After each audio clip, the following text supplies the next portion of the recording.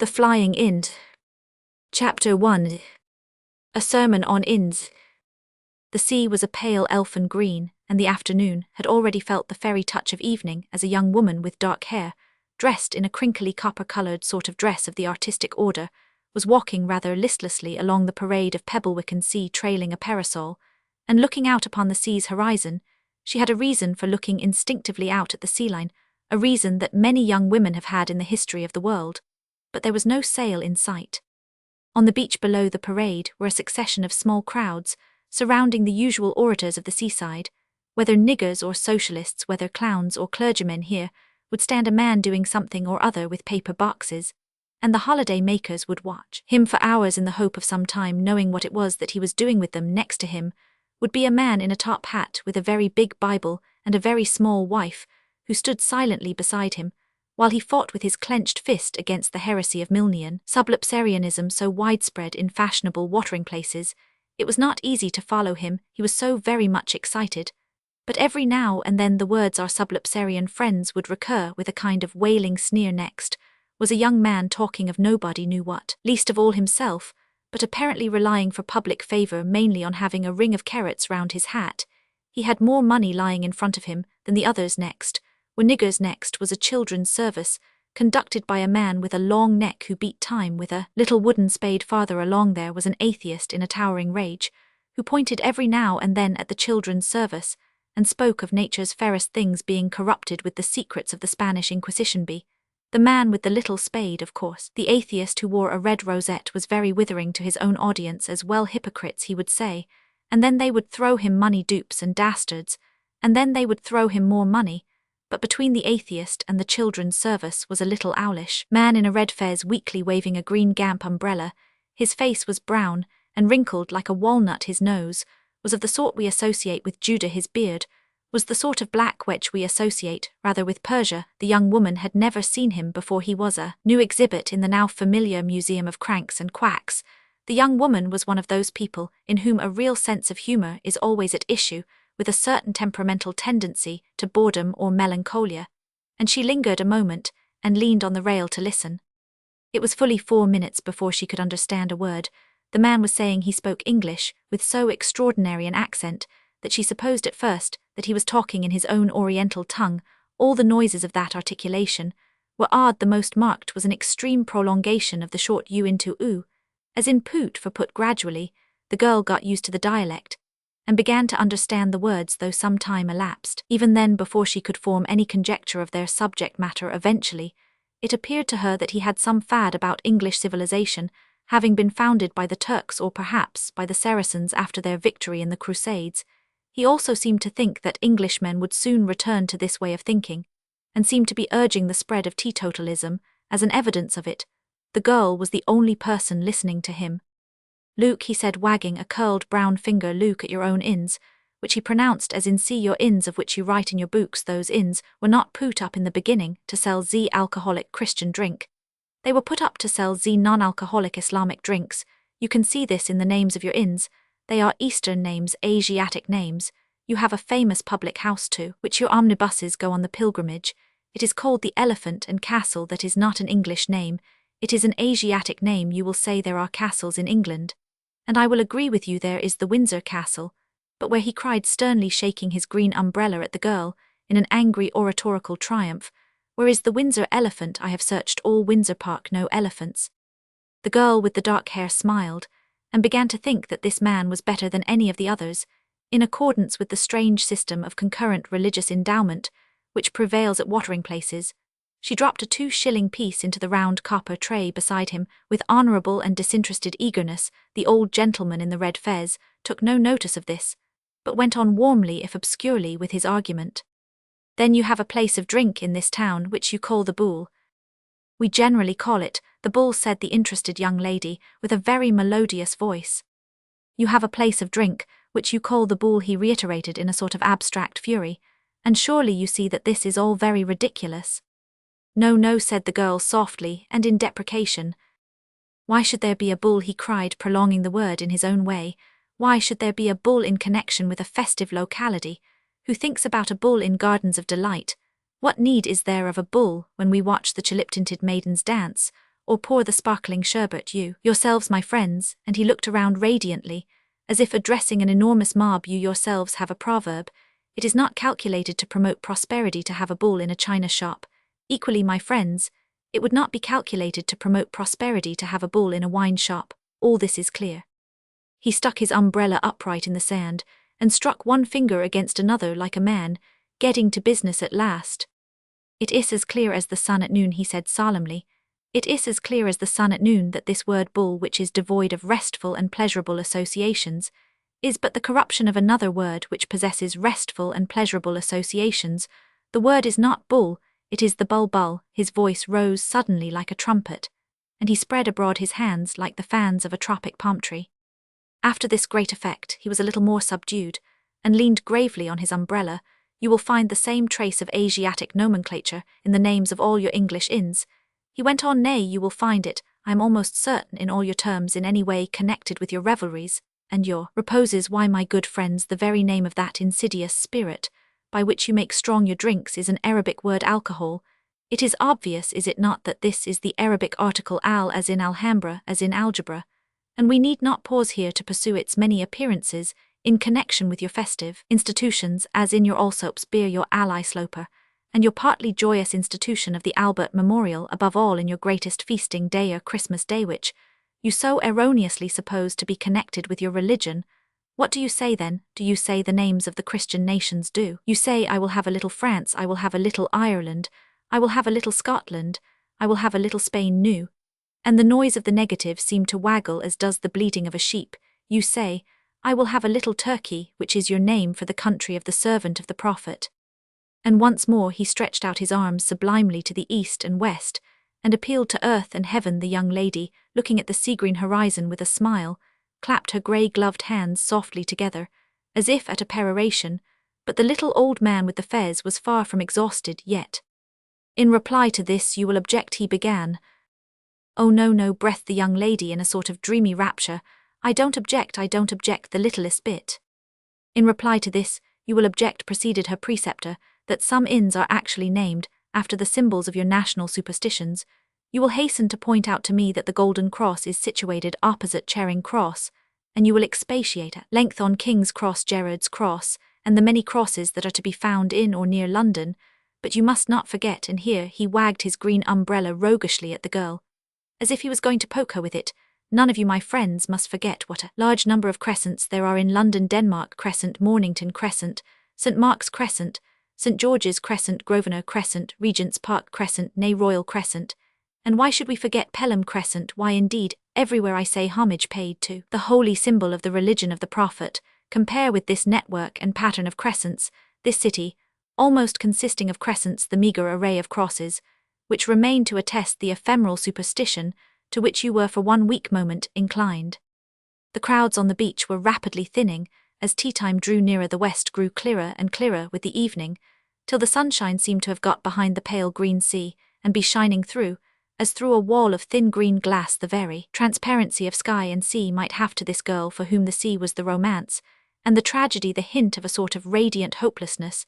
The flood made of 1,000,000 emeralds was ebbing as slowly as the sun was sinking, but the river of human nonsense flowed on forever.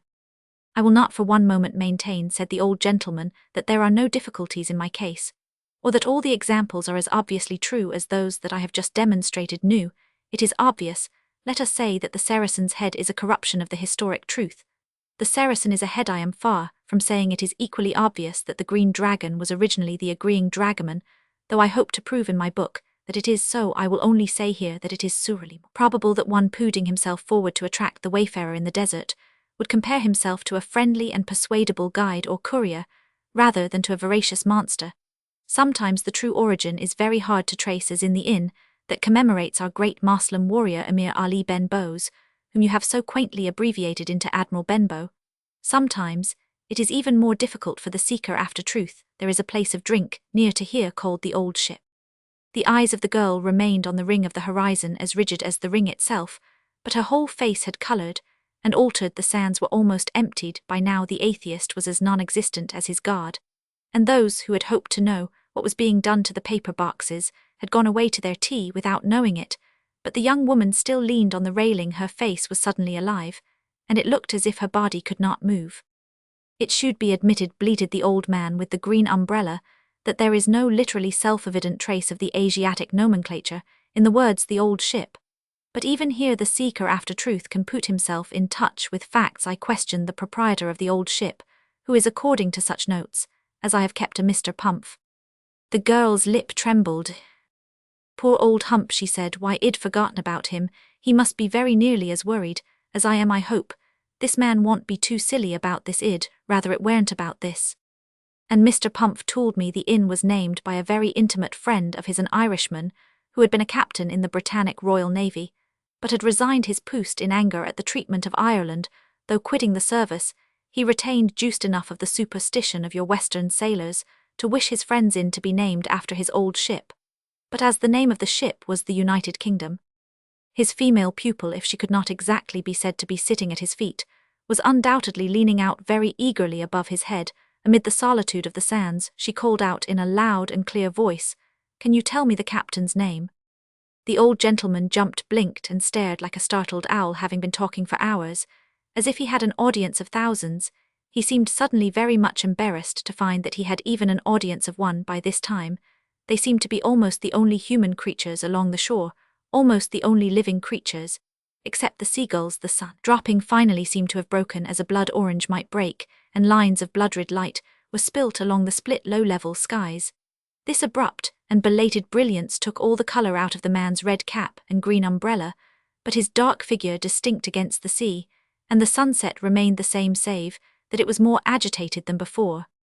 The name, he said, the captain's name. I understood it was Dalroy, but what I wish to indicate, what I wish to expound, is that here again the seeker after truth can find the connection of his ideas. It was explained to me by Mr. Pumph that he was rearranging the place of festivity in no inconsiderable proportion because of the anticipated return of the captain in question, who had, as it appeared, taken service in some not very large navy, but had left it, and was coming home. Now mark all of you, my friends, he said to the seagulls, that even here the chain of logic holds.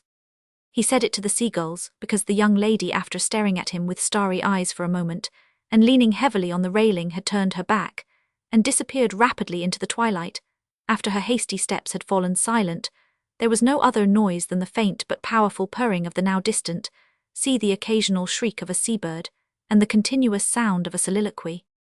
Mark all of you, continued the man, flourishing his green umbrella so furiously that it almost flew open like a green flag unfurled, and then striking it deep in the sand, in which his fighting fathers had so often struck their tents. Mark all of you this marvellous fact, that when being for a time astonished, embarrassed, brought up, as you would say, shortby, the absence of any absolute evidence of Eastern influence in the phrase, the old ship, I inquired from what country the captain was returning. Mr. Pumph said to me, in solemnity, from Turkey, from the nearest country of the religion. I know men say, it is not our country, that no man knows where we come from. Of what is our country? What does it matter where we come from, if we carry a message from paradise with a great galloping of horses? We carry it and have no time to stop in places, but what we bring is the only creed that has regarded what you will call in your great words the virginity of a man's reason, that has put no man higher than a prophet, and has respected the solitude of God. And again he spread his arms out, as if addressing a mass meeting of millions, all alone on the dark seashore. Chapter 2. The End of Olive Island. The great sea dragon of the changing colours that wriggles round the world like a chameleon was pale green, as it washed on Pebblewick, but strong blue where it broke on the Ionian Isles. One of the innumerable islets, hardly more than a flat white rock in the azure expanse, was celebrated as the Isle of Olives, not because it was rich in such vegetation, but because by some freak of soil or climate 2 or 3 little olives grew there to an unparalleled height. Even in the full heat of the south it is very unusual for an olive tree to grow any taller than a small pear tree, but the 3 olives that stood up as signals on this sterile place might well be mistaken, except for the shape, for moderate-sized pines or larches of the north.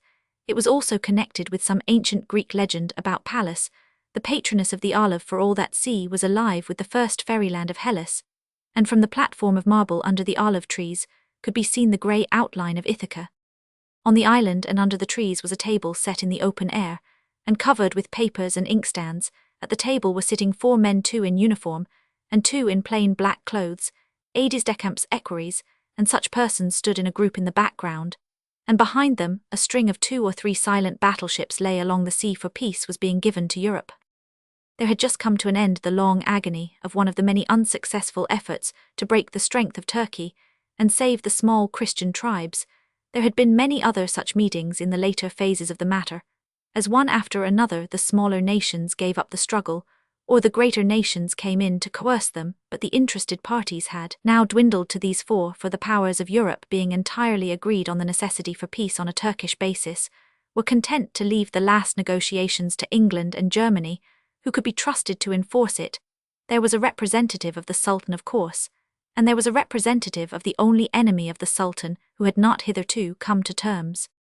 For one tiny power had alone carried on the war month after month, and with a tenacity and temporary success that was a new 9 days' marvel every morning, an obscure and scarcely recognized prince calling himself the King of Ithaca had filled the eastern Mediterranean with exploits that were not unworthy of the audacious parallel that the name of his island suggested. Poets could not help asking if it were Odysseus come again. Patriotic Greeks, even if they themselves had been forced to lay down their arms, could not help feeling curious as to what Greek race or name was boasted by the new and heroic royal house.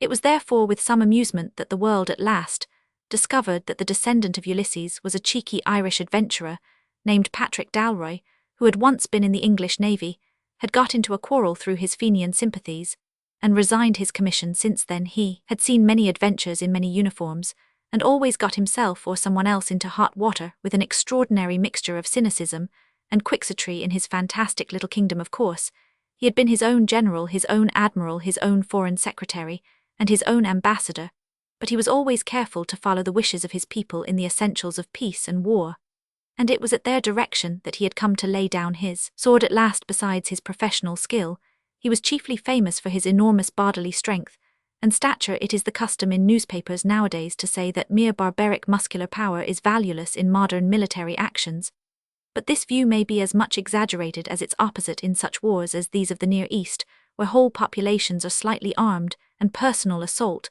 is common. A leader who can defend his head often has a real advantage, and it is not true even in a general way that strength is of no use.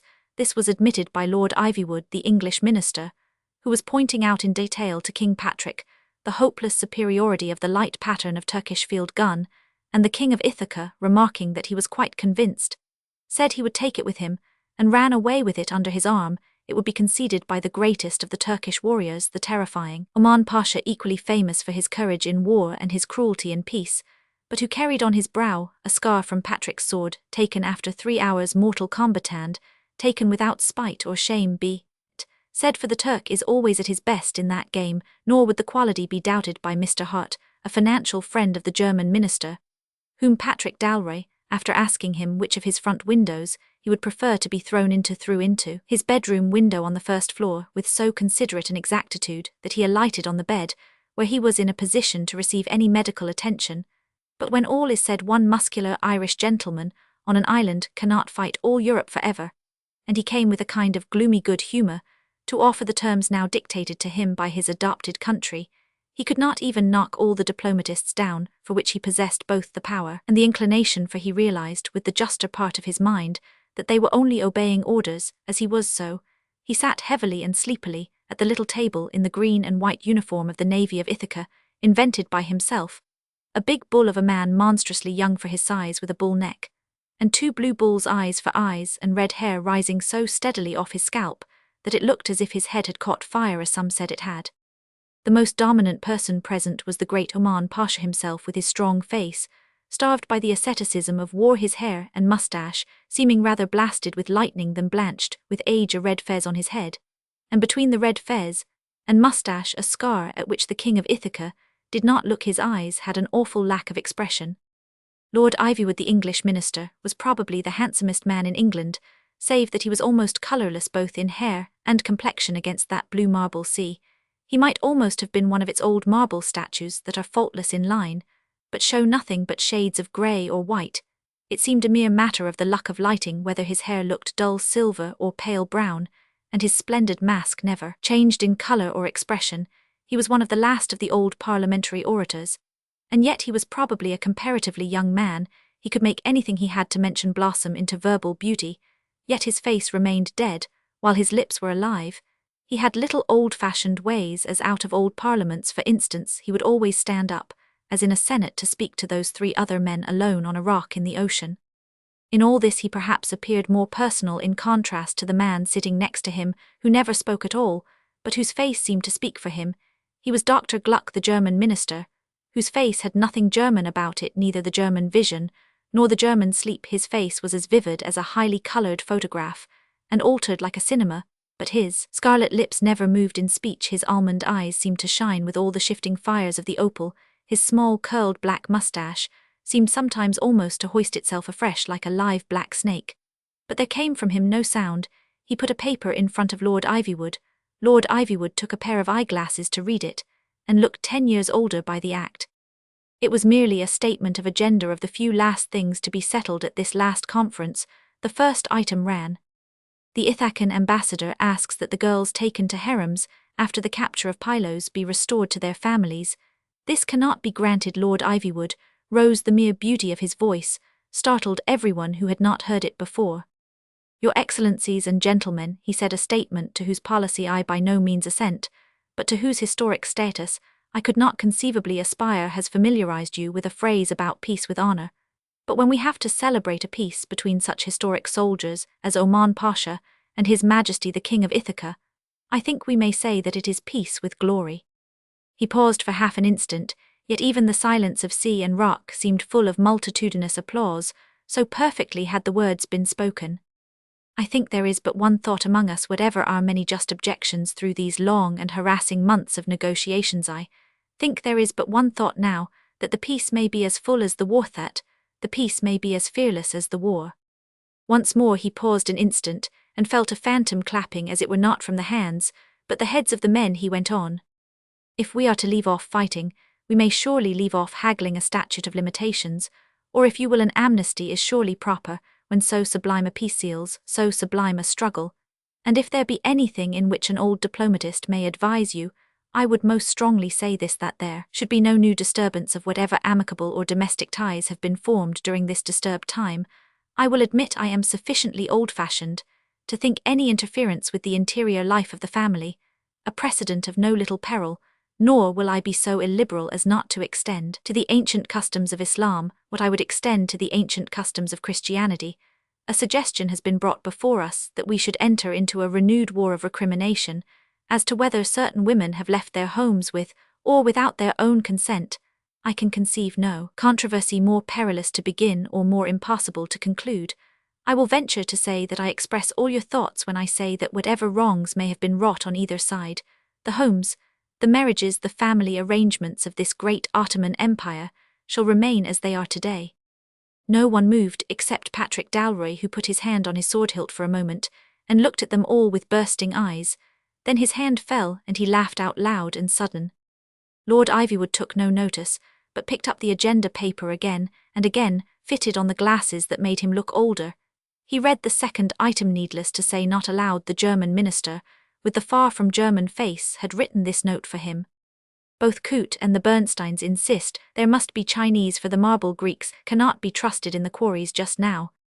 But while, continued Lord Ivywood, we desire these fundamental institutions, such as the Moslem family, to remain as they are even at this moment, we do not assent to social stagnation, nor do we say for one moment that the great tradition of Islam is capable alone of sustaining the necessities of the Near East. But I would seriously ask your Excellencies, why should we be so vain as to suppose that the only cure for the Near East is of necessity the Near West? If new ideas are needed, if new blood is needed, would it not be more natural to appeal to those most living, those most laborious civilizations, which form the vast reserve of the Orient Asia in Europe?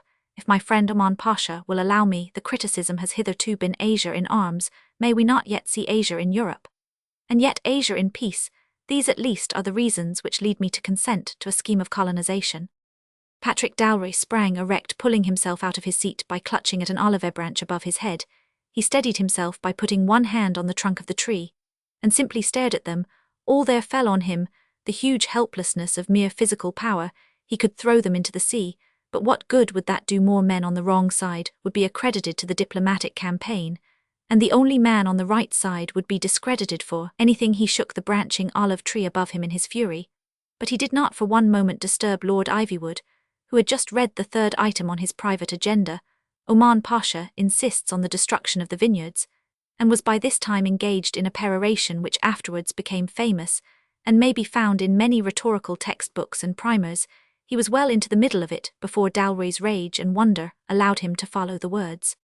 Do we indeed owe nothing, the diplomatist was saying, to that gesture of high refusal, in which so many centuries ago the great Arabian mystic put the wine-cup from his lips? Do we owe nothing to the long vigil of a valiant race? The long fast by which they have testified against the venomous beauty of the vine? Ours is an age when men come more and more to see that the creeds hold treasures for each other, that each religion has a secret for its neighbour, that faith unto faith uttereth speech, and church unto church showeth knowledge, if it be true.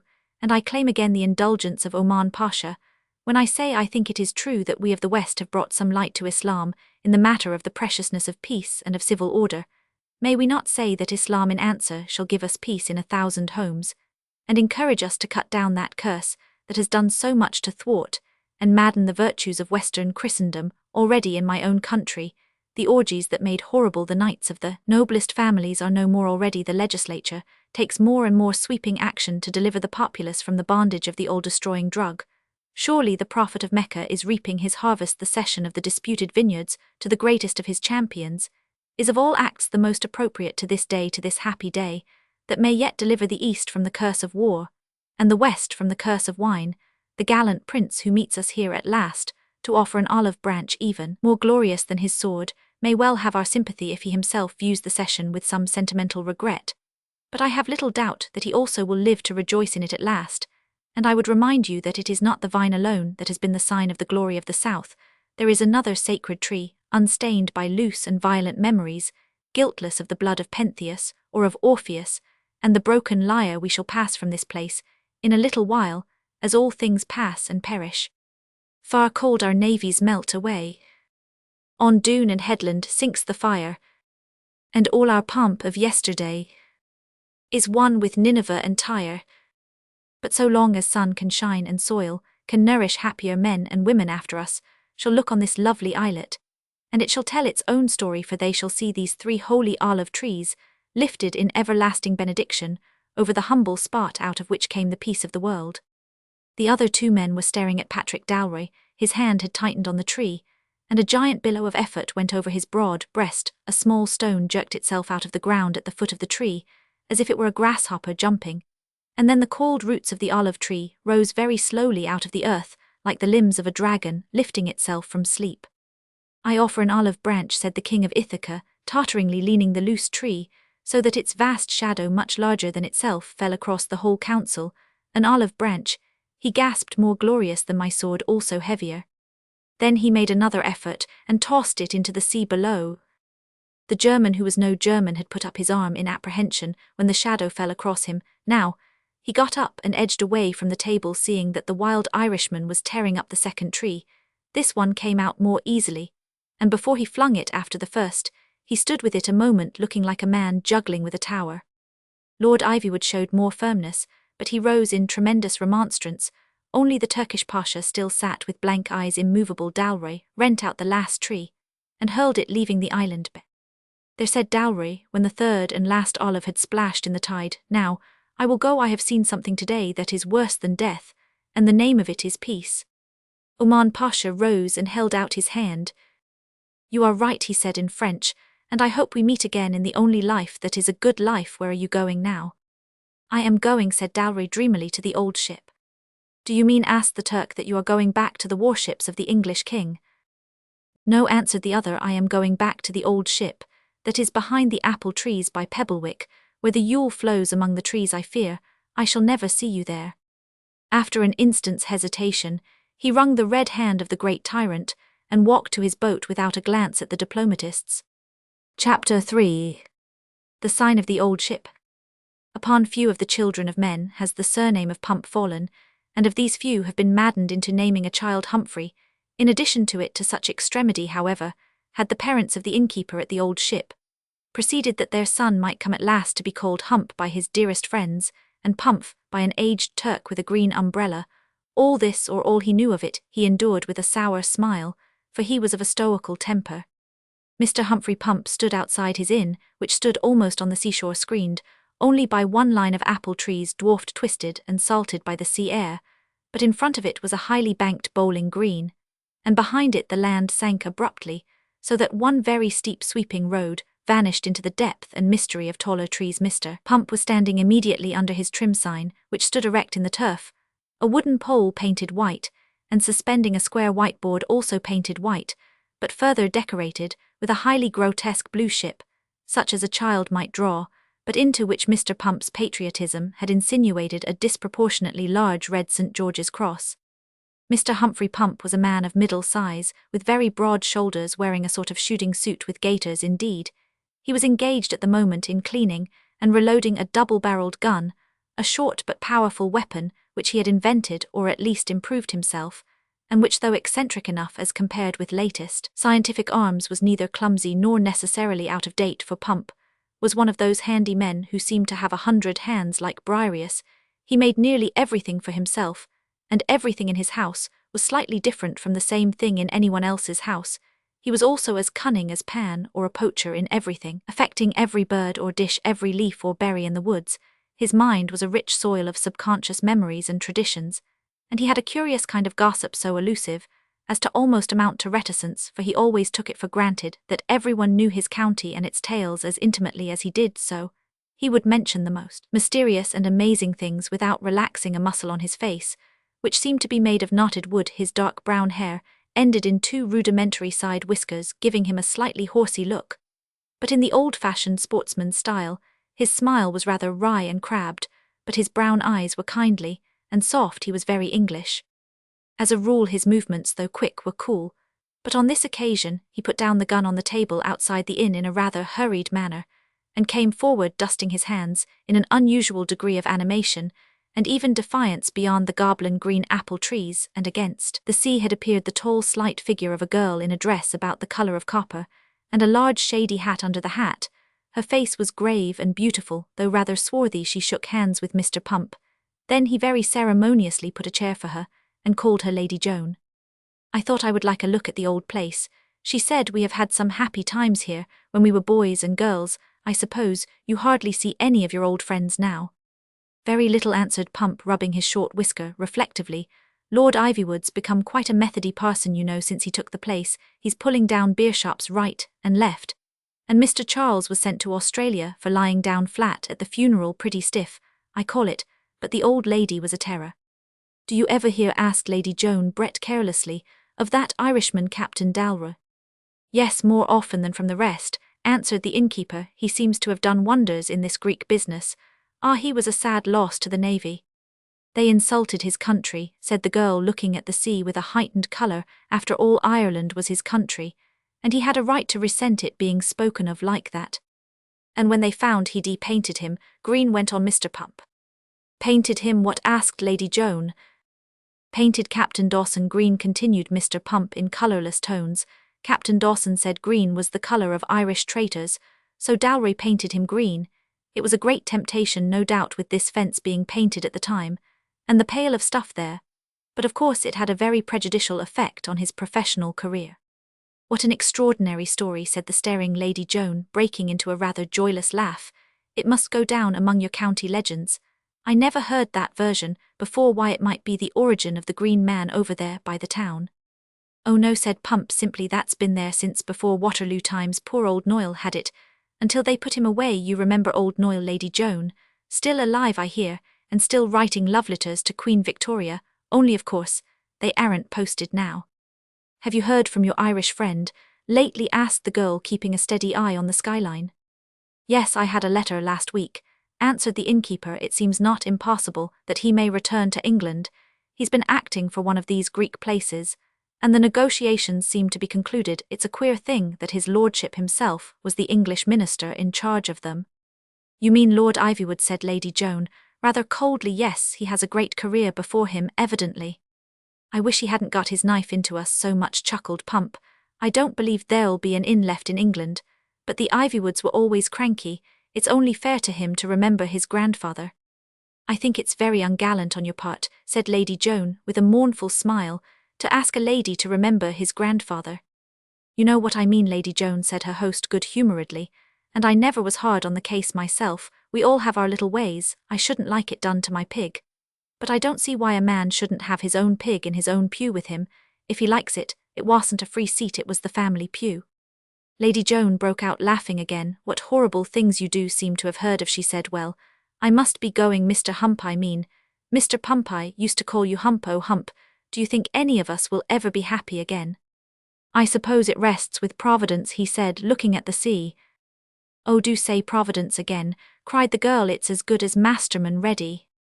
With which inconsequent words, she betook herself again to the path by the apple trees, and walked back by the sea front to Pebblewick.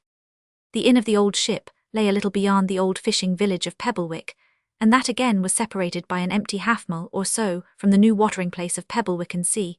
But the dark-haired lady walked steadily along the seafront on a sort of parade, which had been stretched out to east and west in the insane optimism of watering places, and as she approached the more crowded part, looked more and more carefully at the groups on the beach. Most of them were much the same as she had seen them more than a month before, the seekers after truth, as the man in the fez would say, who assembled daily to find out what the man was doing with the paper boxes, had not found out, yet neither had they wearied of their intellectual pilgrimage pennies, were still thrown to the thundering atheist in acknowledgement of his incessant abuse.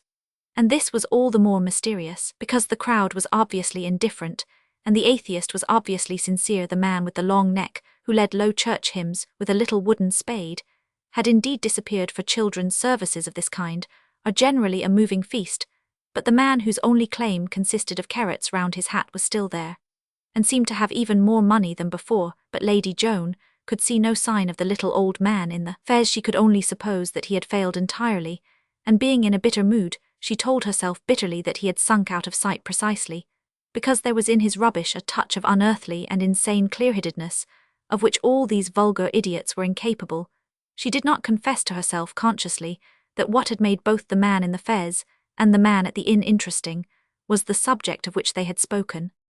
As she walked on rather wearily along the parade, she caught sight of a girl in black with faint fair hair and a tremulous intelligent face, which she was sure she had seen before, pulling together all her aristocratic training for the remembering of middle-class people.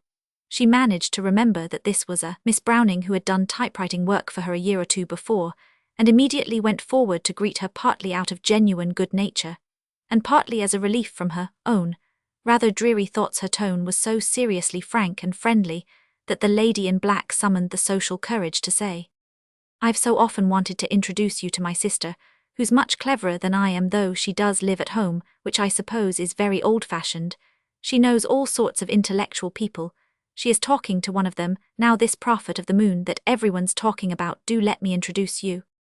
Lady Joan Brett had met many prophets of the moon and of other things, but she had the spontaneous courtesy which redeems the vices of her class, and she followed Miss Browning to a seat on the parade.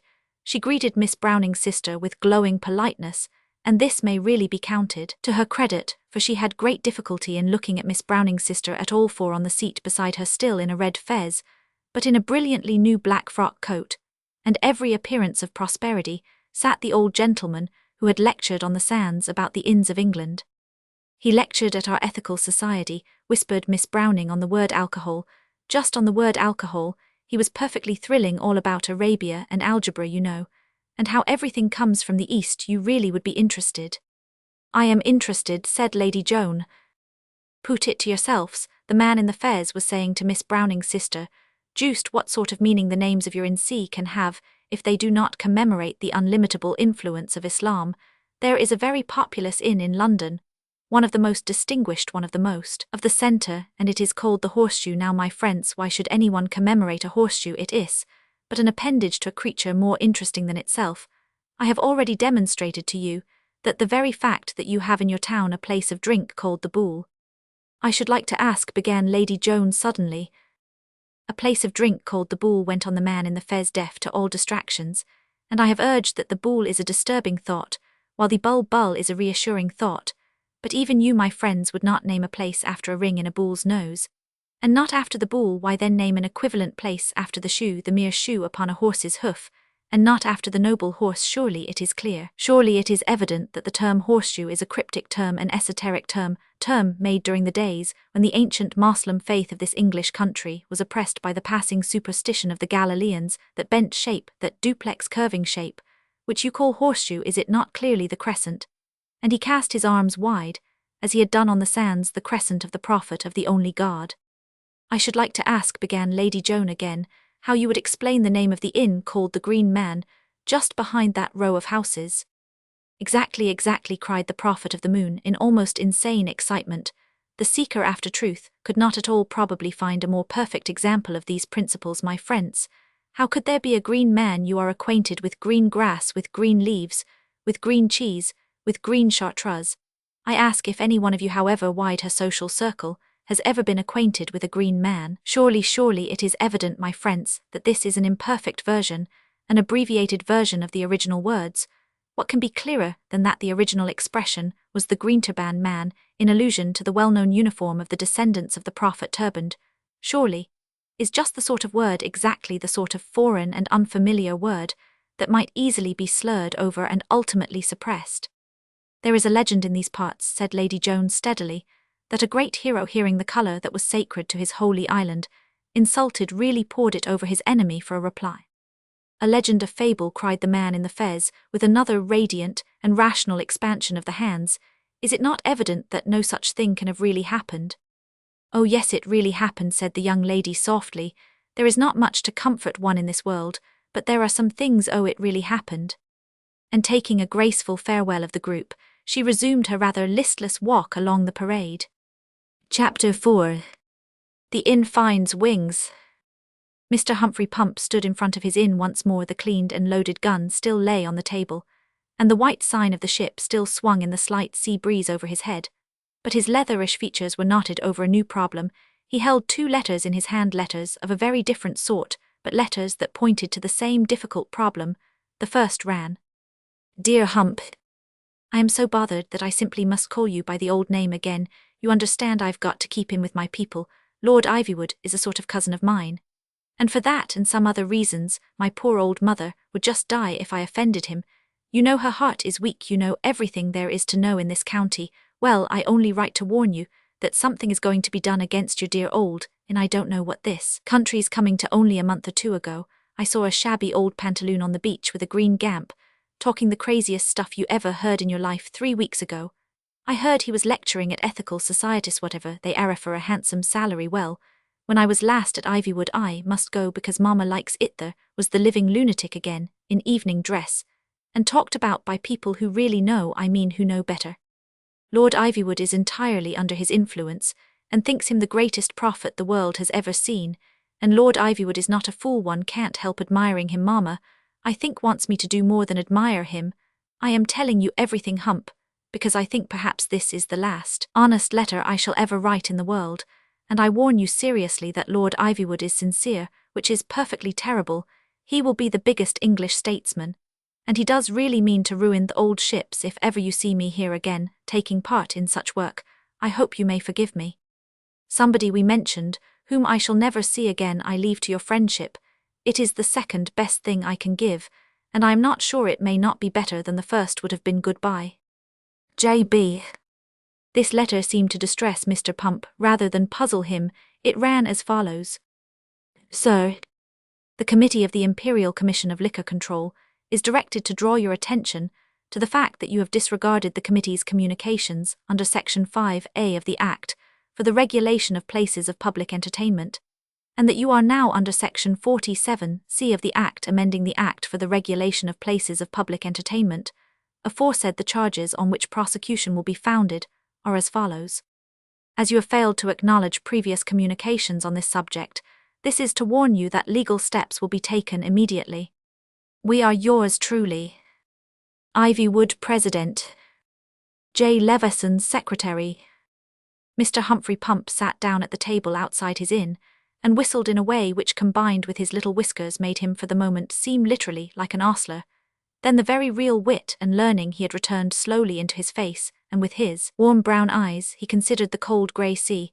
There was not much to be got out of the sea. Humphrey Pump might drown himself in the sea, which would be better for Humphrey Pump. than being finally separated from the old ship England, might be sunk under the sea, which would be better for England than never again having such places as the old ship.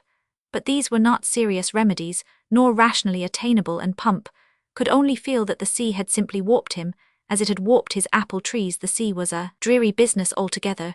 There was only one figure walking on the sands.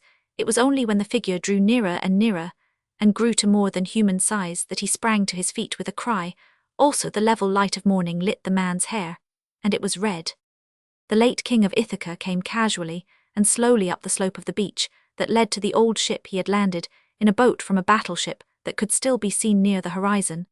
And he still wore the astounding uniform of apple green and silver, which he had himself invented as that of a navy that had never existed very much, and which now did not exist at all. He had a straight naval sword at his side, for the terms of his capitulation had never required him to surrender it, and inside the uniform, and beside the sword, there was what there always had been, a big and rather bewildered man with rough red hair, whose misfortune was that he had good brains, but that his bodily strength and bodily passions were a little too strong for his brains. He had flung his crashing weight on the chair outside the inn before the innkeeper could find words to express his astounded pleasure. In seeing him, his first words were, "Have you got any rum?" Then, as if feeling that his attitude needed explanation, he added, "I suppose I shall never be a sailor again after tonight, so I must have rum." Humphrey Pump had a talent for friendship, and understood his old friend. He went into the inn without a word, and came back idly pushing or rolling with an alternate foot, as if he were playing football with two footballs at once, two objects that rolled very easily. One was a big keg or barrel of rum, and the other a great solid drum of a cheese. Among his thousand other technical tricks, he had a way of tapping a cask without a tap or anything that could impair its revolutionary or revolving qualities. He was feeling in his pocket for the instrument with which he solved such questions when his Irish friend suddenly sat bolt upright as one startled out of sleep, and spoke with his strongest and most unusual "Oh, thank ye, Hump, 1,000 times, and I don't think I really want something to drink at all now. I know I can have it, I don't seem to want it at all. But what I do want," and he suddenly dashed his big fist on the little table, so that one of its legs leapt, and nearly snapped. "What I do want is some sort of account of what's happening in this England of yours, that shan't be just obviously rubbish." "Ah," said Pump, fingering the two letters thoughtfully, "and what do you mean by rubbish?" "I call it rubbish," cried Patrick Dalry, "when ye put the Koran into the Bible, and not the Apocrypha, and I call it rubbish when a mad parson's allowed to propose to put a crescent on St. Paul's Cathedral. I know the Turks are our allies now, but they often were before, and I never heard that Palmerston or Colin Campbell had any truck with such trash." "Lord Ivywood is very enthusiastic, I know," said Pump, with a restrained amusement. He was saying only the other day at the flower show here that the time had come for a full unity between Christianity and Islam. "Something called Chrislam, perhaps," said the Irishman with a moody eye. He was gazing across the grey and purple woodlands that stretched below them at the back of the inn and into which the steep white road swept downwards and disappeared. The steep road looked like the beginning of an adventure, and he was an adventurer. "But you exaggerate, you know," went on Pump, polishing his gun about the crescent on St. Paul's. "It wasn't exactly that. What Dr. Moule suggested, I think, was some sort of double emblem, you know, combining cross and crescent." "And called the crescent," muttered Dalroy. "And you can't call Dr. Moule a parson either," went on Mr. Humphrey Pump, polishing industriously. "Why, they say he's a sort of atheist, or what they call an agnostic, like Squire Brunton, who used to bite elm trees by Marley. The grand folks have these fashions, Captain, but they've never lasted long that I know of." "I think it's serious this time," said his friend, shaking his big red head. "This is the last inn on this coast, and will soon be the last inn in England. Do you remember the Saracen's Head in Plumpsey along the shore there?" "I know," assented the innkeeper. "My aunt was there when he hanged his mother, but it's a charming place." "I passed there just now, and it has been destroyed," said Dalroy. "Destroyed by fire?" asked Pump, pausing in his gun scrubbing. "No," said Dalroy, "destroyed by lemonade. They've taken away its license, or whatever you call it. I made a song about it which I'll sing to you now." And with an astounding air of suddenly revived spirits, he roared in a voice like thunder the following verses to a simple but spirited tune of his own invention. "The Saracen's Head looks down the lane, where we shall never drink wine again, for the wicked old women who feel well-bred have turned to a tea-shop. The Saracen's Head. The Saracen's Head out of Araby came, King Richard riding in arms like flame, and where he established his folk to be fed, he set up his spearand the Saracen's head. But the Saracen's head outlived the king's. It thought of most horrible things, of health and of soap and of standard bread, and of Saracen drinks at the Saracen's head. Hullo, cried Pump with another low whistle, why here comes his lordship, and I suppose that young man in the goggles is a committee or something. Let him come, said Dalroy, and continued in a yet more earthquake bellow. So the Saracen's head fulfills its name. They drink no whinny, a ridiculous game. And I shall wonder until I am dead how it ever came into the Saracen's head. As the last echo of this lyrical roar rolled away among the apple trees, and down the steep white road into the woods, Captain Dalroy leaned back in his chair, and nodded good-humouredly to Lord Ivywood, who was standing on the lawn with his usual cold air, but with slightly compressed lips. Behind him was a dark young man with double eyeglasses, and a number of printed papers in his hand. Presumably J. Levison's secretary. In the road outside stood a group of three which struck Pump as strangely incongruous, like a group in a three-act farce.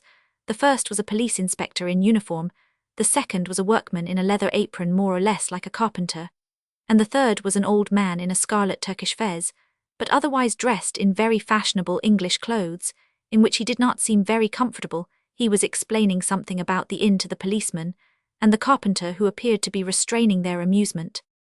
Fine song that, my lord, said Dalroy with cheerful egotism. I'll sing you another, and he cleared his throat.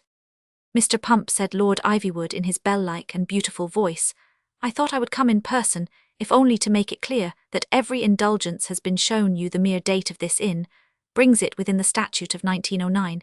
It was erected when my great-grandfather was lord of the manor here, though I believe it then bore a different name, and— Ah, my lord, broke in Pump with a sigh, I'd rather deal with your great-grandfather. I would, though he married 100 negresses, instead of one, than see a gentleman of your family taking away a poor man's livelihood. The act is specially designed in the interests of the relief of poverty, proceeded Lord Ivywood in an unruffled manner, and its final advantages will accrue to all citizens alike. He turned for an instant to the dark secretary, saying, You have that second report, and received a folded paper in answer. It is here fully explained, said Lord Ivywood, putting on his elderly eyeglasses, that the purpose of the Act is largely to protect the savings of the more humble and necessitous classes. I find in paragraph 3, we strongly advise that the deleterious element of alcohol be made illegal save in such few places as the government may specially exempt for parliamentary or other public reasons, and that the provocative and demoralizing display on inn signs be strictly forbidden, except in the cases thus specially exempted. The absence of such temptations will, in our opinion, do much to improve the precarious financial conditions of the working class that disposes, I think, of any such suggestion as Mr. Pump's that our inevitable acts of social reform are in any sense oppressive to Mr. Pump's prejudice. It may appear for the moment to bear hardly upon him, but, and here Lord Ivywood's voice took one of its moving oratorical turns, what better proof could we desire of the insidiousness of the sleepy poison? We denounce, what better evidence could we offer of the civic corruption that we seek to cure than the very fact that good and worthy men of established repute in the county can, by living in such places as these, become so stagnant and sodden and unsocial, whether through the fumes of wine or through meditations as maudlin about the past, that they consider the case solely as their own case and laugh at the long agony of the poor. Captain Dalroy had been studying Ivywood with a very bright blue eye, and he spoke now much more quietly than he generally. Roman 999. Excuse me one moment, my lord, he said, but there was one point in your important explanation which I am not sure I have got right. Do I understand you to say that those signboards are to be generally abolished, yet where if anywhere they are retained the right to sell fermented liquor will be retained also? In other words, though an Englishman may at last find only one inn sign left in England, yet if the place has an inn sign, it will also have your gracious permission to be really in. Lord Ivywood had an admirable command of temper, which had helped him much in his career as a statesman. He did not waste time in wrangling about the captain's locus standi in the matter. He replied quite simply, Yes, your statement of the facts is correct. Whenever I find an inn sign permitted by the police, I may go in and ask for a glass of beer, also permitted by the police. If you find any such, yes, answered Ivywood quite temperately, but we hope soon to have removed them altogether. Captain Patrick Dalroy rose enormously from his seat, with a sort of stretch and yawn. "Well, Hump," he said to his friend, "the best thing it seems to me is to take the important things with us." With two sight-staggering kicks, he sent the keg of rum and the round cheese flying over the fence in such a direction that they bounded on the descending road and rolled more and more rapidly down, toward the dark woods into which the path disappeared. Then he gripped the pole of the ensign, shook it twice, and plucked it out of the turf like a tuft of grass. It had all happened before anyone could move, but as he strode out into the road, the policeman ran forward. Dalroy smote him flat across face and chest with the wooden signboard, so as to send him flying into the ditch on the other side of the road. Then turning on the man in the fez, he poked him with the end of the pole so sharply in his new white waistcoat, and watching as to cause him to sit down suddenly in the road, looking very serious and thoughtful. The dark secretary made a movement of rescue, but Humphrey Pump, with a cry, caught up his gun from the table, and pointed it at him, which so alarmed J. Leveson, secretary, as to cause him almost to double up with his emotions. The next moment Pump, with his gun under his arm, was scampering down the hill, after the captain, who was scampering after the barrel and the cheese. Before the policeman had struggled out of the ditch, they had all disappeared into the darkness of the forest. Lord Ivywood, who had remained firm through the scene without a sign of fear or impatience, or I will add amusement, held up his hand, and stopped the policeman in his pursuit. "We should only make ourselves, and the law ridiculous," he said, "by pursuing those ludicrous rowdies, now they can't escape, or do any real harm in the state of modern communications. What is far more important, gentlemen, is to destroy their stores and their base. Under the Act of 1911, we have a right to confiscate and destroy any property in an inn where the law has been violated." And he stood for hours on the lawn watching the smashing of bottles, and the breaking up of casks, and feeding on fanatical pleasure, the pleasure his strange, cold, courageous nature could not get from food or wine or woman. Chapter 5. The astonishment of the agent. Lord Ivywood shared the mental weakness of most men who have fed on books.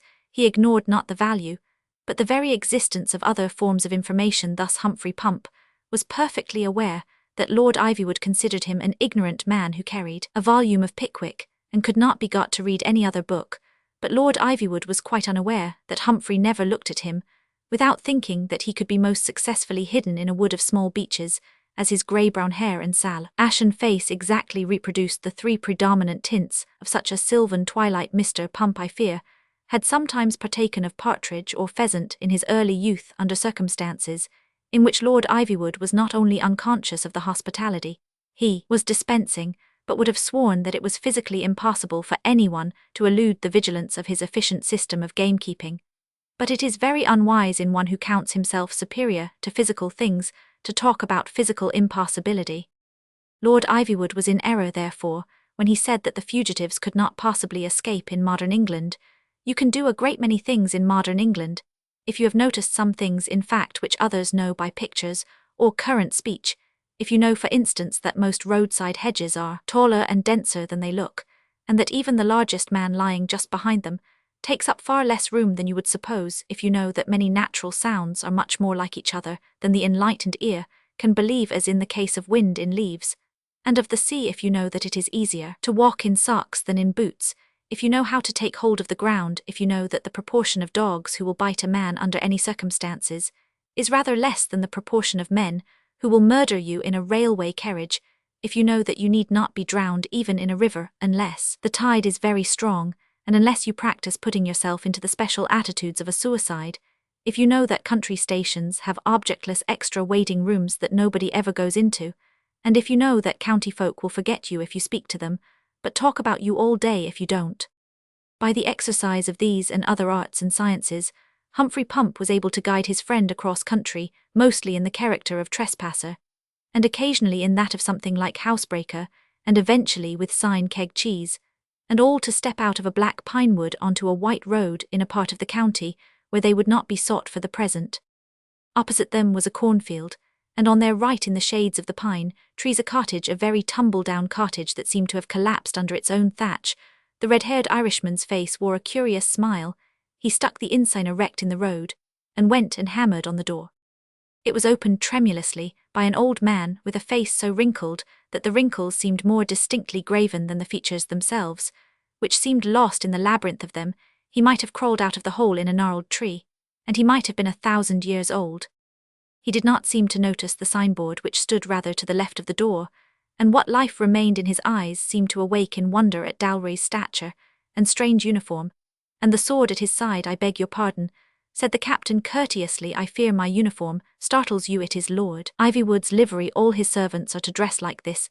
In fact, I understand the tenants also, and even yourself perhaps excuse my sword. Lord Ivywood is very particular that every man should have a sword. You know his beautiful, eloquent way of putting his views. How can we profess," he was saying to me yesterday while I was brushing his trousers, "how can we profess that all men are brothers, while we refuse to them the symbol of manhood? Or with what assurance can we claim it, as a movement of modern emancipation, to deny the citizen that which has in all ages marked the difference between the free man and the slave? Nor need we anticipate any such barbaric abuses as my honourable friend, who is cleaning the knives, has prophesied. For this gift is a sublime act of confidence in your universal passion for the severe splendours of peace, and he that has the right to strike is he who has learnt to spare." Talking all this nonsense with extreme rapidity and vast oratorical flourishes of the hand, Captain Dalroy proceeded to trundle both the big cheese and the cask of rum into the house of the astonished cottager Mr. Pump, following with a grim placidity and his gun under his arm. "Lord Ivywood," said Dalroy, setting the rum cask with a bump on the plain deal table, "wishes to take wine with you, or more strictly speaking rum. Don't you run away, my friend, with any of these stories about Lord Ivywood being opposed to drink 3-bottle Ivywood. We call him in the kitchen, but it must be rum, nothing but rum, for the Ivywood's wine may be a mocker," he was saying the other day, and I particularly noted the phrasing, which seemed to be very happy even for his lordship. He was standing at the top of the steps, and I stopped cleaning them to make a note of it. "Wine may be a mocker, strong drink may be raging, but nowhere in the sacred pages will you find one word of censure of the sweeter spirit, sacred to them that go down to the sea in ships. No tongue of priest and prophet was ever lifted to break the sacred silence of Holy Writ about rum," he then explained to me, went on Dalroy, signing to Pump to tap the cask according to his own technical secret, "that the great tip for avoiding any bad results that a bottle or two of rum might have on young and inexperienced people was to eat cheese with it, particularly this kind of cheese that I have here. I've forgotten its name." "Cheddar," said Pump quite gravely. "But mind you," continued the captain, almost ferociously shaking his big finger in warning at the aged man, "mind you, no bread with the cheese. All the devastating ruin wrought by cheese and the once happy homes of this country has been due to the reckless and insane experiment of eating bread with it.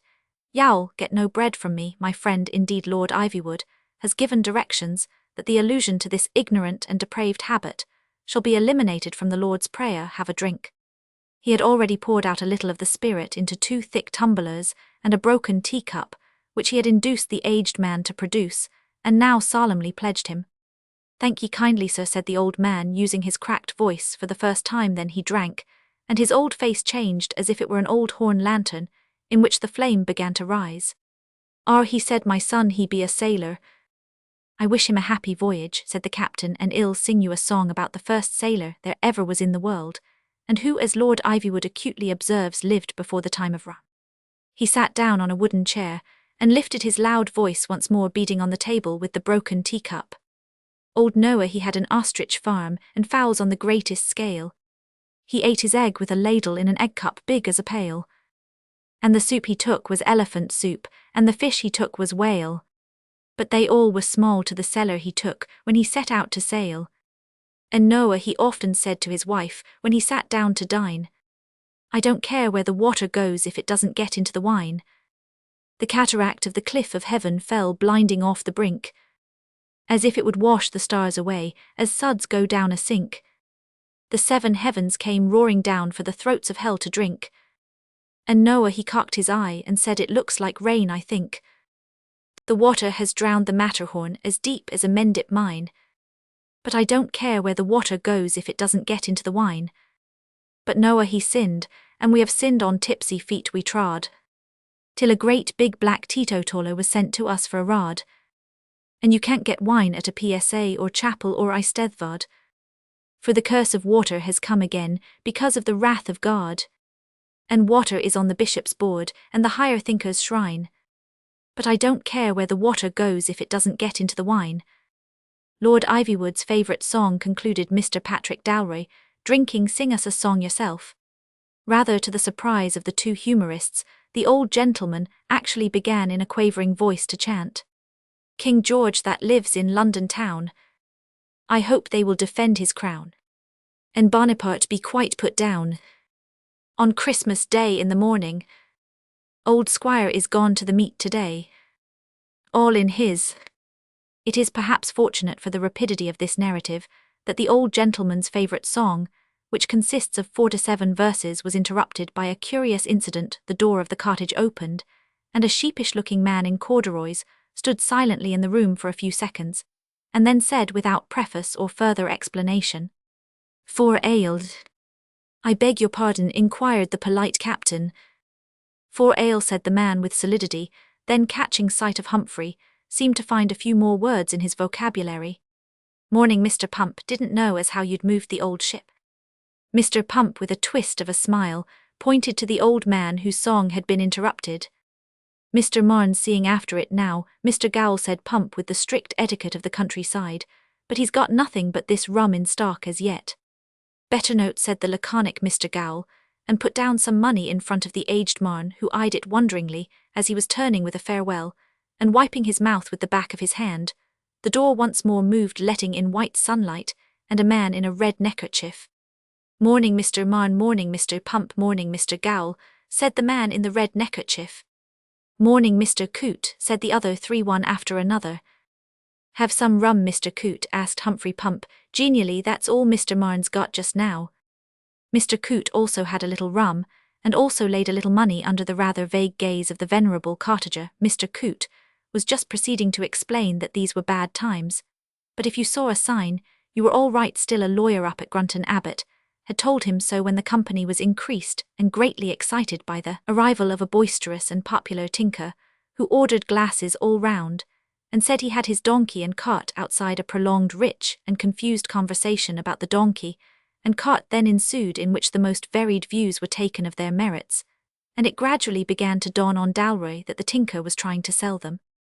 An idea suited to the romantic opportunism of his present absurd career suddenly swept over his mind, and he rushed out to look at the cart and donkey. The next moment he was back again, asking the tinker what his price was, and almost in the same breath offering a much bigger price than the tinker would have dreamed of asking. This was considered, however, as a lunacy specially allowed to gentlemen. The tinker had some more rum on the strength of the payment, and then Dalroy, offering his excuses, sealed up the cask and took it and the cheese to be stowed in the bottom of the cart. The money, however, he still left lying in shining silver and copper before the silver beard of old Mar.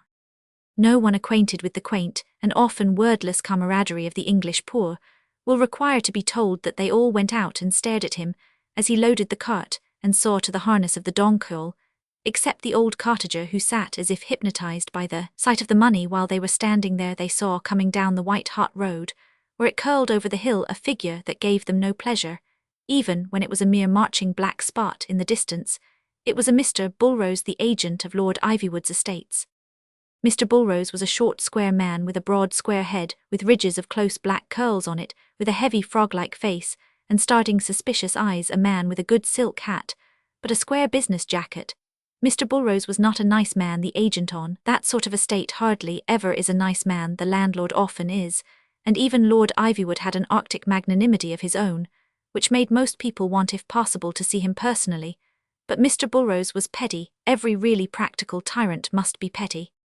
He evidently failed to understand the commotion in front of Mr. Marne's partly collapsed cottage, but he felt there must be something wrong about it. He wanted to get rid of the cottage altogether, and had not, of course, the faintest intention of giving the cottager any compensation for it. He hoped the old man would die, but in any case he could easily clear him out if it became suddenly necessary, for he could not possibly pay the rent for this week. The rent was not very much, but it was immeasurably too much for the old man, who had no conceivable way of borrowing or earning it. That is where the chivalry of our aristocratic land system comes in. "Goodbye, my friends," the enormous man in the fantastic uniform was saying. "All roads lead to Rum, as Lord Ivywood said in one of his gayer moments, and we hope to be back soon, establishing a first-class hotel here, of which prospectuses will soon be sent out." The heavy frog-like face of Mr. Bulrose, the agent, grew uglier with astonishment, and the eyes stood out more like a snail's than a frog's. The indefensible allusion to Lord Ivywood would in any case have caused a choleric intervention if it had not been swallowed up. The earthquake suggestion of an unlicensed hotel on the estate, this again, would have affected the explosion if that, and everything else had not been struck still, and rigid by the sight of a solid wooden signpost, already erected outside old Marne's miserable cottage. "I've got him now," muttered Mr. Bulrose. "He can't possibly pay, and out he shall go," and he walked swiftly towards the door of the cottage, almost at the same moment that Dowray went to the donkey's head, as if to lead it off along the road. "Look here, my man," burst out Bulrose the instant he was inside the cottage, "you've cooked yourself this time. His lordship has been a great deal too indulgent with you. But this is going to be the end of it, the insolence of what you've done outside especially, when you know his lordship's wishes in such things, has just put the lid on." He stopped a moment, and sneered, "So, unless you happen to have the exact rent down to a farthing or two about you, out you go, we're sick of your sort." In a very awkward and fumbling manner, the old man pushed a heap of coins across the table. Mr. Bulrose sat down suddenly on the wooden chair with his silk hat on, and began counting them furiously. He counted them once, he counted them twice, and he counted them again, then he stared at them more steadily than the cottager had done. "Where did you get this money?" he asked in a thick, gross voice. "Did you steal it?" "I ain't very spry for stealin'," said the old man in quavering comedy. Bulrose looked at him and then at the money, and remembered with fury that Ivywood was a just though cold magistrate on the bench. "Well, anyhow," he cried in a hot, heady way, "we've got enough against you to turn you out of this. Haven't you broken the law, my man, to say nothing of the regulations for tenants, in sticking up that fancy sign of yours outside the cottage, eh?" The tenant was silent. Reiterated the agent. Replied the tenant. "Have you or have you not a signboard outside this house?" shouted Bulrose, hammering the table. The tenant looked at him for a long time with a patient and venerable face, and then said, "Mub yes, mub no." "Il mub you," cried Mr. Bulrose, springing up and sticking his silk hat on the back of his head. "I don't know whether you people are too drunk to see anything, but I saw the thing with my own eyes out in the road. Come out, and deny it if you dare." Said Mr. Marne dubiously. He tottered after the agent, who flung open the door with a business-like fury, and stood outside on the threshold. He stood there quite a long time, and he did not speak. Deep in the hardened mud of his materialistic mind, there had stirred two things that were its ancient enemies: the old fairy tale, in which everything can be believed; the new skepticism, in which nothing can be believed, not even one's own eyes. There was no sign nor sign of a sign in the landscape. On the withered face of the old man Marne, there was a faint renewal of that laughter that has slept since the Middle Ages. Chapter 6. The Hole in Heaven. That delicate ruby light, which is one of the rarest, but one of the most exquisite of evening effects, warmed the land sky, and sees as if the whole world were washed in wine, and dyed almost scarlet the strong red head of Patrick Dalroy, as he stood on the waste of furze and bracken where he and his friends had halted. One of his friends was re-examining a short gun, rather like a double-barreled carbine. The other was eating thistles. Dalroy himself was idle and ruminant, with his hands in his pockets, and his eye on the horizon landwards. The hills, plains, and woods lay bathed in the roseate light, but it changed somewhat to purple, to cloud, and something like storm over the distant violet strip of sea. It was towards the sea that he was staring. Suddenly he woke up, and seemed almost to rub his eyes, or at any rate, to rub his red eyebrow. "Why, we're on the road back of Pebblewick," he said. "That's the damned little tin chapel by the beach." "I know," answered his friend, "and guide, we've done the old hair trick, doubled, 9 times out of 10.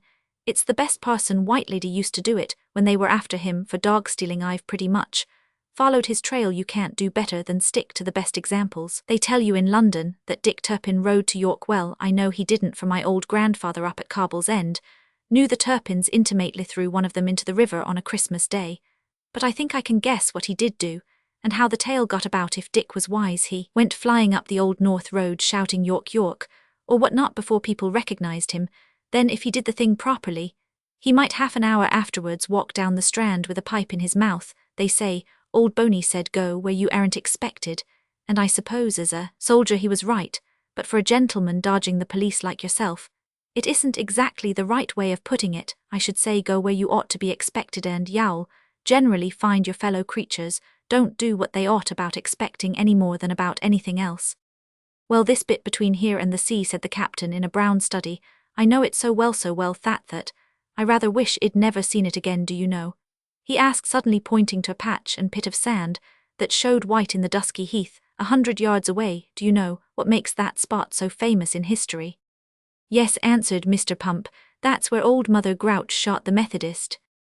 You are in error, said the captain. Such an incident as you describe would in no case call for special comment or regret. No, that spot is famous because a very badly brought up girl once lost a ribbon off a plait of black hair, and somebody helped her to find it.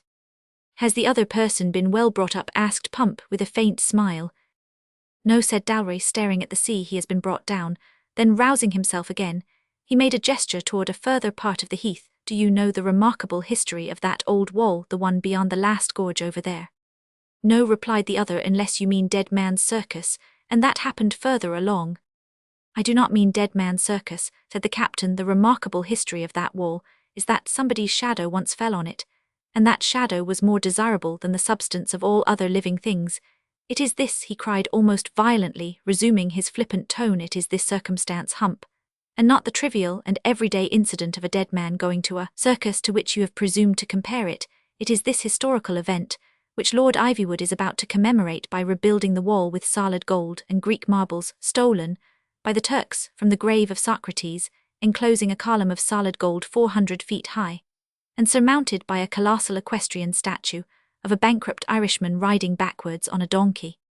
He lifted one of his long legs over the animal, as if about to pose for the group, then swung back on both feet again and again, looked at the purple limit of the sea.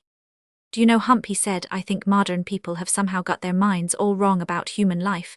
They seem to expect what nature has never promised, and then try to ruin all that nature has really given. At all those atheist chapels of Ivywood's, they're always talking of peace, perfect peace, and utter peace, and universal joy, and souls that beat as one, but they don't look any more cheerful than anyone else, and the next thing they do is to start smashing 1,000 good jokes and good stories and good songs and good friendships by pulling down the old ship.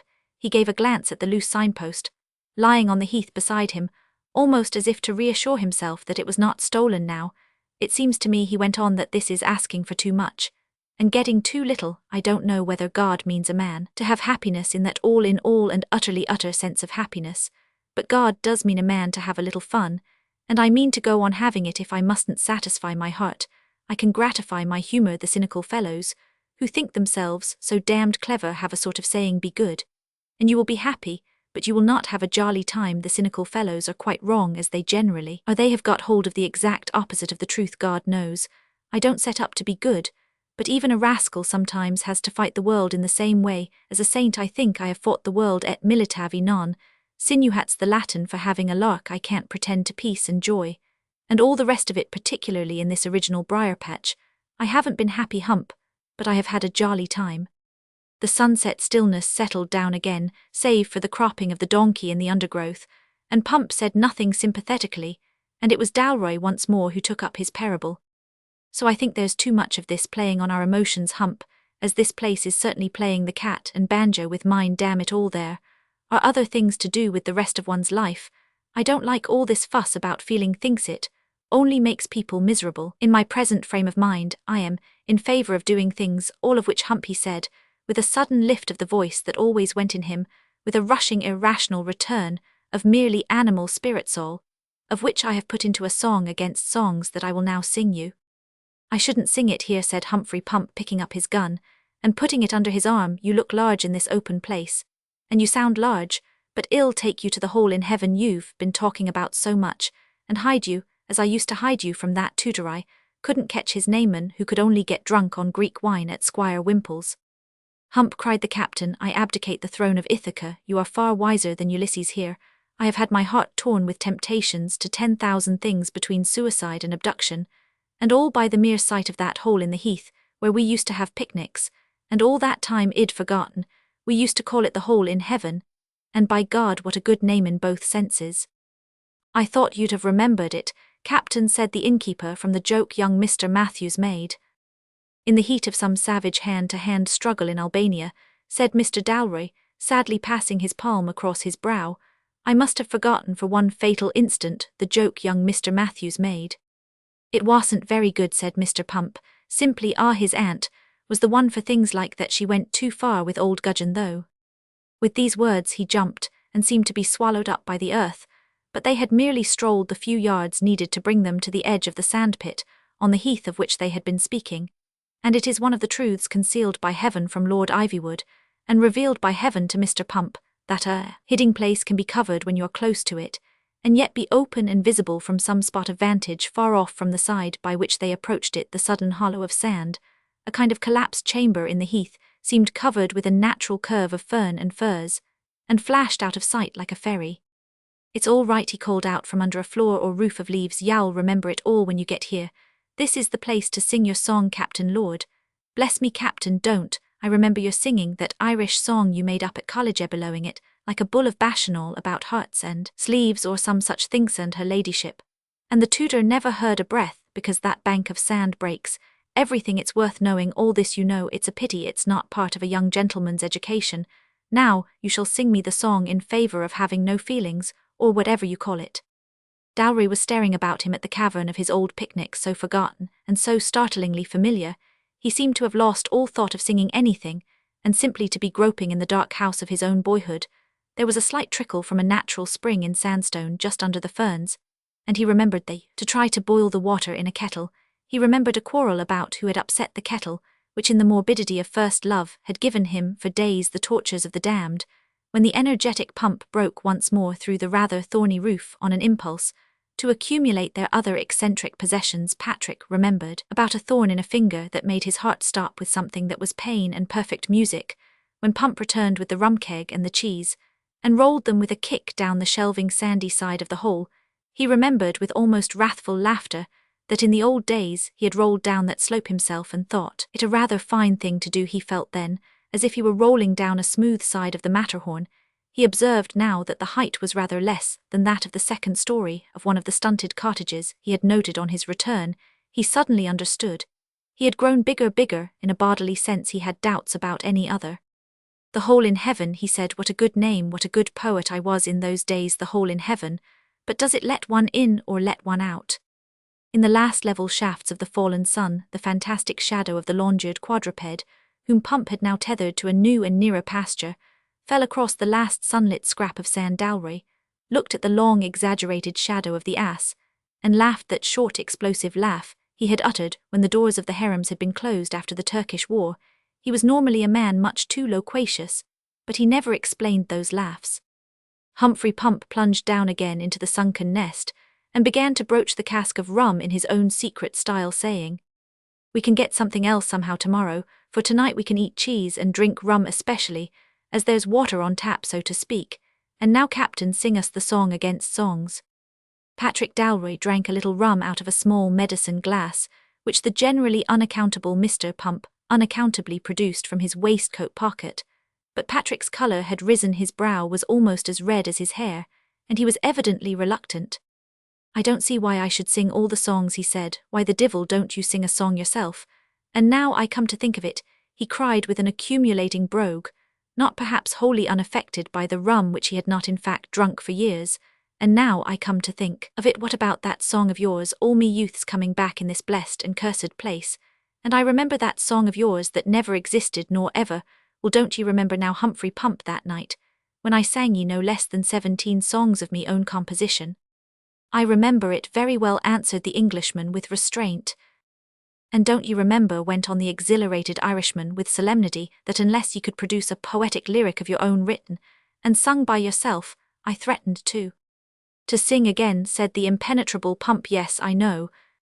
He calmly proceeded to take out of his pockets, which were alas more like those of a poacher than an innkeeper, a folded and faded piece of paper.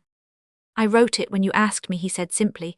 "I have never tried to sing it, but I'll sing it myself when you've sung your song against anybody singing at all." "All right," cried the somewhat excited captain, "to hear a song from Yowie. I'll sing anything. This is the song against songs, Hump."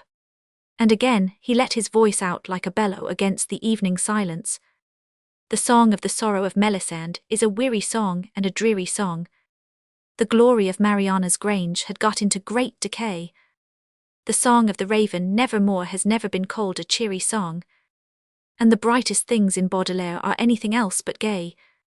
But who will write us a riding song, or a hunting song, or a drinking song? fit for them that arose and rode, when day and the wine were red. But bring me a quart of claret out, and I will write you a clinking song, a song of war and a song of wine, and a song to wake the dead. The song of the fury of Fragolet is a florid song and a torrid song.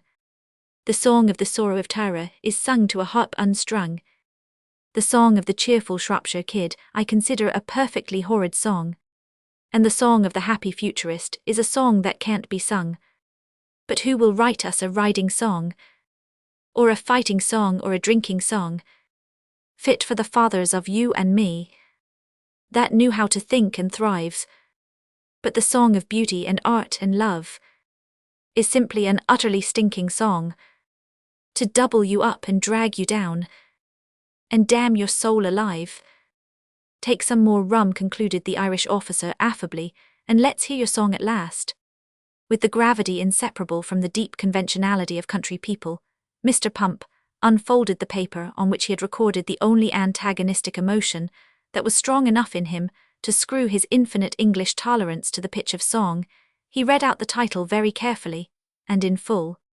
Song Against Grocers by Humphrey Pump, sole proprietor of the old ship Pebblewick, good accommodation for man and beast, celebrated as the house at which both Queen Charlotte and Jonathan Wilder put up on different occasions, and where the ice cream man was mistaken for Bonaparte. This song is written against grocers. God made the wicked grocer for a mystery and a sign, that men might shun the awful shops and go to inns to dine, where the bacon's on the rafter and the wine is in the wood, and God that made good laughter has seen that they are good. The evil-hearted grocer would call his mother Mom, and bow at her and bob at her aged soul to damn, and rub his horrid hands and ask what article was next, though mortis in articulo should be her proper text. His props are not his children, but pert lads underpaid, who call out cash and bang about to work his wicked trade. He keeps a lady in a cage, most cruelly all day, and makes her count and calls her miss, until she fades away. The righteous minds of innkeepers induce them now and then to crack a bottle with a friend, or treat unmoneyed men. But who hath seen the grocer treat housemaids to his teas, or crack a bottle of fish sauce, or stand a man a cheese? He sells us sands of Araby as sugar for cash down. He sweeps his shop and sells the dust, the purest salt in town. He crams with cans of poisoned meat poor subjects of the king, and when they die by thousands, why he laughs like anything. The wicked grocer grosses in spirits and in wine, not frankly and in fellowship, as men in inns do dine, but packed with soap and sardines, and carried off by grooms, for to be snatched by duchesses, and drunk in dressing grooms. The hell-instructed grocer has a temple made of tin, and the ruin of good innkeepers is loudly urged therein. But now the sands are running out from sugar of a sort. The grocer trembles for his time, just like his weight is short. Captain Dowry was getting considerably heated with his nautical liquor, and his appreciation of Pump's song was not merely noisy, but active. He leapt to his feet, and waved his glass. Ye ought to be poet laureate Humpier, right ye, right, well, stand all this no longer. He dashed wildly up the sand slope, and pointed with the signpost towards the darkening shore, where the low shed of corrugated iron stood almost isolated. There's your tin temple, he said, let's burn it. They were some way along the coast from the large watering place of Pebblewick, and between the gathering twilight and the rolling country it could not be clearly seen. Nothing was now in sight but the corrugated iron hall by the beach and 3 half-built red brick villas. Dowry appeared to regard the hall and the empty houses with great malevolence. Look at it, he said, Babylon. He brandished the ensign in the air like a banner, and began to stride towards the place, showering curses. In 40 days, he cried, shall Pebblewick be destroyed, dogs shall lap the blood of J. Leveson, secretary, and unicorns. Come back, Pat, cried Humphrey, you've had too much rum. Lions shall howl in its high places, vociferated the captain. Donkeys will howl anyhow, said Pump, but I suppose the other donkey must follow. And loading and untethering the quadruped, he began to lead him along. Chapter 7. The Society of Simple Souls. Under sunset at once softer and more sombre, under which the leaden sea took on a lenten purple, a tint, appropriate to tragedy, Lady Joan Brett was once more drifting moodily along the seafront. The evening had been rainy and lowering, the watering-place season was nearly over, and she was almost alone on the shore, but she had fallen into the habit of restlessly pacing the place, and it seemed to satisfy some subconscious hunger in her. Rather a mixed psychology. Through all her brooding, her animal senses always remained abnormally active. She could smell the sea when it had ebbed almost to the horizon, and in the same way she heard through every whisper of waves, or whined the swish or flutter of another woman's skirt behind her. There is she felt something unmistakable about the movements of a lady who is generally very dignified and rather slow, and who happens to be in a hurry. She turned to look at the lady, who was thus hastening to overtake her, lifted her eyebrows a little, and held out her hand. The interruption was known to her as Lady Enid Wimpole, cousin of Lord Ivywood, a tall and graceful lady, who unbalanced her own elegance by a fashionable costume that was at once funereal and fantastic. Her fair hair was pale but plentiful. Her face was not only handsome and fastidious in the aquiline style, but when considered seriously was sensitive, modest, and even pathetic, but her wan blue eyes seemed slightly prominent with that expression of cold eagerness that is seen in the eyes of ladies who ask questions at public meetings. Joan Brett was herself, as she had said, a connection of the Ivywood family, but Lady Enid was Ivywood's first cousin, and for all practical purposes his sister, for she kept house for him and his mother, who was now so incredibly old that she only survived to satisfy conventional opinion in the character of a speechless and useless chaperone, and Ivywood was not the sort who would be likely to call out any activity in an old lady exercising that office, nor for that matter was Lady Enid Wimpole.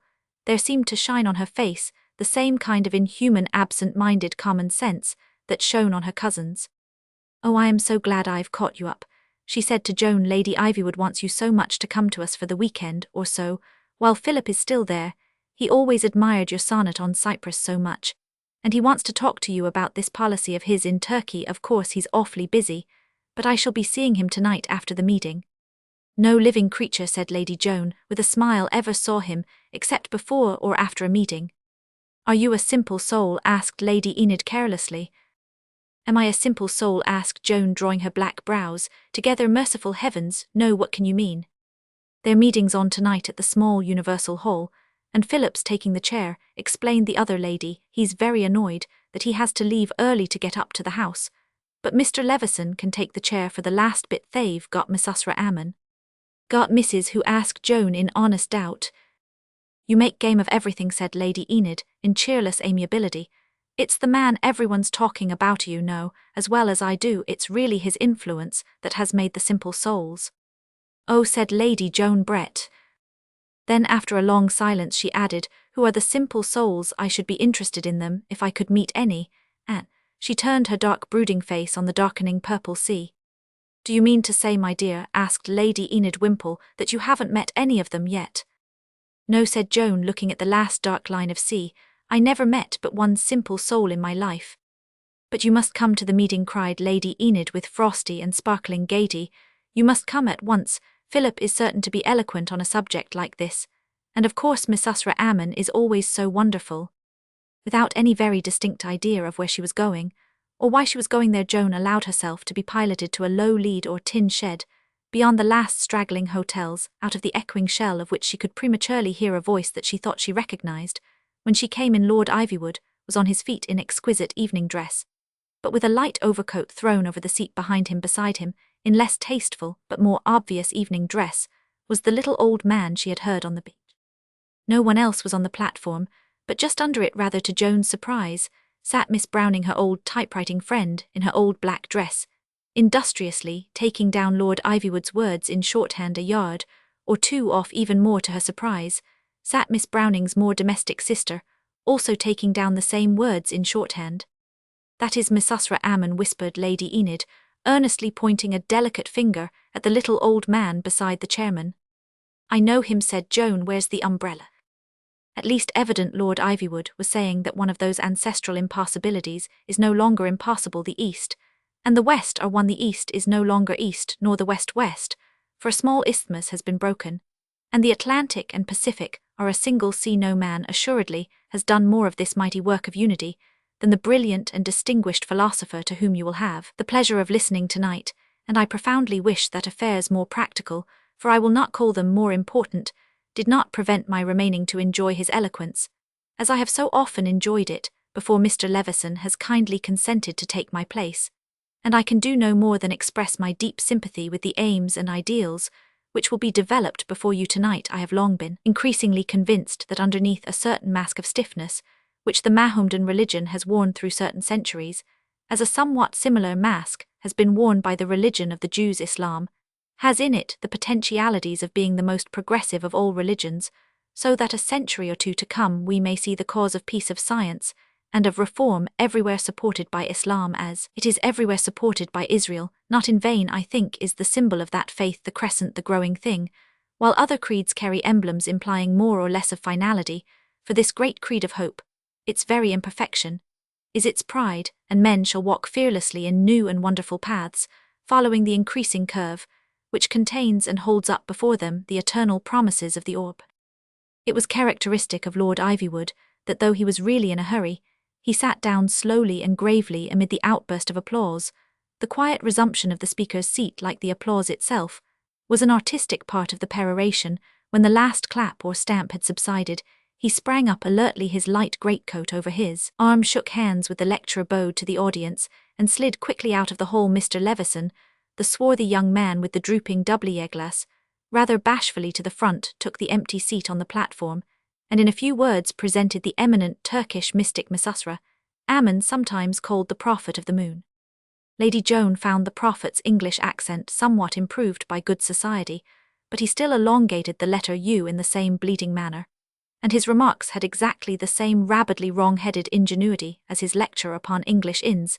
It appeared that he was speaking on the higher polygamy, but he began with a sort of general defense of the Moslem civilization, especially against the charge of sterility and worldly ineffectiveness.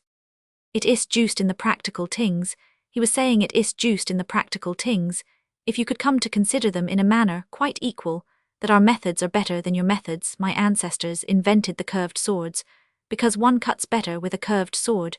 Your ancestors possessed the straight swords out of some romantic fancy of being what you call straight, or I will take a more plain example of which I have myself experience. When I first had the honour of meeting Lord Ivywood, I was unused to your various ceremonies, and had a little difficulty, juiced a little difficulty, in entering Mr. Claridge's hotel, where his lordship had invited me. A servant of the hotel was standing juiced beside me on the doorstep. I stooped down to take off my boots, and he asked me what I was doing. I said to him, "My friend, I am taking off my boots." A smothered sound came from Lady Joan Brett, but the lecturer did not notice it, and went on with a beautiful simplicity. I told him that in my country, when showing respect for any spot, we do not take off our hats, we take off our boots, and because I would keep on my hat and take off my boots, he suggested to me that I had been afflicted by Allah in the head now. Was not that funny? Very, said Lady Joan inside her handkerchief, for she was choking with laughter. Something like a faint smile passed over the earnest faces of the 2 or 3 most intelligent of the simple souls, but for the most part the souls seemed very simple indeed, helpless-looking people, with limp hair and gowns like green curtains, and their dry faces were as dry as ever.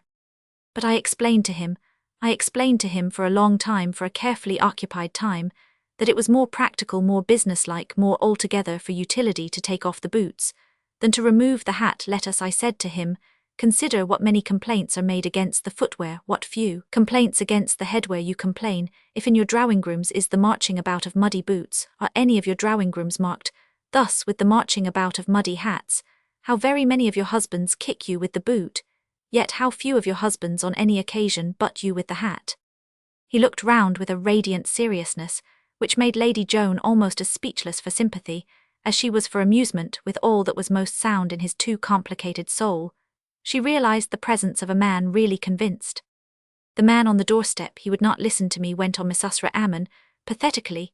He said there would be a crowd if I stood on the doorstep, holding in my hand my boots. Well, I do not know why in your country you always send the young males to be the first of your crowds. They certainly were making a number of noises, the young males. Lady Joan Brett stood up suddenly, and displayed enormous interest in the rest of the audience in the back parts of the hall. She felt that if she looked for one moment more at the serious face with the Jewish nose and the Persian beard, she would publicly disgrace herself, or what was quite as bad, for she was the generous sort of aristocrat, publicly insult the lecturer. She had a feeling that the sight of all the simple souls in bulk might have a soothing effect. It had what might have been mistaken for a depressing effect. Lady Joan resumed her seat with a controlled countenance. Now, why, asked the Eastern philosopher, do I tell so simple a little story of your London streets, a thing happening any day? The little mistake had no prejudicial effect. Lord Ivywood came out at the end. He made no attempt to explain the true view of so important matters to Mr. Claridge's servant, though Mr. Claridge's servant remained on the doorstep, but he commanded Mr. Claridge's servant to restore to me one of my boots which had fallen down the front steps, while I was explaining this harmlessness of the hat in the home. So all was for me very well, but why do I tell such little tales? He spread out his hands again in his fan-like Eastern style, then he clapped them together so suddenly that Joan jumped and looked instinctively for the entrance of 500 Negro slaves laden with jewels. But it was only his emphatic gesture of eloquence. He went on with an excited thickening of the accent. Because, my friends, this is the best example I could give of the wrong and slanderous character of the charge, that we fail in our domesticities, that we fail especially in our treatment of the womenkind. I appeal to any lady, to any Christian lady. Is not the boot more devastating, more dreaded in the home than the hat? The boot jumps, he bound, he run about, he break things, he leave on the carpet the earths of the garden. The hat, he remain quiet on his hat peg. Look at him on his hat peg, how quiet and good he remain. Why not let him remain quiet also on his head? Lady Joan applauded warmly, as did several other ladies, and the sage went on encouraged. Can you not therefore trust, dear ladies, this great religion to understand you concerning other things, as it understands you regarding boots? What is the common objection our worthy enemies make against our polygamy? That it is disdainful of the womanhood. But how can this be so, my friends, when it allows the womanhood to be present in so large numbers, when in your House of Commons you put 100 English members, and juiced one little Welsh member? You do not say the Welshman is on top. He is our Sultan, may he live forever. If your jury contained 11 great large ladies, and one little man, you would not say this is unfair to the great large ladies. Why should you shrink then, ladies, from this great polygamical experiment, which Lord Ivywood himself? Joan's dark eyes were still fixed on the wrinkled, patient face of the lecturer, but every word of the rest of the lecture was lost to her under her glowing Spanish tint. She had turned pale with extraordinary emotions, but she did not stir a hair. The door of the hall stood open, and occasional sounds came even from that deserted end of the town. 2 men seemed to be passing along the distant parade. One of them was singing. It was common enough for workmen to sing going home at night, and the voice, though a loud one, would have been too far off for Joan to hear the words. Only Joan happened to know the words. She could almost see them before her, written in a round, swaggering hand on the pink page of an old schoolgirl album at home. She knew the words and the voice. I come from Castlepatrick, and my heart is on my sleeve, and any sword or pistol boy can hit up with me leave. It shines there for an epaulet as golden as a flame, as naked as me ancestors, as noble as me name. For I come from Castlepatrick, and my heart is on my sleeve.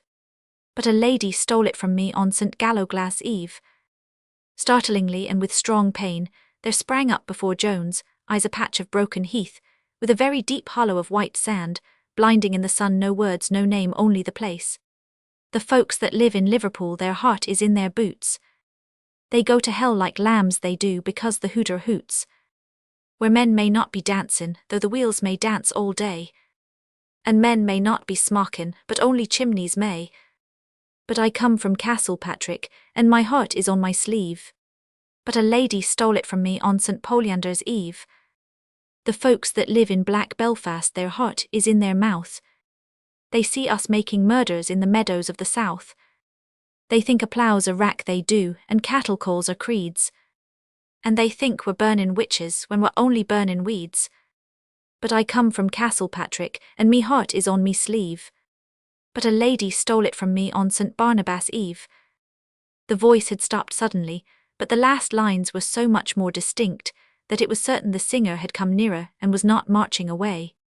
It was only after all this, and through a sort of cloud, that Lady Joan heard the indomitable Oriental bringing his whole eloquent address to a conclusion.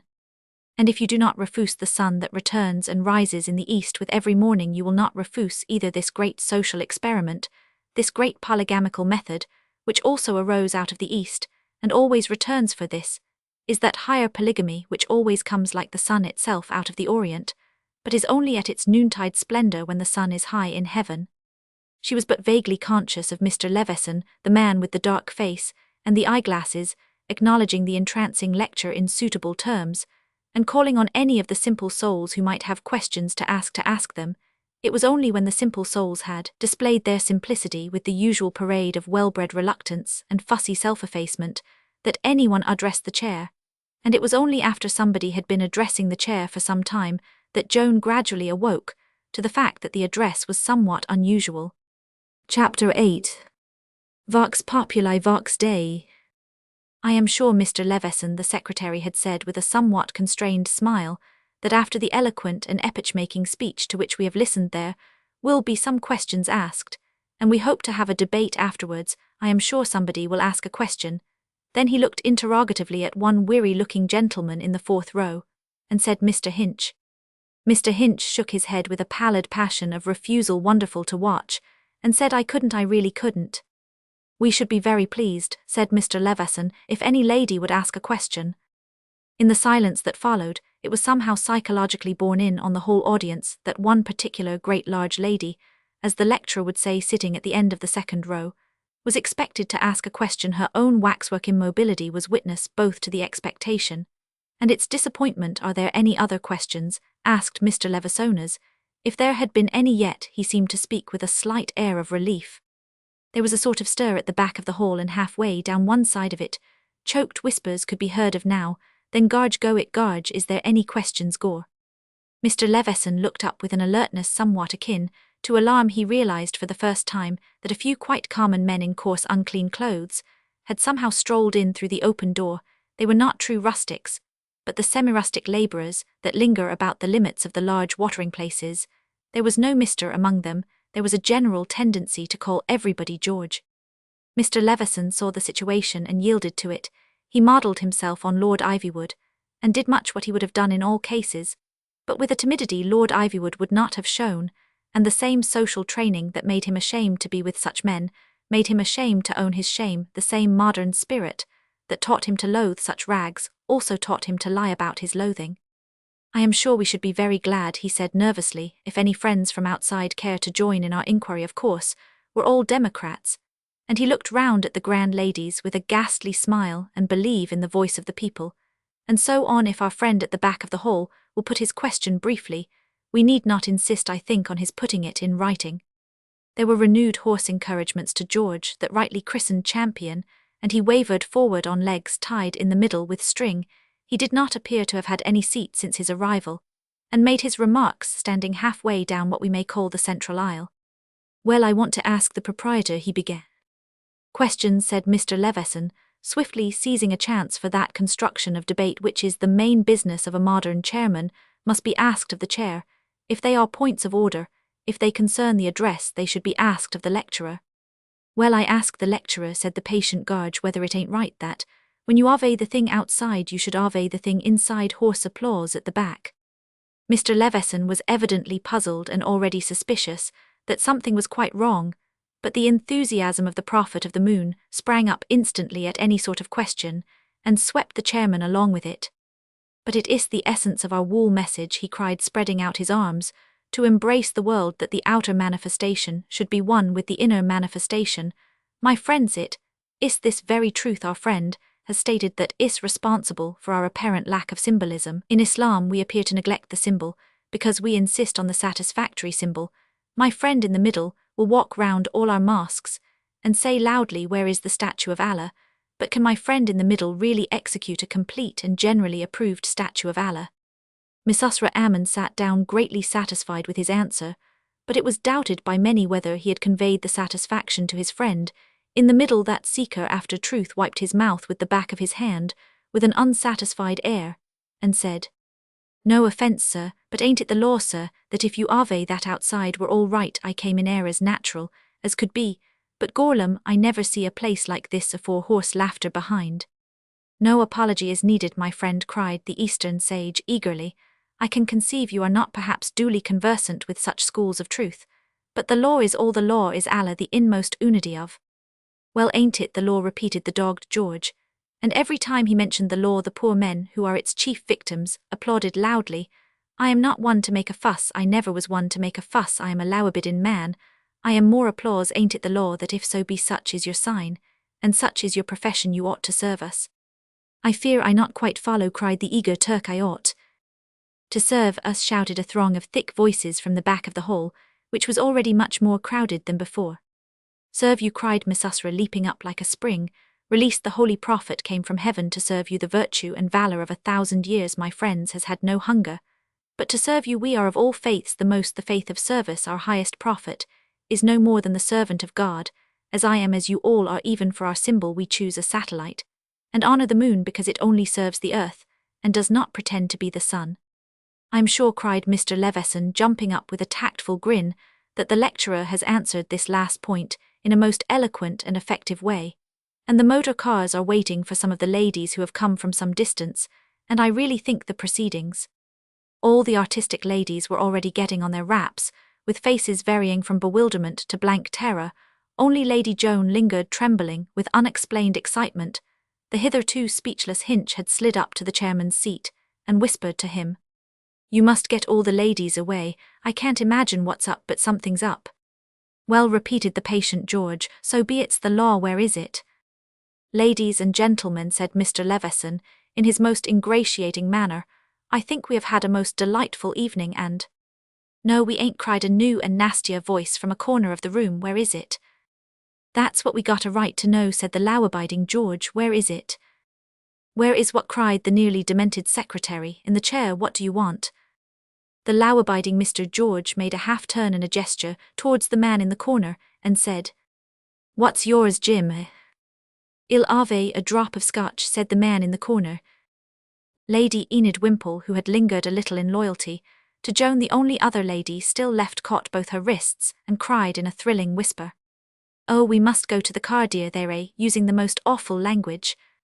Away on the wettest edge of the sands by the sea, the prints of 2 wheels and 4 hoofs were being slowly washed away by a slowly rising tide, which was indeed the only motive of the man Humphrey Pump leading the donkey cart, in leading it almost ankle-deep in water. "I hope you're sober again now," he said with some seriousness to his companion, a huge man walking heavily, and even humbly, with a straight sword swinging to and fro at his hip. "For honestly, it was a mug's game to go and stick up the old sign before that tin place. I haven't spoken to you like this, Captain, but I don't believe any other man in the county could get you out of the hole as I can, but to go down there and frighten the ladies. There's been nothing so silly here since Bishop's Folly. You could hear the ladies screaming before we left." "I heard worse than that long before we left," said the large man without lifting his head. "I heard one of them laugh. Christ, do you think I shouldn't hear her laugh?" There was a silence. "I didn't mean to speak sharp," said Humphrey Pump, with that incorruptible kindliness, which was the root of his Englishry, and may yet save the soul of the English. "But it's the truth. I was pretty well bothered about how to get out of this business. You're braver than I am, you see, and I own I was frightened about both of us. If I hadn't known my way to the lost tunnel, I should be fairly frightened still." "Known your way to what?" asked the captain, lifting his red head for the first time. "Oh, you know all about No More Ivywood's lost tunnel," said Pump carelessly. "Why, we all used to look for it when we were boys, only I happened to find it." "Have mercy on an exile," said Dowry humbly. "I don't know which hurt him most, the things he forgets, or the things he remembers." Mr. Pump was silent for a little while, and then said more seriously than usual, "Well, the people from London say you must put up placards and statues and subscriptions and epitaphs, and the Lord knows what to the people who've found some new trick, and made it come off, but only a man that knows his own land for 40 miles round knows what a lot of people, and clever people too, there were who found new tricks, and had to hide them because they didn't come off. There was Dr. Boone up by Gillin Hugby, who held out against Dr. Calisson, and the vaccination, his treatment saved 60 patients who had got smallpox, and Dr. Calisson's killed 92 patients who hadn't got anything, but Boone had to keep it dark naturally, Because all his lady patients grew moustaches, it was a result of the treatment, but it wasn't a result he wishes to dwell on then. There was old Dean Arthur who discovered balloons if ever a man Roman 999, he discovered them long before they were discovered, but people were suspicious about such things just then there was a revival of the witch business. In spite of all the parson sand, he had to sign a paper saying where he'd got the notion. Well, it stands to reason, you wouldn't like to sign a paper saying you'd got it from the village idiot when you were both blowing soap bubbles. And that's all he could have signed for he was an honest gentleman, the poor old Dean. Then there was Jack Arlingham, and the diving bell, but you remember all about that. Well, it was just the same with the man that made this tunnelone of the mad Ivywoods. There's many a man, Captain, that has a statue in the great London squares for helping to make the railway trains. There's many man has his name in Westminster Abbey for doing something in discovering steamboats. Poor old Ivywood discovered both at once and had to be put under control. He had a notion that a railway train might be made to rush right into the sea and turn into a steamboat, and it seemed all right according as he worked it out, but his family were so ashamed of the thing that they didn't like the tunnel even mentioned. I don't think anybody knows where it is but me and Bunchy Robinson. We shall be there in a minute or two. They've thrown the rocks about at this end and let the thick plantation grow at the other, but I've got a race horse through before now to save it from Colonel Chepstow's little games, and I think I can manage this donkey honestly. I think it's the only place we'll be safe in after what we've left behind us at Pebblewick. But it's the best place in the world, there's no doubt, for lying low and starting afresh here. You think you can't get behind that rock, but you can, in fact you have.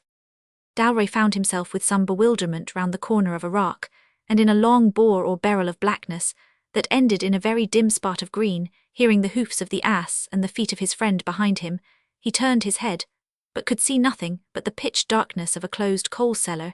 He turned again to the dim green speck, and marching forward was glad to see it grow larger and brighter like a big emerald, till he came out on a throng of trees mostly thin, but growing so thickly and so close to the cavernous entrance of the tunnel that it was quite clear the place was meant to be choked up by forests, and forgotten the light that came glimmering through the trees was so broken and tremulous that it was hard to tell whether it was daybreak or moonrise.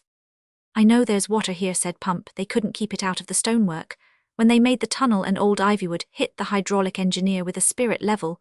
With the bit of covert here and the sea behind us, we ought to be able to get food of one kind or another when the cheese is given out, and donkeys can eat anything. By the way, he added with some embarrassment, you don't mind my saying it, Captain, but I think we'd better keep that rum for rare occasions. It's the best rum in England, and maybe the last if these mad games are going on. It'll do us good to feel it's there, so we can have it when we want it. The cask's still nearly full. Dalroy put out his hand and shook the other's. Hump, he said seriously, you're right, it's a sacred trust for humanity, and we'll only drink it ourselves to celebrate great victories, in token of which I will take a glass now, to celebrate our glorious victory over Leveson and his tin tabernacle. He drained one glass and then sat down on the cask, as if to put temptation behind him. His blue ruminant bull's eye seemed to plunge deeper and deeper into the emerald twilight of the trees in front of him, and it was long before he spoke again. At last he observed, I think you said, Hump, that a friend of yours, a gentleman named Bunchy Robinson, I think was also a habitu here. Yes, he knew the way, answered Pump, leading the donkey to the most suitable patch of pasturage. May we, do you think, have the pleasure of a visit from Mr. Robinson? Inquired the captain.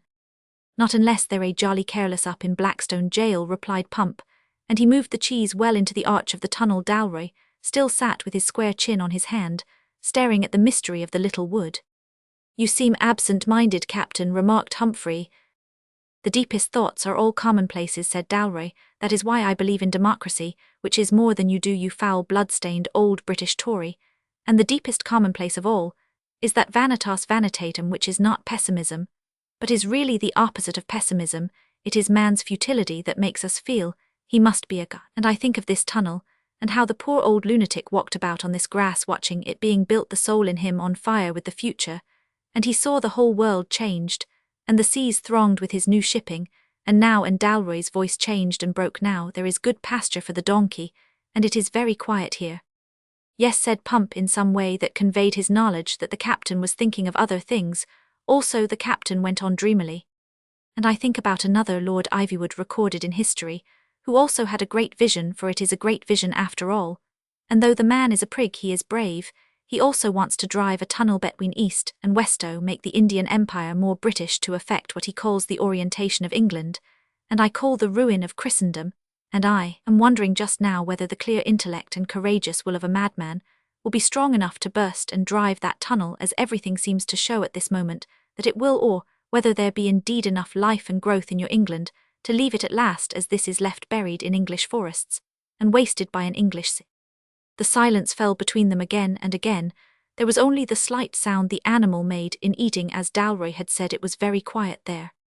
But it was not quiet in Pebblewick that night when the Riot Act was read, and all the people who had seen the signboard outside fought all the people who hadn't seen the signboard outside, or when babies and scientists next morning seeking for shells and other common objects of the seashore found that their study included fragments of the outer clothing of Leveson and scraps of corrugated iron. Chapter 9. The Higher Criticism and Mr. Hibbs.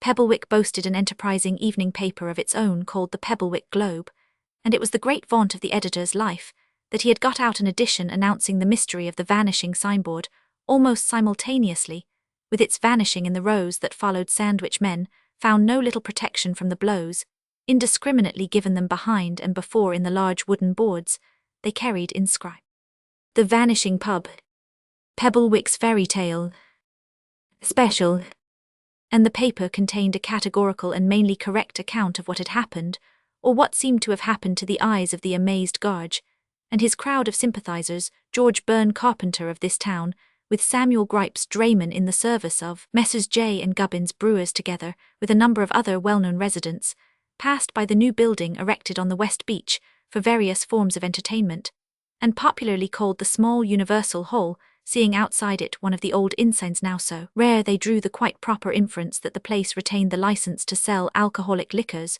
which so many other places in this neighbourhood have recently lost. The persons inside, however, appear to have denied all knowledge of the fact, and when the party, after some regrettable scenes in which no life was lost, came out on the beach again, it was found that the ensign had been destroyed or stolen.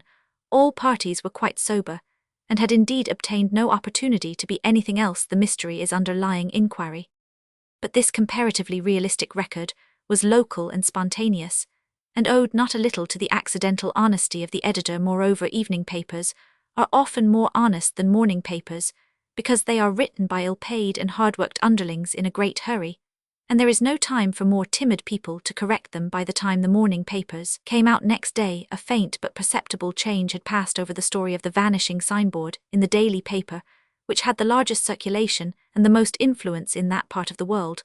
The problem was committed to a gentleman known, by what seemed to the non-journalistic world the singular name of Hibbs. However, it had been affixed to him, in jest connection with the almost complicated caution with which all his public criticisms were qualified at every turn, so that everything came to depend upon the conjunctions upon, but and yet, and though, and similar words. As his salary grew larger for editors and proprietors like that sort of thing, and his old friends fewer, for the most generous of friends cannot but feel faintly acid at a success which has in it nothing of the infectious flavour of glory, he grew more and more to value himself as a diplomatist, a man who always said the right thing. But he was not without his intellectual nemesis, for at last he became so very diplomatic as to be darkly and densely unintelligible. People who knew him had no difficulty in believing that what he had said was the right thing, the tactful thing, the thing that should save the situation, but they had great difficulty in discovering what it was. In his early days he had had a great talent for one of the worst tricks of modern journalism, the trick of dismissing the important part of a question as if it could wait, and appearing to get to business on the unimportant part of it. Thus he would say, whatever we may think of the rights and wrongs of the vivisection of pauper children, we shall all agree that it should only be done in any event by fully qualified practitioners. But in the later and darker days of his diplomacy, he seemed rather to dismiss the important part of a subject, and get to grips with some totally different subject, following some timid and elusive train of associations of his own. In his late bad manner, as they say of painters, he was just as likely to say, whatever we may think of the rights and wrongs of the vivisection of pauper children, no progressive mind can doubt that the influence of the Vatican is on the decline. His nickname had stuck to him in honor of a paragraph he was alleged to have written when the American president was wounded by a bullet fired by a lunatic in New Orleans, and which was said to have run the president past a good night, and his condition is greatly improved, The assassin is not, however, a German, as was at first supposed. Men stared at that mysterious conjunction till they wanted to go mad, and to shoot somebody themselves. Hibbs, however, was a long, lank man with straight yellowish hair, and a manner that was externally soft and mild, but secretly supercilious. He had been, when at Cambridge, a friend of Leveson, and they had both prided themselves on being moderate politicians. But if you have had your hat smashed over your nose by one who has very recently described himself as a Lowerbiddin man, and if you have had to run for your life with one coat-tail, and encouraged to further bodily activity by having irregular pieces of a corrugated iron roof thrown after you by men more energetic than yourself, you will find you emerge with emotions which are not solely those of a moderate politician. Hibbs, however, had already composed a leaderette on the Pebblewick incident, which rather pointed to the truth of the story, so far as his articles ever pointed to anything. His motives for veering vaguely in this direction were as usual complex. He knew the millionaire who owned the paper had a hobby of spiritualism, and something might always come out of not suppressing a marvellous story. He knew that two at least of the prosperous artisans or small tradesmen who had attested the tale were staunch supporters of the party. He knew that Lord Ivywood must be mildly, but not effectually checked, for Lord Ivywood was of the other party, and there could be no milder or less effectual way of checking him than by allowing the paper to lend at least a temporary credit to a well-supported story that came from outside, and certainly had not been like so many stories created in the office. Amid all these considerations, had Hibbs, however, steered his way to a more or less confirmatory article when the sudden apparition of J. Leveson's secretary in the sub-editor's room with a burst collar and broken eyeglasses led Mr. Hibbs into a long private conversation with him, and a comparative reversal of his plans. But of course he did not write a new article. He was not of that divine order who make all things new. He chopped and changed his original article in such a way that it was something quite beyond the most bewildering article he had written in the past, and is still prized by those highly cultured persons who collect the worst literature of the world. It began indeed with the comparatively familiar formula, whether we take the more lax or the more advanced view of the old disputed problem of the morality or immorality of the wooden signboard. As such, we shall all agree that the scenes enacted at Pebblewick were very discreditable to most, though not all, concerned. After that tact degenerated into a riot of irrelevance. It was a wonderful article. The reader could get from it faint glimpse of Mr. Hibbs' opinion on almost every other subject, except the subject of the article. The first half of the next sentence made it quite clear that Mr. Hibbs, had he been present, would not have lent his active assistance to the massacre of St. Bartholomew, or the massacres of September.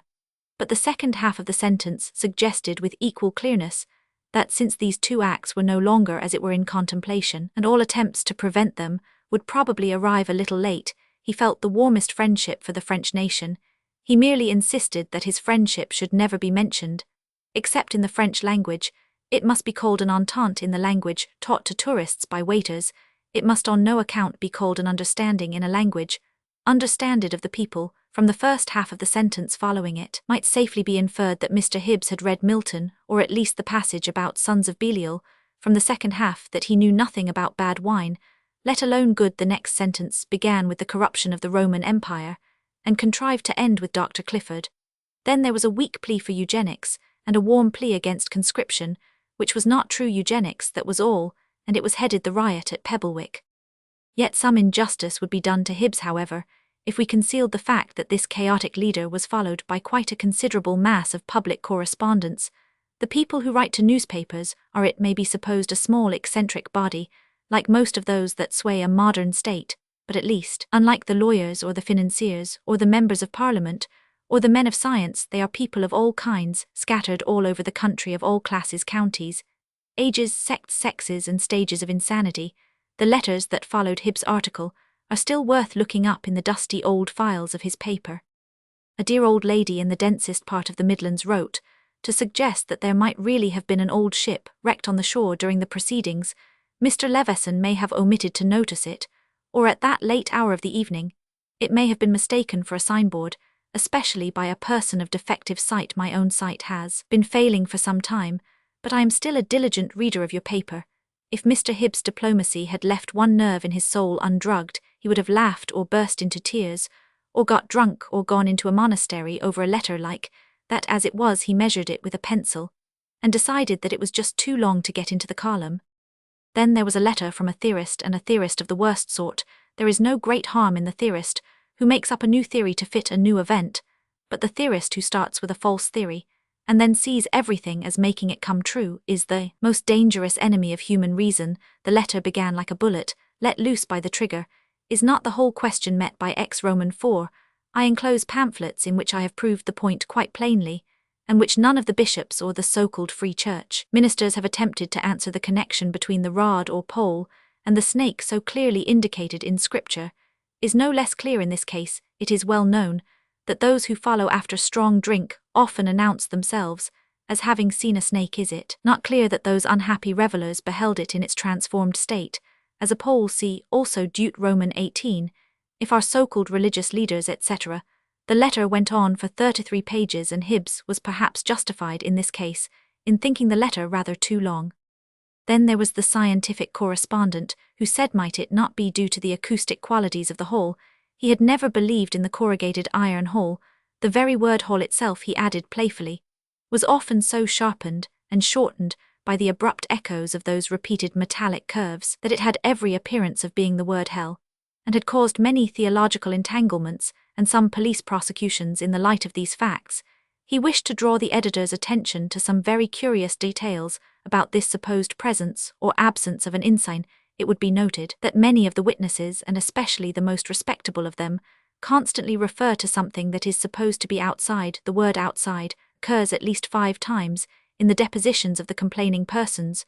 Surely, by all scientific analogy, we may infer that the unusual phrase inside is an acoustic error, for inside, the word inside, would so naturally occur in any discussion either about the building or the individual when the debate was of a hygienic character. This letter was signed medical student, and the less intelligent parts of it were selected for publication in the paper. Then there was a really humorous man who wrote and said there was nothing at all inexplicable or unusual about the case. He himself, he said, had often seen a signboard outside a pub when he went into it, and been quite unable to see it when he came out. This letter, the only one that had any quality of literature, was sternly set aside by Mr. Hibbs. Then came a cultured gentleman with a light touch, who merely made a suggestion. Had anyone read H.G. Wells' story about the kink in space? He contrived indescribably to suggest that no one had even heard of it, except himself, or perhaps of Mr. Wells. Either the story indicated that men's feet might be in one part of the world, and their eyes in another. He offered the suggestion for what it was worth. The particular pile of letters on which Hibbs, however, threw it showed only too clearly what it was worth. Then there was a man, of course, who called it all a plot of frenzied foreigners against Britain's shore, but as he did not make it quite clear whether the chief wickedness of these aliens had lain in sticking the sign up, or in pulling it down, his remarks, the remainder of which referred exclusively to the conversational misconduct of an Italian ice cream man, whose side of the case seemed insufficiently represented, carried the less weight. And then last, but the reverse of least, there plunged in all the people who think they can solve a problem they cannot understand by abolishing everything that has contributed to it. We all know these people. If a barber has cut his customer's throat because the girl has changed her partner for a dance or donkey ride on Hampstead Heath, there are always people to protest against the mere institutions that led up to it. This would not have happened if barbers were abolished, or if cutlery were abolished, or if the objection felt by girls to imperfectly grown beards were abolished, or if the girls were abolished, or if heaths and open spaces were abolished, or if dancing were abolished, or if donkeys were abolished. But donkeys, I fear, will never be abolished. There were plenty of such donkeys in the common land of this particular controversy. Some made it an argument against democracy, because poor Garge was a carpenter. Some made it an argument against alien immigration, because Misasra Ammon was a Turk. Some proposed that ladies should no longer be admitted to any lectures anywhere, because they had constituted a slight and temporary difficulty at this one, without the faintest fault of their own. Some urged that all holiday resorts should be abolished. Some urged that all holidays should be abolished. Some vaguely denounced the seaside. Some still more vaguely proposed to remove the sea. All said that if this or that stones or seaweed or strange visitors or bad weather or bathing machines were swept away with a strong hand, this which had happened would not have happened. They only had one slight weakness, all of them, that they did not seem to have the faintest notion of what had happened, and in this they were not inexcusable. Nobody did know what had happened. Nobody knows it to this day, of course, or it would be unnecessary to write this story. No one can suppose this story is written from any motive save that of telling the plain humdrum truth. That queer confused cunning which was the only definable quality possessed by Hibbs, however, had certainly scored a victory so far, for the tone of the weekly papers followed him with more intelligence and less trepidation. But they followed him, it seemed more and more clear that some kind of light and sceptical explanation was to be given of the whole business, and that the whole business was to be dropped. The story of the signboard and the ethical chapel of corrugated iron was discussed and somewhat disparaged in all the more serious and especially in the religious weeklies, though the low church papers seemed to reserve their distaste chiefly for the signboard, and the high church papers chiefly for the chapel all agreed that the combination was incongruous, and most treated it as fabulous. The only intellectual organs which seemed to think it might have happened were the spiritualist papers, and their interpretation had not that solidity which would have satisfied Mr. George. It was not until almost a year after that it was felt in philosophical circles that the last word had been said on the matter. An estimate of the incident, and of its bearing on natural and supernatural history, occurred in Professor Widge's celebrated historicity of the petropiscatorial phenomena, which so profoundly affected modern thought, when it came out in parts in the Hibbert Journal. Everyone remembers Professor Widge's main contention that the modern critic must apply to the thaumaturgics of the Lake of Tiberias the same principle of criticism which Dr. Bunk and others have so successfully applied to the thaumaturgics of the Cana narrative authorities, as final as Pink and Toscher.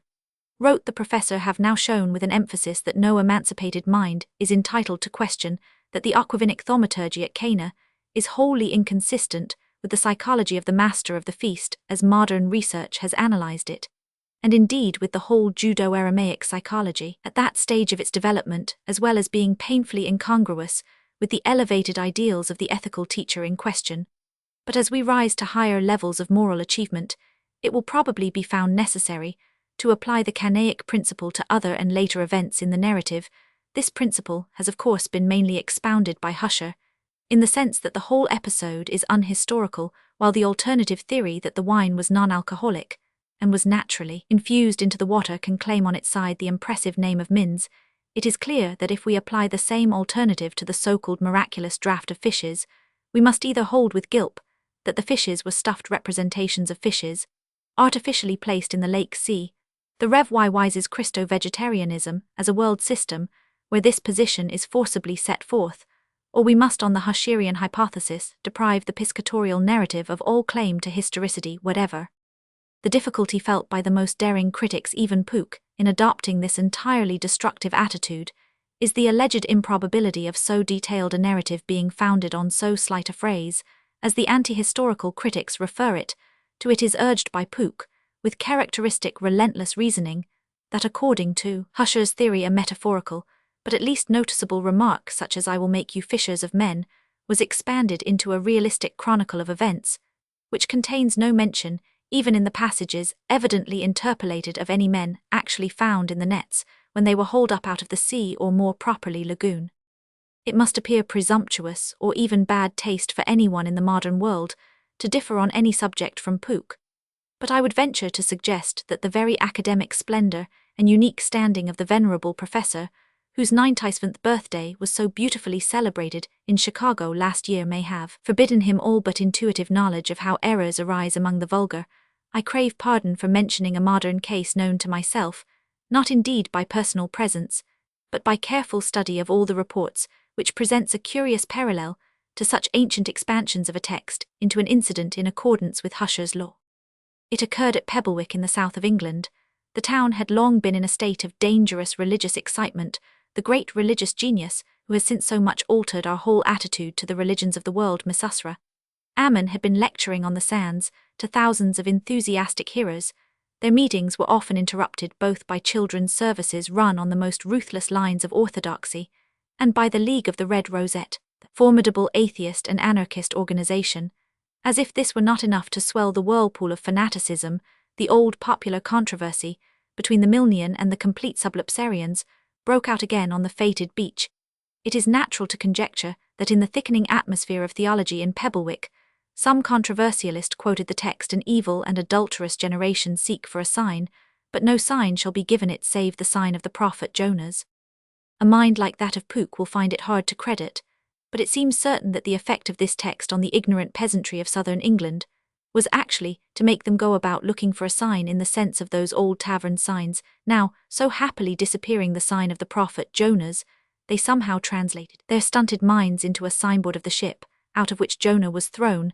They went about literally looking for the sign of the ship, and there are some cases of their suffering Smail's hallucination, and actually seeing it. The whole incident is a curious parallel to the gospel narrative, and a triumphant vindication of Husser's law. Lord Ivywood paid a public compliment to Professor, which saying that he had rolled back from his country what might have been an ocean of superstitions, but indeed poor Hibbs had struck the first and stunning blow that scattered the brains of all men. Chapter 10. The character of Quoodle.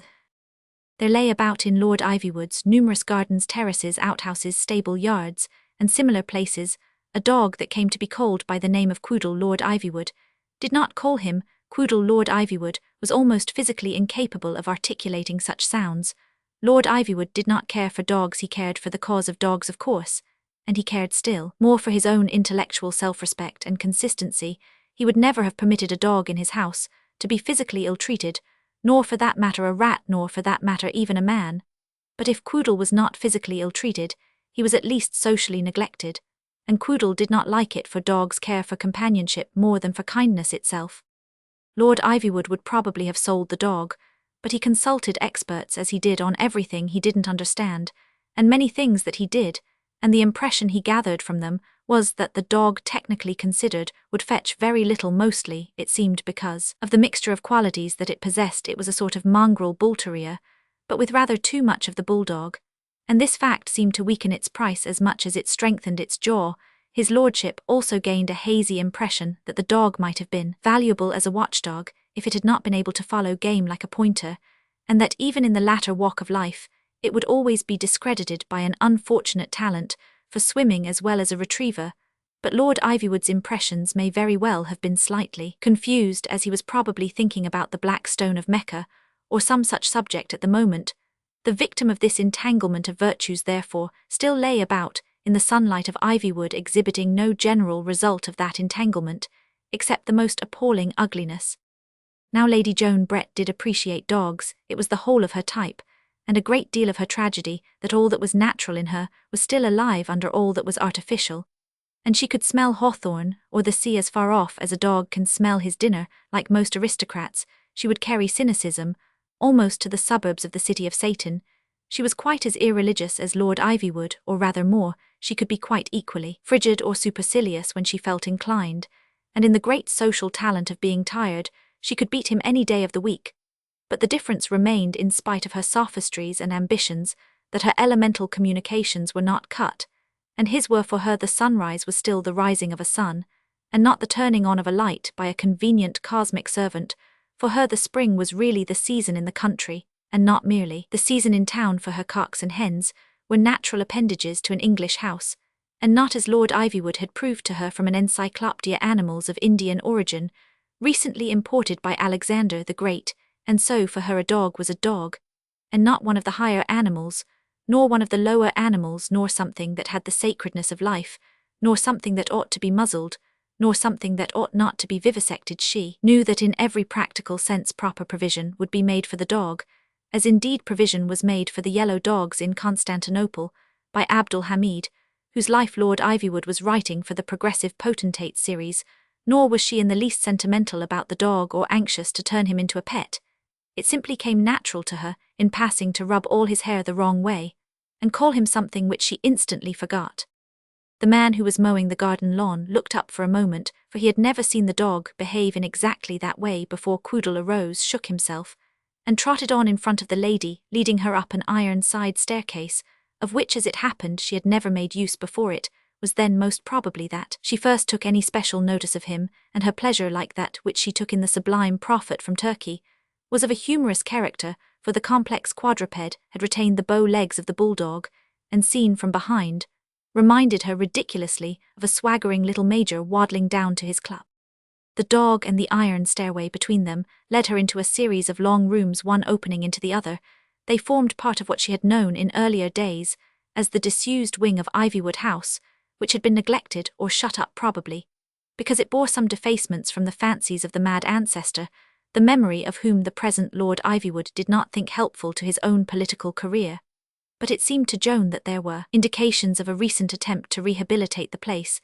There was a pail of whitewash in one of the empty rooms, a stepladder, in another here and there a curtain rod, and at last in the fourth room, a curtain. It hung all alone on the old woodwork, but it was a very gorgeous curtain, being a kind of orange-eggled, relieved with wavy bars of crimson, which somehow seemed to suggest the very spirit and presence of serpents, though they had neither eyes nor mouths among them. In the next of the endless series of rooms, she came upon a kind of ottoman striped with green and silver standing alone on the bare floor. She sat down on it from a mixed motive of fatigue and of impudence, for she dimly remembered a story, which she had always thought one of the funniest in the world, about a lady only partly initiated in theosophy, who had been in the habit of resting on a similar object only to discover afterward that it was a Mahatma covered with his Eastern garment and prostrate and rigid in ecstasy.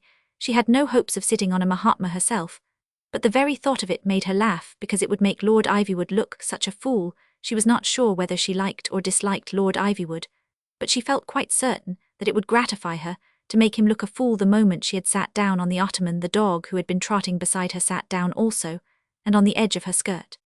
After a minute or two she rose, and the dog rose, and she looked yet farther down that long perspective of large rooms in which men like Philip Ivywood forget that they are only men. The next was more ornate, and the next yet more so. It was plain that the scheme of decoration that was in progress had been started at the other end.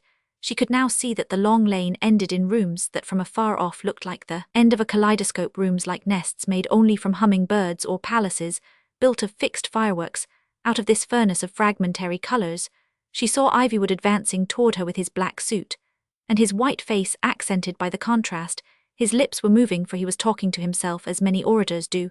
He did not seem to see her, and she had to strangle a subconscious and utterly senseless cry, "He is blind." The next moment he was welcoming her intrusion with the well-bred surprise and rather worldly simplicity suitable to such a case, and Joan fancied she understood why his face had seemed a little bleaker and blinder than usual. It was by contrast.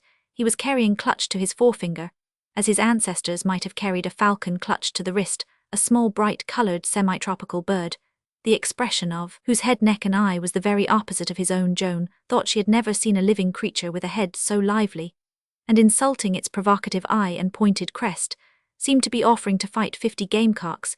It was no wonder, she told herself, that by the side of this gaudy guttersnipe with feathers Ivywood's faint-coloured hair and frigid face looked like the hair and face of a corpse walking.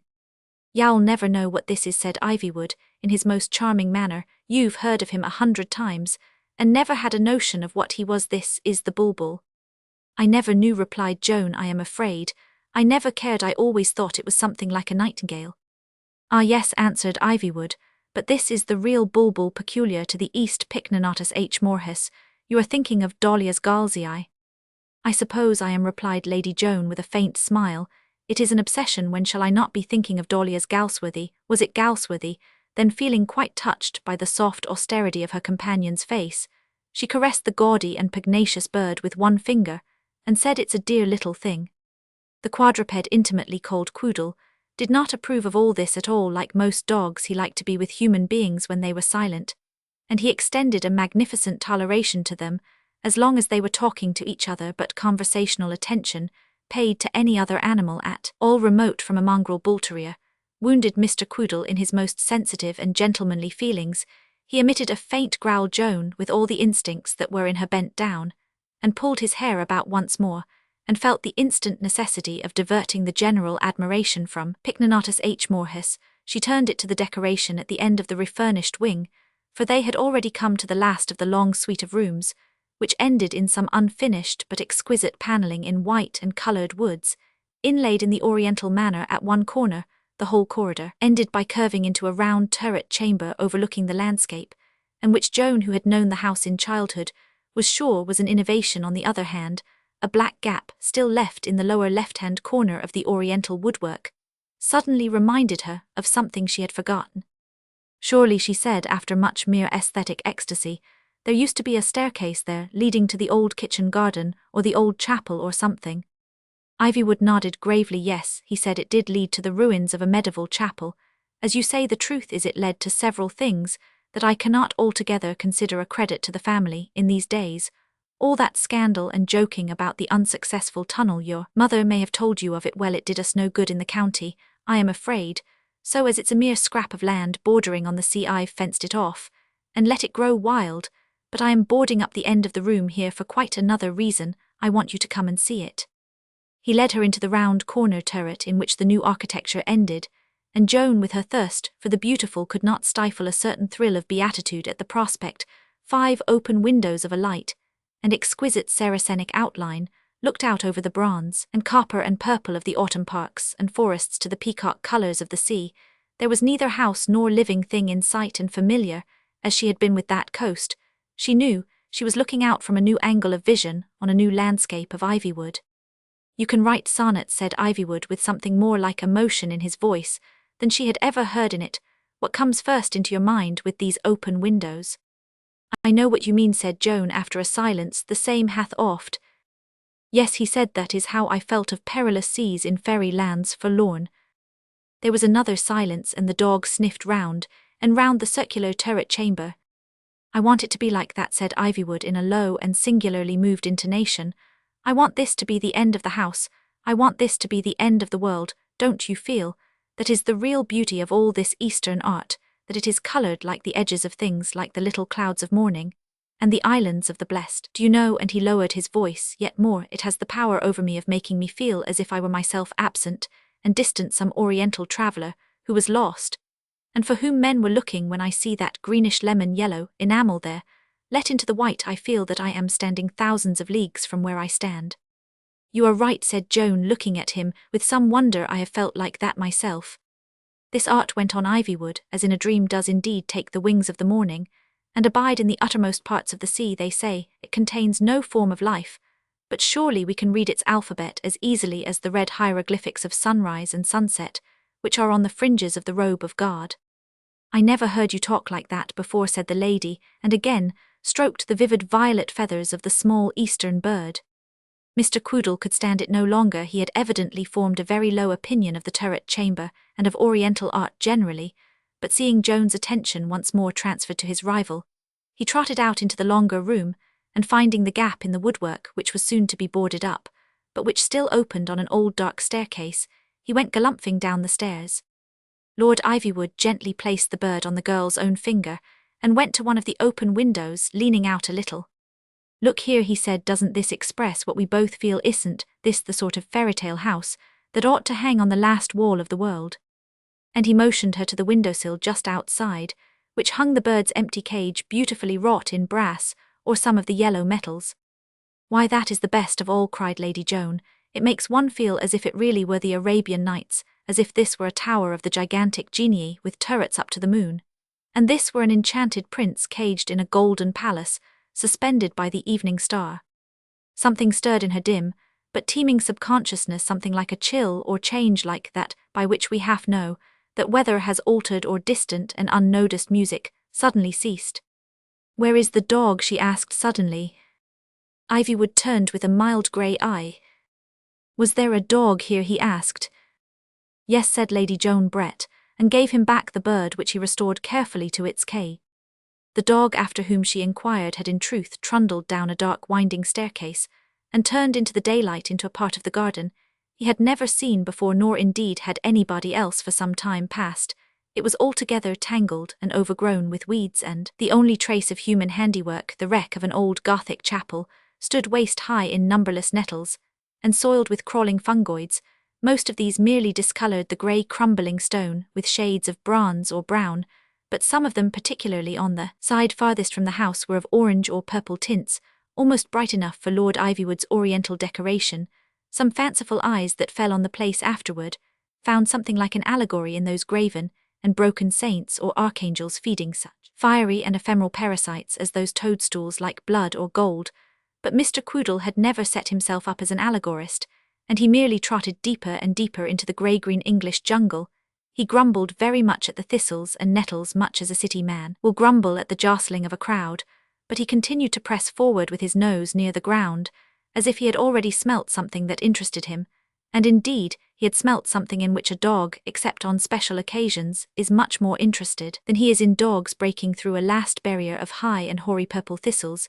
He came out on a semicircle of somewhat clearer ground, dotted with slender trees, and having by way of back seen the brown brick arch of an old tunnel, the tunnel was boarded up with a very irregular fence or mask made of motley wooden lathes, and looked somehow rather like a pantomime cottage. In front of this, a sturdy man in very shabby shooting clothes was standing attending to a battered old frying pan, which he held over a rather irregular flame, which, small as it was, smelt strongly of burnt rum in the frying pan, and also on the top of a cask or barrel that served for a table. Hard by were a number of the grey-brown and even orange fungi, which were plastered over the stone angels and dragons of the fallen chapel. "Hullo, old man," said the person in the shooting jacket with tranquillity, and without looking up from his cooking, "come to pay us a visit, come along." Then he flashed one glance at the dog, and returned to the frying pan. "If your tail were 2 inches shorter, you'd be worth £100. Had any breakfast?" The dog trotted across to him and began nosing and sniffing round his dilapidated leather gaiters. The man did not interrupt his cookery, on which his eyes were fixed, and both his hands were busy, but he crooked his knee and foot so as to caress the quadruped in a nerve under the angle of the jaw, the stimulation of which, as some men of science have held, is for a dog what a good cigar is for a man at the same moment.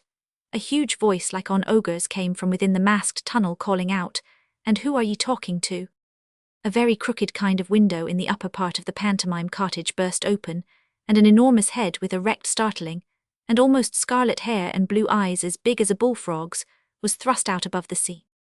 "Hump," cried the ogre, "me moral counsels have been thrown away in the last week. I've sung you 14.5 songs of me own composition, instead of which you go about stealing dogs, you're following in the path of Parson What's-his-name, in every way, I'm afraid." "No," said the man with the frying pan impartially, "Parson Whitelady struck a very good path for doubling on Pebblewick, that I was glad to follow, but I think he was quite silly to steal dogs. He was young, and brought up pious. I know too much about dogs to steal one." "Well," asked the large red-haired man, "and how do you get a dog like that?"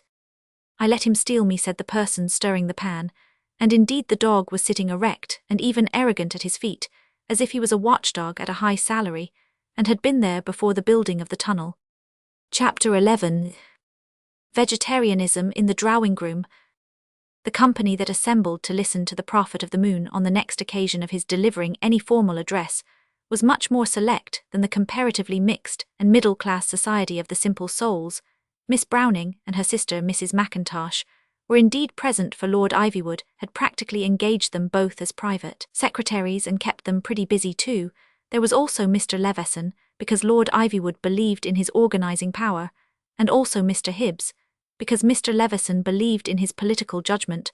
Whenever he could discover what it was, Mr. Leveson had straight dark hair, and looked nervous. Mr. Hibbs had straight fair hair, and also looked nervous, but the rest of the company were more of Ivywood's own world, or the world of high finance, with which it mixes both here and on the continent. Lord Ivywood welcomed, with something approaching to warmth, a distinguished foreign diplomatist, who was indeed none other than that silent German representative who had sat beside him in that last conference on the island of the Olives. Dr. Gluck was no longer in his quiet black suit, but wore an ornate diplomatic uniform with a sword and Prussian, Austrian or Turkish orders, for he was going on from Ivywood to a function at court.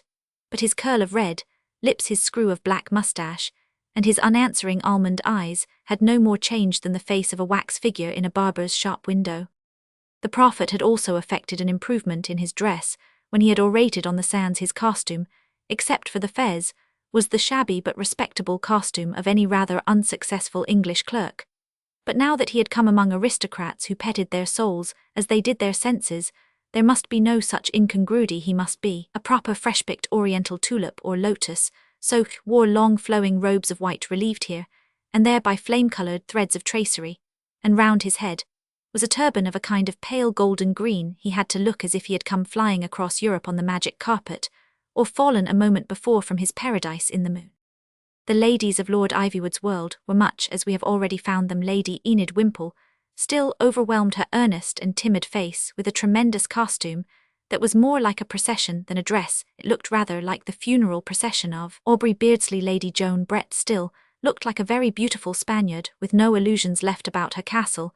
In Spain, the large and resolute lady, who had refused to ask any questions at Miss Usra's earlier lecture, and who was known as Lady Crump, the distinguished feminist, still had the air of being so full and bursting with questions fatal to man as to have passed the speaking and reached the speechless stage of hostility throughout the proceedings.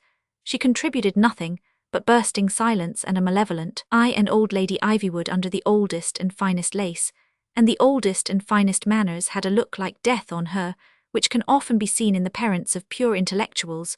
She had that face of a lost mother that is more pathetic than the face of a lost child. "And what are you going to delight us with today?" Lady Enid was asking of the prophet. "My lecture," answered Miss Usra gravely, "is on the It was part of a simplicity really respectable in him, that he never saw any incongruity in the arbitrary and isolated texts or symbols out of which he spun his thousand insane theories." Lady Enid endured the impact of this singular subject for debate without losing that expression of wistful sweetness which she wore on principle when talking to such people. "The pig, he is a large subject," continued the prophet, making curves in the air, as if embracing some particularly prized specimen. "He includes many subjects. It is to me very strange that the Christians should so laugh and be surprised, because we hold ourselves to be defiled by pork, we and also another of the peoples of the book. But surely you Christians yourselves consider the pig as a manner of pollution, since it is your most usual expression of your despising of your very great dislike. You say swine, my dear lady, you do not say animals far more unpopular, such as the alligator." "I see," said the lady, "how wonderful." "If you are annoyed," went on the encouraged and excited gentleman, "if you are annoyed with anyone with a what, you say a lady's maid, you do not say to her horse, you do not say to her camel." "Ah no," said Lady Enid earnestly. "Pig of a lady's maid, you say in your colloquial English," continued the prophet triumphantly. "And yet this great and awful pig, this monster, whose very name when whispered you think will wither all your enemies, you allow, my dear lady, to approach yet closer to you, you incorporate this great pig in the substance of your own person."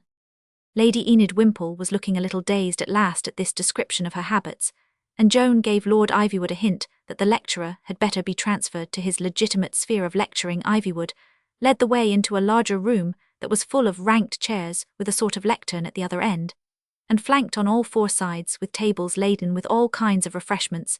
It was typical of the strange, half-fictitious enthusiasm and curiosity of that world that one long table was set out entirely with vegetarian foods, especially of an Eastern sort, like a table spread in the desert for a rather fastidious Indian hermit, but that tables covered with game patties, lobster and champagne were equally provided, and very much more frequented. Even Mr. Hibbs, who would honestly have thought entering a public-house more disgraceful than entering a brothel, could not connect any conception of disgrace with Lord Ivywood's champagne. For the purpose of the lecture was not wholly devoted to the great and awful pig, and the purpose of the meeting even less. Lord Ivywood, the white furnace of whose mind was always full of new fancies hardening into ambitions, wanted to have a debate on the diet of East and West, and felt that Miss Usra might very appropriately open with an account of the Moslem veto on pork or other coarse forms of flesh food. He reserved it to himself to speak second. The prophet began indeed with some of his dizziest flights. He informed the company that they, the English, had always gone in hidden terror and loathing of the pig as a sacred symbol of evil. He proved it by the common English custom of drawing a pig with one's eyes shut. Lady Joan smiled, and yet she asked herself, in a doubt that had been darkening round her about many modern things lately, whether it was really much more fanciful than many things the scientists told her as the traces of marriage by capture, which they found in that ornamental and even frivolous being the best man. He said that the dawn of greater enlightenment is shown in the use of the word gammon, which still expresses disgust at the porcine image, but no longer fear of it, but rather a rational disdain and disbelief. "Rowley," said the prophet solemnly, and then after a long pause, "Powley gammon and spinach." Lady Joan smiled again, but again asked herself if it was much more far-fetched than a history book she had read, which proved the unpopularity of Catholicism in Tudor times from the word hocus pocus. He got into a most amazing labyrinth of philology between the red primeval sins of the first pages of Genesis and the common English word ham, but again Joan wondered whether it was much wilder than the other things she had heard said about primitive man by people who had never seen him. He suggested that the Irish were set to keep pigs because they were a low and defiled caste, and the serfs of the pig-scorning Saxon, and Joan thought it was about as sensible as what the dear old archdeacon had said about Ireland years ago, which had caused an Irishman of her acquaintance to play the Shan Van Vart, and then smash the piano. Joan Brett had been thoughtful for the last few days. It was partly due to the scene in the turret, where she had struck a sensitive and artistic side of Philip Ivywood she had never seen before, and partly to disturbing news of her mother's health, which though not menacing made her feel hypothetically how isolated she was in the world on all previous occasions. She had merely enjoyed the mad lecturer now at the reading desk today. She felt a strange desire to analyze him and imagine how a man could be so connected, and so convinced, and yet so wildly wide of the mark. As she listened carefully, looking at the hands in her lap, she began to think she understood.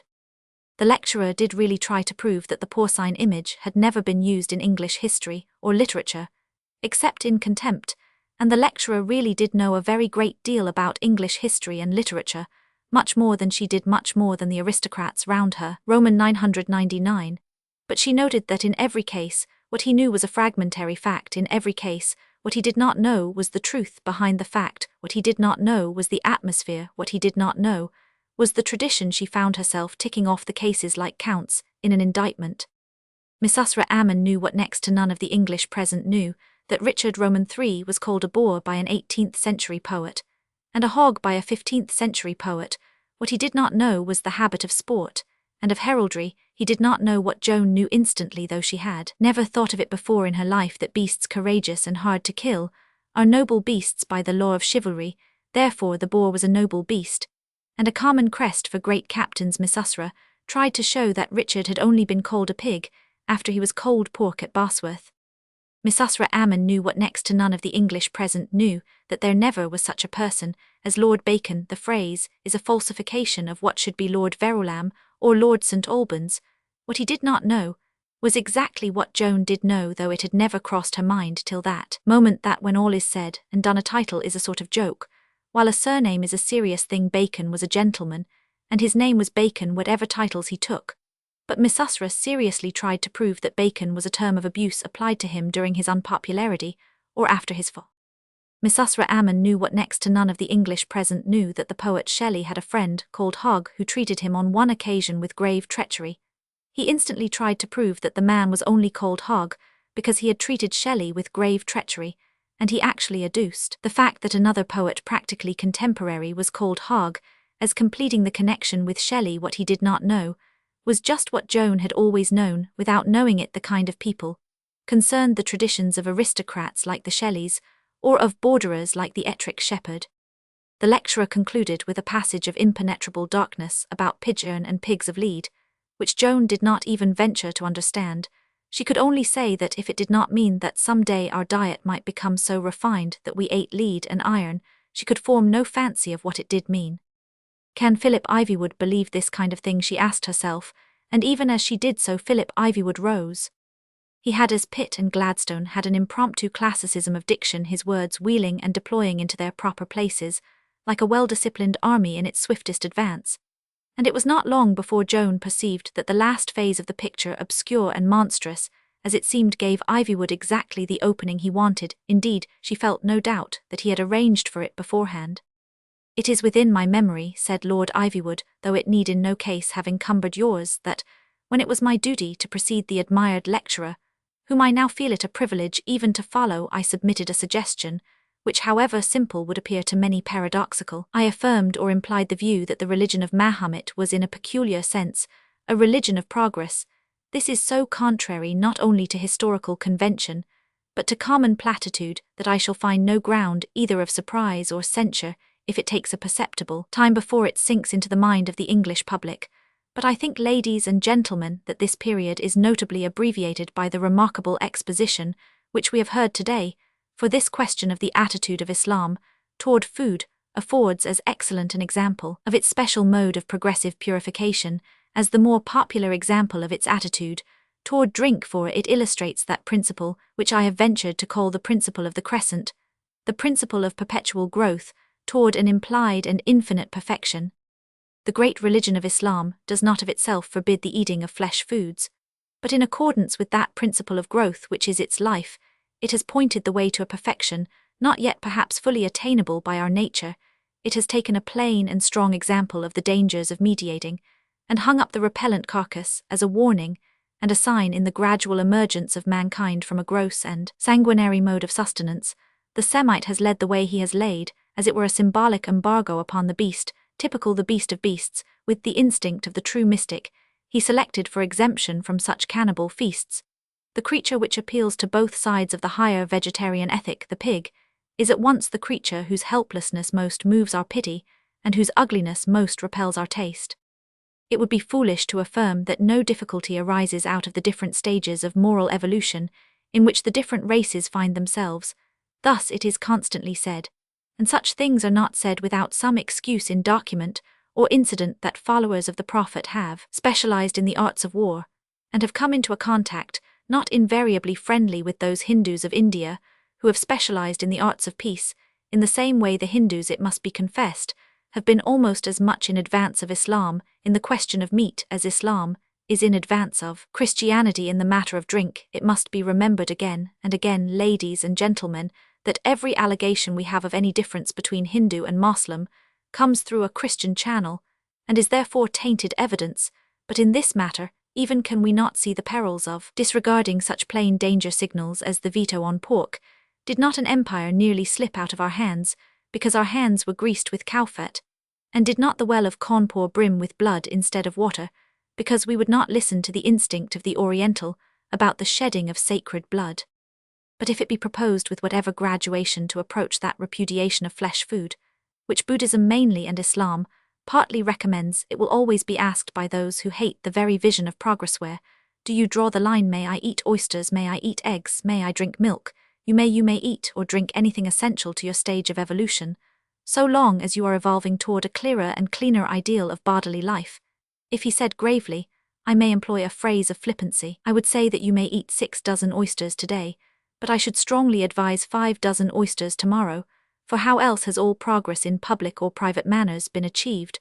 Would not the primitive cannibals be surprised at the strange distinction we draw between men and beasts? All historians pay high honor to the Huguenots, and the great Huguenot Prince Henry Quatre, none need deny that his aspiration that every Frenchman should have a chicken in his pot was for his period a high aspiration. It is no disrespect to him that we, mounting to higher levels and looking down longer perspectives, consider the chicken, and this august march of discovery passes figures higher than that of Henry of Navarre.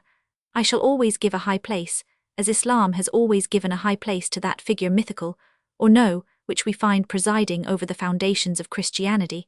I cannot doubt that the fable, incredible and revolting otherwise, which records the rush of swine into the sea, was an allegory of his early realization that a spirit evil indeed does reside in all animals, in so far as they tempt us to devour them.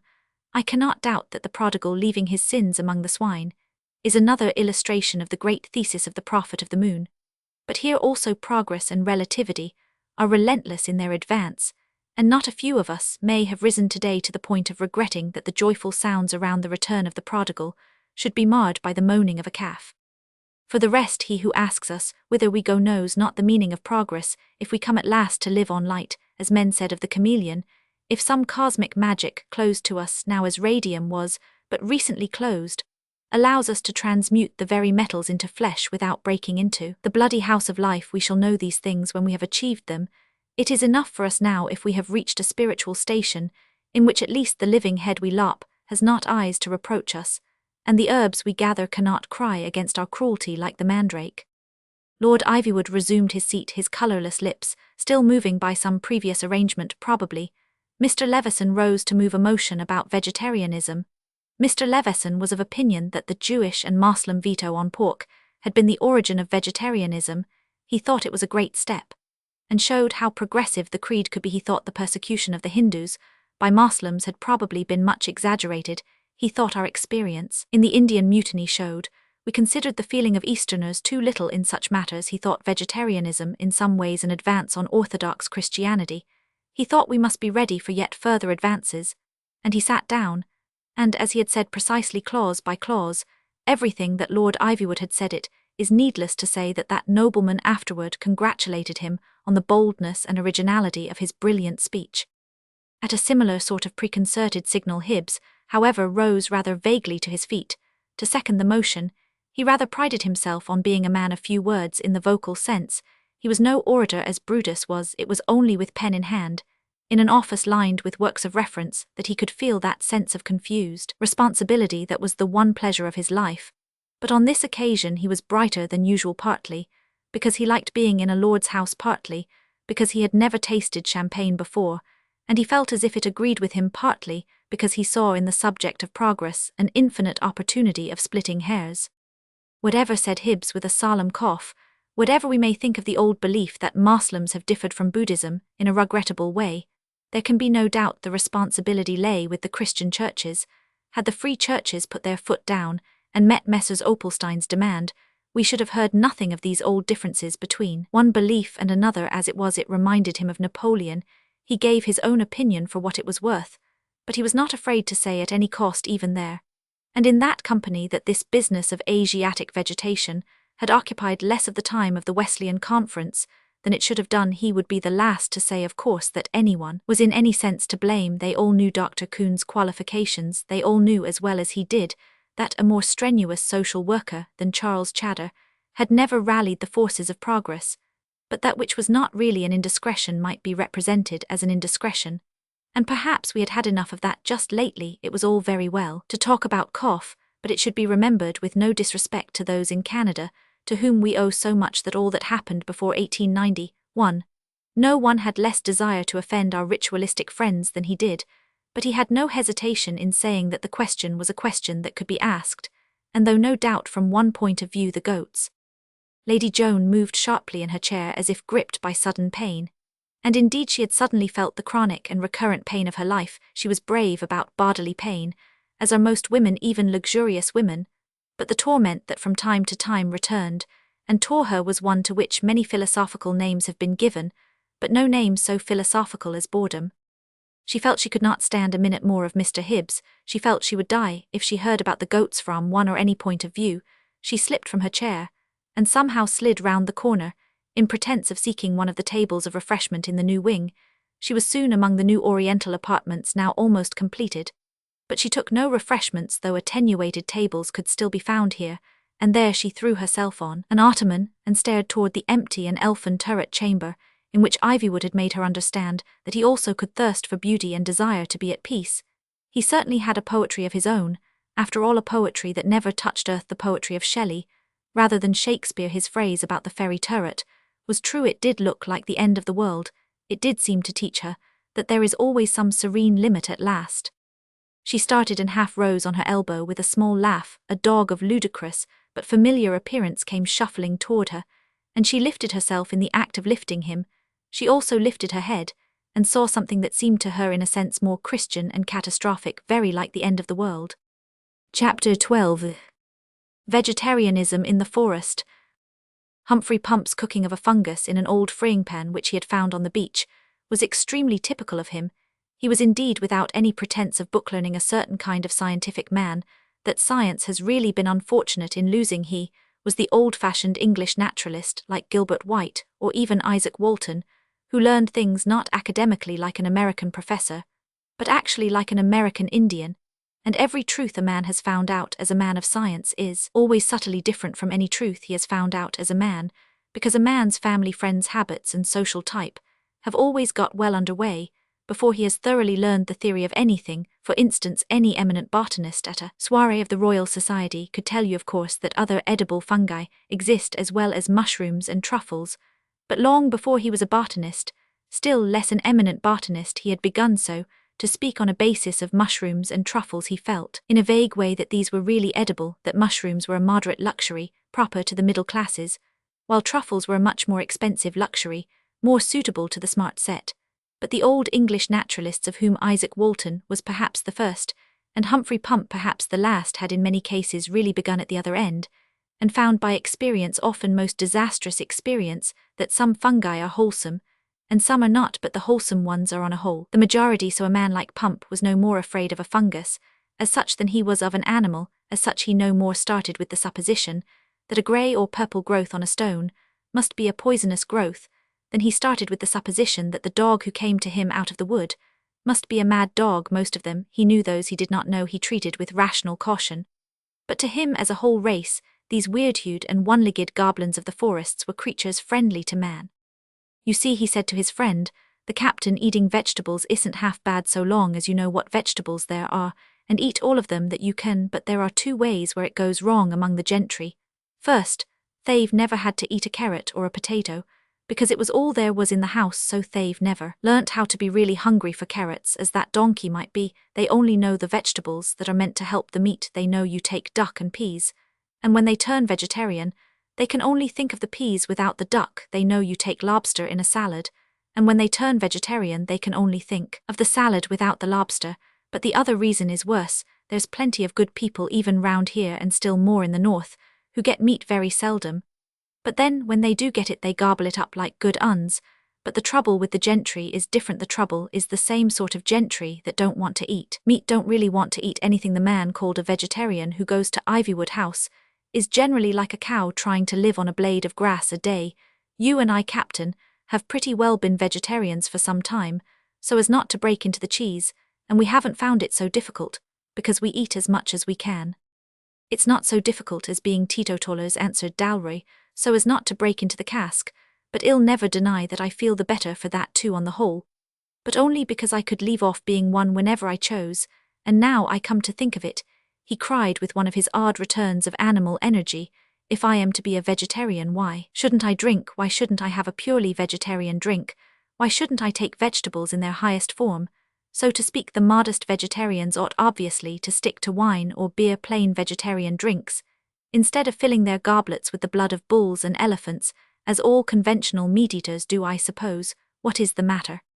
Nothing, answered Pump. I was looking out for somebody who generally turns up about this time, but I think I'm fast. I should never have thought so from the look of you, answered the captain, but what I am saying is that the drinking of decent fermented liquor is just simply the triumph of vegetarianism.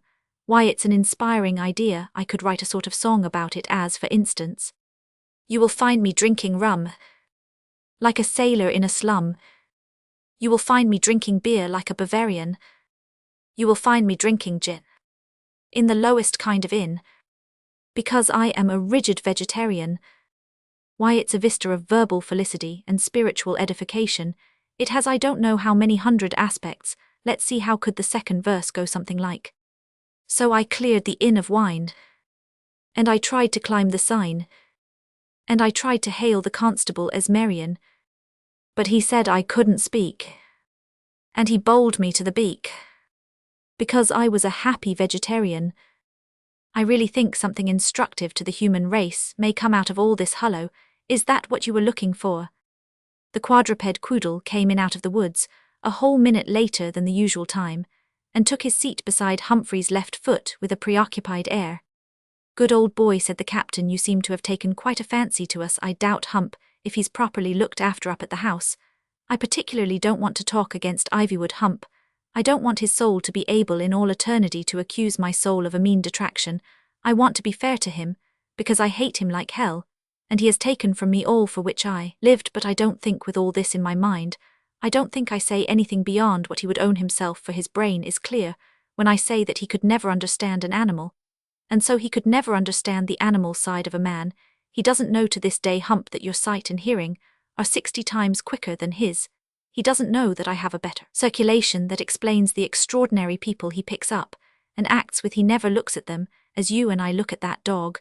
There was a fellow calling himself Gluck, who was mainly by Ivywood's influence, I believe his colleague, on the Turkish conferences, being supposed to represent Germany. My dear Hump, he was a man that a great gentleman like Ivywood ought not to have touched with a barge pole. It's not the race he was, if it was one race it's the sort he was, a coarse, common Levantan narc and eavesdropper. But you mustn't lose your temper, Hump.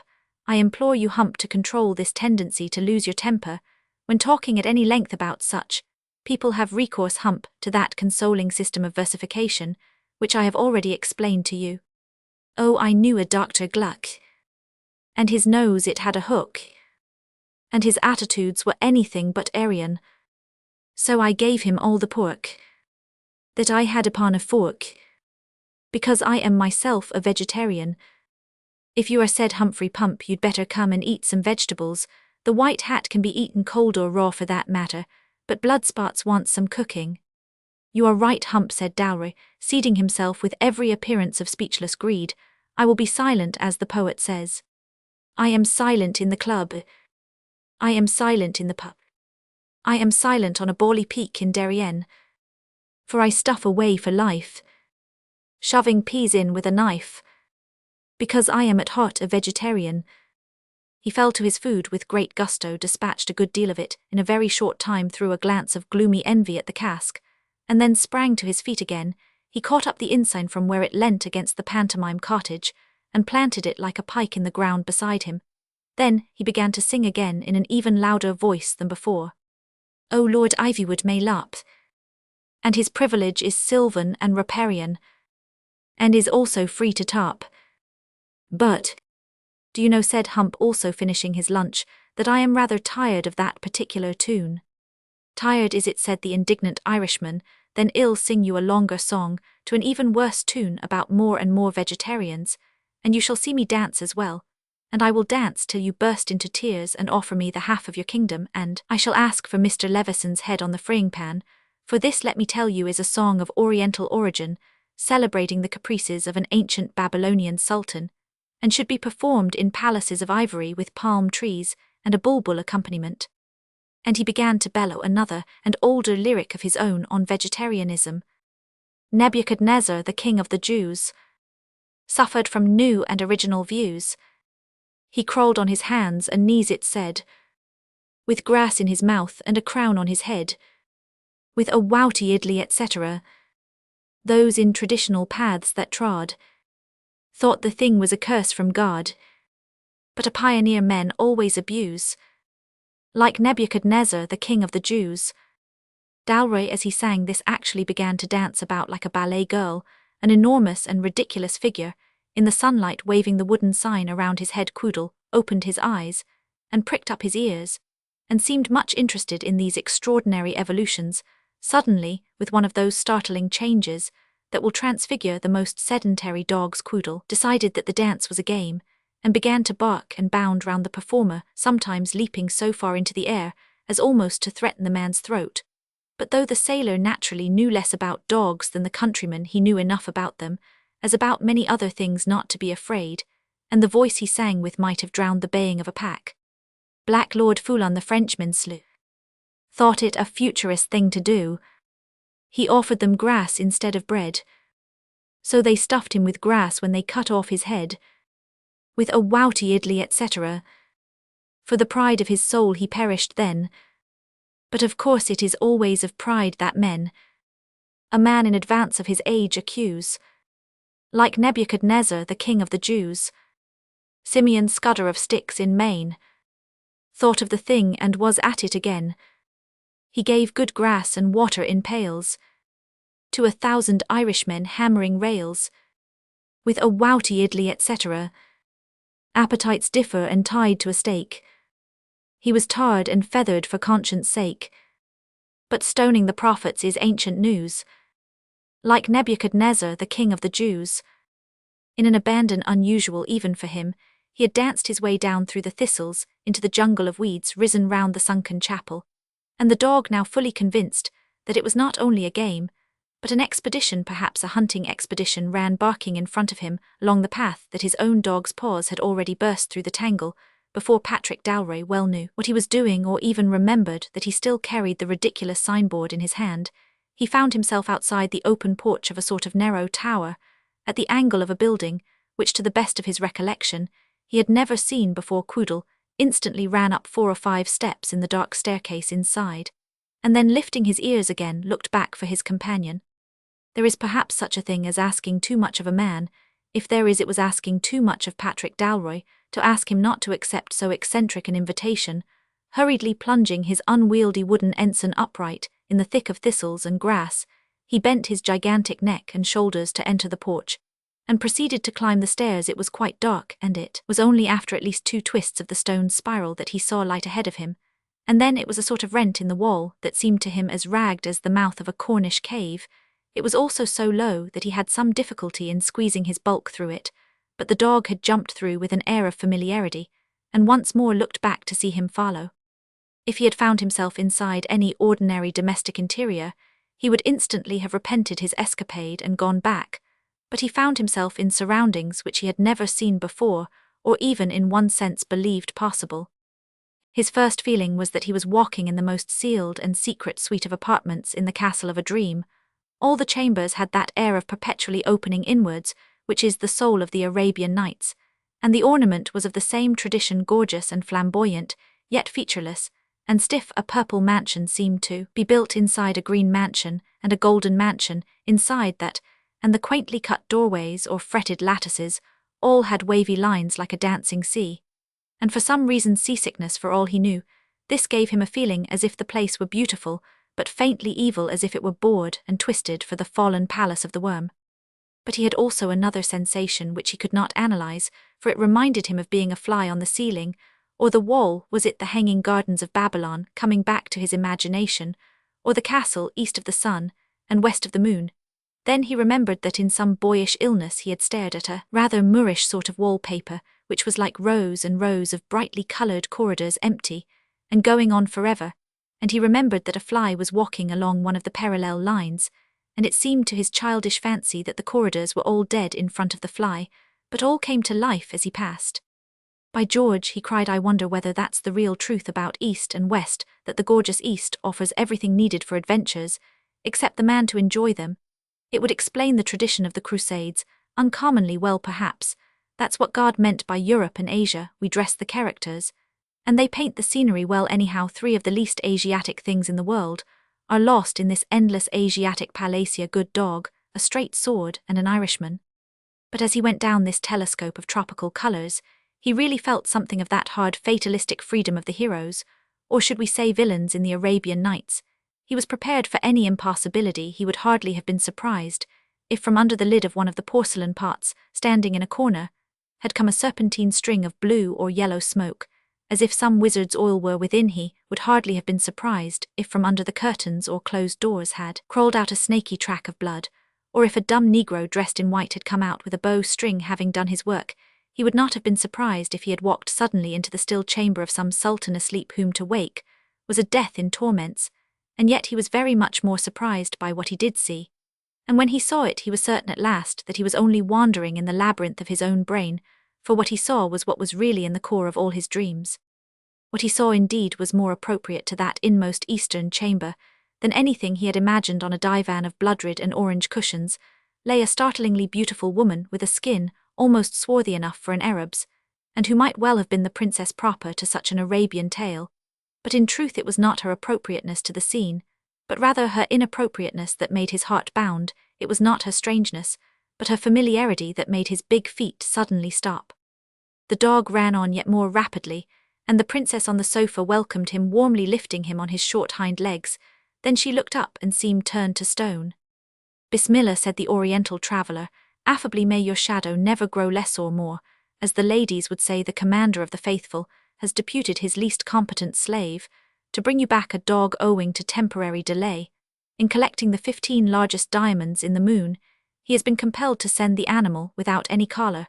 Those responsible for the delay will instantly be beaten to death with the tails of dragons. The frightful shock which had not yet left the lady's face brought him back to responsible speech. In short, he said, in the name of the prophet dog, I say, Joan, I wish this wasn't a dream. It isn't, said the girl, speaking for the first time, and I don't know yet whether I wish it was. Well, argued the dreamer, rationally, what are you any time if you're not a dreamer, a vision? And what are all these rooms if they aren't a dreamer, rather a nightmare? This is the new wing of Ivywood House, said the lady addressed, as Joan, speaking with great difficulty. Lord Ivywood has fitted them up in the Eastern style. He is inside conducting a most interesting debate in defence of Eastern vegetarianism. I only came out because the room was rather hot. Vegetarian, cried Dalroy with abrupt and rather unreasonable exasperation. That table seems to fall a bit short of vegetarianism. And he pointed to one of the long narrow tables, laid somewhere in almost all the central rooms, and loaded with elaborate cold meats and expensive wines. He must be liberal-minded, cried Joan, who seemed to be on the verge of something, possibly temper. He can't expect people suddenly to begin being vegetarians when they've never been before. It has been done, said Dalroy, tranquilly walking across to look at the table. I say, your ascetical friends seem to have made a pretty good hole in the champagne. You may not believe it, Joan, but I haven't touched what you call alcohol for a month. With which words he filled with champagne, a large tumbler intended for claret cup, and swallowed it at a draught. Lady Joan Brett stood up straight but trembling. "Now that's really wrong, Pat," she cried. "Oh, don't be silly, you know. I don't care about the alcohol, or all that, but you're in the man's house uninvited, and he doesn't know that wasn't like you." "He shall know all right," said the large man quietly. "I know the exact price of a tumbler of that champagne." And he scribbled some words in pencil on the back of a bill of fare on the table, and then carefully laid 3 shillings on top of it. "And there you do, Philip, the worst wrong of all," cried Lady Joan, flaming white. "You know as well as I do anyhow, that he would not take your money." Patrick Dalroy stood looking at her for some seconds with an expression on his broad and unusually open face, which she found utterly puzzling. "Curiously enough," he observed at last, and with absolutely even temper, "curiously enough, it is you who are doing Philip Ivywood a wrong. I think him quite capable of breaking England or creation. But I do honestly think he would never break his word, and what is more, I think the more arbitrary and literal his word had been, the more he would keep it. You will never understand a man like that, till you understand that he can have devotion to a definition, even a new definition. He can really feel about an amendment to an Act of Parliament, inserted at the last moment, as you feel about England or your mother." "Oh, don't philosophize," cried Joan. "Suddenly, can't you see this has been a shock?"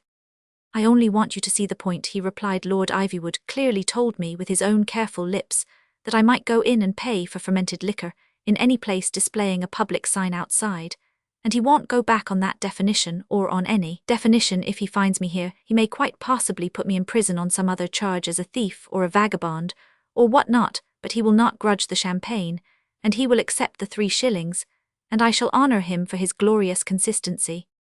"I don't understand," said Joan, "one word of what you are talking about. Which way did you come? How can I get you away? You don't seem to grasp that you're in Ivywood House."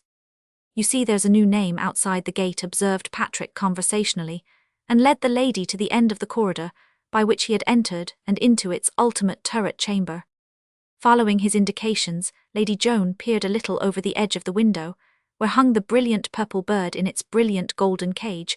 Almost immediately below, outside the entrance to the half-closed stairway, stood a wooden tavern sign as solid and still as if it had been there for centuries. "All back at the sign of the old ship, you see," said the captain. "Can I offer you anything in a ladylike way?" There was a vast impudence in the slight hospitable movement of his hand that disturbed Lady Joan's features with an emotion other than any that she desired to show. "Well," cried Patrick with a wild geniality, "I've made you laugh again, my dear." He caught her to him as in a whirlwind, and then vanished from the ferry turret like a blast, leaving her standing with her hand up to her wild black hair. Chapter 13. The Battle of the Tunnel. What Joan Brett really felt as she went back from the second tete-a-tete she had experienced in the turret, it is doubtful if anyone will ever know, but she was full of the pungent feminine instinct to drive at practice, and what she did clearly realize was the pencil writing Dalroy had left on the back of Lord Ivywood's menu. Heaven alone knew what it was, and as it pleased her profane temper to tell herself, she was not satisfied with heaven alone. Knowing, she went swiftly back with swishing skirts to the table where it had been left, but her skirts fell more softly, and her feet trailed slower and more in her usual manner as she came near the table, for standing at it was Lord Ivywood reading the card with tranquil lowered eyelids that set off perfectly the long and perfect oval of his face. He put down the card with a quite natural action, and seeing Joan, smiled at her in his most sympathetic way. "So you've come out too," he said. "So have I. It's really too hot for anything. Dr. Gluck is making an uncommonly good speech, but I couldn't stop even for that. Don't you think my Eastern decorations are rather a success, after all? A sort of vegetarianism in design, isn't it?" He led her up and down the corridors, pointing out lemon-colored crescents or crimson pomegranates in the scheme of ornament with such utter detachment that they twice passed the open mouth of the hall of debate, and Joan could distinctly hear the voice of the diplomatic Gluck saying, "Indeed, we owe our knowledge of the pollution of the pork primarily to the juice, and not the mothlemps. I do not thare that prejudice against the juice which ith too common in my family, and all the aristocratic and military Pruthian familyeth. I think we Pruthian aristocrats owe everything to the juice have given to our old Teutonic rugged virtue, just that touch of refinement, just that intellectual superiority which—" And then the voice would die away behind, as Lord Ivywood lectured luxuriantly and very well on the peacock tail in decoration, or some more extravagant Eastern version of the Greek key, but the third time they turned they heard the noise of subdued applause, and the breaking up the meeting, and people came pouring forth. With stillness and swiftness, Ivywood pitched on the people he wanted, and held them. He buttonholed Leveson, and was evidently asking him to do something which neither of the two liked doing. "If your lordship insists," she heard Leveson whispering, "of course I will go myself, but there is a great deal to be done here with your lordship's immediate matters, and if there were anyone else." If Philip Lord Ivywood had ever looked at a human being in his life, he would have seen that J. Leveson's secretary was suffering from a very ancient human malady, excusable in all men, and rather more excusable in one who has had his top hat smashed over his eyes, and has run for his life as it was. He saw nothing, but merely said, "Oh well, get someone else. What about your friend Hibbs?" Leveson ran across to Hibbs, who was drinking another glass of champagne at one of the innumerable buffets. Hibbs said, "Leveson rather nervously, will you do Lord Ivywood a favour? He says you have so much tact, it seems possible that a man may be hanging about the grounds, just below that turret there. He is a man. It would certainly be Lord Ivywood's public duty to put into the hands of the police, if he is there. But then again, he is quite capable of not being there at all. I mean of having sent his message from somewhere else, and in some other way. Naturally, Lord Ivywood doesn't want to alarm the ladies and perhaps turn the laugh against himself by getting up a sort of police raid about nothing. He wants some sensible, tactful friend of his to go down and look round the placettes, a sort of disused garden, and report if there's anyone about. I'd go myself, but I am wanted here." Hibbs nodded and filled another glass. "But there's a further difficulty," went on Leveson. "He's a clever brute. It seems a remarkable and a dangerous man were his lordship's words, and it looks as if he'd spotted a very good hiding place, a disused tunnel leading to the sands just beyond the disused garden and chapel. It's a smart choice, you see, for he can bolt into the woods if anyone comes from the shore, or on to the shore if anyone comes from the woods.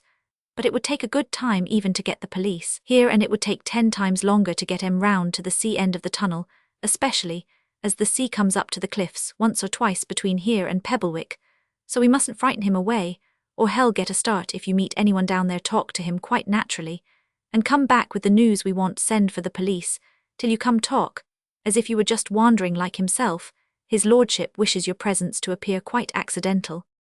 "Wishes my presence to appear quite accidental," repeated Hibbs gravely. When the feverish Leveson had flashed off satisfied, Hibbs took a glass or two more of wine, feeling that he was going on a great diplomatic mission to please a lord. Then he went through the opening, picked his way down the stair, and somehow found his way out into the neglected garden and shrubbery. It was already evening, and an early moon was brightening over the sunken chapel with its dragon-coloured scales of fungus. The night breeze was very fresh, and had a marked effect on Mr. Hibbs. He found himself taking a meaningless pleasure in the scene, especially in one fungus that was white with brown spots. He laughed shortly to think that it should be white with brown spots. Then he said with carefully accurate articulation, "His lordship wishes my presence to appear quite accidental." Then he tried to remember something else that Leveson had said. He began to wade through the waves of weed and thorn past the chapel, but he found the soil much more uneven and obstructive than he had supposed. He slipped and sought to save himself by throwing one arm round a broken stone angel at a corner of the heap of Gothic fragments, but it was loose and rocked in its socket. Mr. Hibbs presented for a moment the appearance of waltzing with the angel in the moonlight, in a very amorous and irreverent manner. Then the statue rolled over one way, and he rolled over the other and lay on his face in the grass, making inaudible remarks. He might have lain there for some time, or at least found some difficulty in rising, but for another circumstance, the dog Quoodle, with characteristic officiousness, had followed him down the dark stairs and out of the doorway, and finding him in this unusual posture, began to bark as if the house were on fire. This brought a heavy human footstep from the more hidden parts of the copse, and in a minute or two, the large man with the red hair was looking down at him in undisguised wonder. Hibbs said in a muffled voice, which came obscurely from under his hidden face, "Wish my presence to appear quite accidental." "It does," said the captain. "Can I help you up? Are you hurt?" He gently set the prostrate gentleman on his feet, and looked genuinely concerned. The fall had somewhat sobered Lord Ivywood's representative, and he really had a red graze on the left cheek that looked more ugly than it was. "I am so sorry," said Patrick Dalry cordially. "Come and sit down in our camp. My friend Pump will be back presently, and he's a capital doctor." His friend Pump may or may not have been a capital doctor, But the captain himself was certainly a most inefficient one. So small was his talent for diagnosing the nature of a disease at sight, that having given Mr. Hibbs a seat on a fallen tree, by the tunnel, he proceeded to give him in mere automatic hospitality a glass of rum. Mr. Hibbs' eyes awoke again when he had sipped it, but they awoke to a new world. "Whatever may be our individual opinions," he said, and looked into space with an expression of humorous sagacity. He then put his hand hazily in his pocket, as if to find some letter he had to deliver. He found nothing but his old journalistic notebook, which he often carried when there was a chance of interviewing anybody. The feel of it under his fingers changed the whole attitude of his mind. He took it out and said, "And what would you say of vegetarianism, Colonel Pump?" "I think it palls," replied the recipient of this complex title, staring. "Shall we say?" asked Hibbs, brightly turning a leaf in his notebook. "Shall we say long been strong vegetarian by conviction?" "No, I have only once been convicted," answered Dalroy with restraint, "and I hope to lead a better life when I come out." "Hopes lead better life," murmured Hibbs, writing eagerly with the wrong end of his pencil. "And what would you say was best vegetable food for really strong vegetarian by conviction?" "Thistles," said the captain wearily, "but I don't know much about it, you know." "Lord Ivywood strong vegetarian by conviction," said Mr. Hibbs, shaking his head. "With unction, Lord Ivywood says tact talk to him naturally. And so I do, that's what I do, talk to him naturally." Humphrey Pump came through the clearer part of the wood, leading the donkey who had just partaken of the diet recommended to a vegetarian by conviction. The dog sprang up and ran to them. Pump was perhaps the most naturally polite man in the world, and said nothing, but his eyes had accepted with one snap of surprise the other fact, also not unconnected with diet, which had escaped Dalroy's notice when he administered rum as a restorative. "Lord Ivywood says," murmured the journalistic diplomatist, "Lord Ivywood says talk, as if you were just wandering. That's it, that's tact, that's what I've got to do, talk, as if I was just wandering long way round to other end tunnel, see, and cliffs Don's foes, they can swim." He seized his notebook again, and looked in vain for his pencil. "Good subject correspondence, can policemen swim?" "Policemen," said Dalroy in a dead silence. The dog looked up and the innkeeper did not. "Get to Ivywood one thing," reasoned the diplomatist, "get policemen beach other end other thing, no good, do one thing, no do other thing, no goo do other thing, no do other thing, wish my presence appear quite accidental haw." "Ill harness the donkey," said Pump. "Will he go through that door?" asked Dalroy with a gesture toward the entrance of the rough boarding with which they had faced the tunnel, "or shall I smash it all at once?" "He'll go through all right," answered Pump. "I saw to that when I made it, and I think he'll get him to the safe end of the tunnel. Before I load him up, the best thing you can do is to pull up one of those saplings to bar the door with. That'll delay them a minute or two, though I think we've got warning in pretty easy time." He led his donkey to the cart, and carefully harnessed the donkey like all men cunning in the old healthy sense. He knew that the last chance of leisure ought to be leisurely in order that it may be lucid. Then he led the whole equipment through the temporary wooden door of the tunnel, the inquisitive Quoodle of course following at his heels. "Excuse me if I take a tree," said Dalroy politely to his guest, like a man reaching across another man for a match, and with that he rent up a young tree by its roots, as he had done in the Island of the Olives, and carried it on his shoulder like the club of Hercules. Up in Ivywood House, Lord Ivywood had telephoned twice to Pebblewick. It was a delay he seldom suffered, and though he never expressed impatience in unnecessary words, he expressed it in unnecessary walking. He would not yet send for the police without news from his ambassador, but he thought a preliminary conversation with some police authorities he knew well might advance matters. Seeing Leveson rather shrunk in a corner, he wheeled round in his walk, and said abruptly, "You must go and see what has happened to Hibbs. If you have any other duties here, I authorize you to neglect them, otherwise, I can only say—" At this moment the telephone rang, and the impatient nobleman rushed for his delayed call with a rapidity he seldom showed. There was simply nothing for Leveson to do, except to do as he was told, or be sacked. He walked swiftly toward the staircase, and only stopped once at the table where Hibbs had stood and gulped down 2 goblets of the same wine. But let no man attribute to Mr. Leveson the loose and luxurious social motives of Mr. Hibbs. Mr. Leveson did not drink for pleasure. In fact, he hardly knew what he was drinking. His motive was something far more simple and sincere, a sentiment forcibly described in legal phraseology as going in bodily. He was partly nerved, but by no means reconciled to his adventure when he crept carefully down the stairs and peered about the thicket for any signs of his diplomatic friend. He could find neither sight nor sound to guide him, except a sort of distant singing, which greatly increased in volume of sound as he pursued it. The first words he heard seemed to run something like, "No more the milk of cows shall pollute my private house than the milk of the wild mares of the barbarian. I will stick to port and sherry, for they are so very, very vegetarian." Leveson did not know the huge and horrible voice in which these words were shouted, but he had a most strange and even sickening suspicion that he did know the voice, however altered the quavering and rather refined voice that joined in the chorus and sang, "Because they are so veggie vegetarian." Terror lit up his wits, and he made a wild guess at what had happened. With a gasp of relief, he realized that he had now good excuse for returning to the house. With the warning he ran there like a hare, still hearing the great voice from the woods like the roaring of a lion in his ear.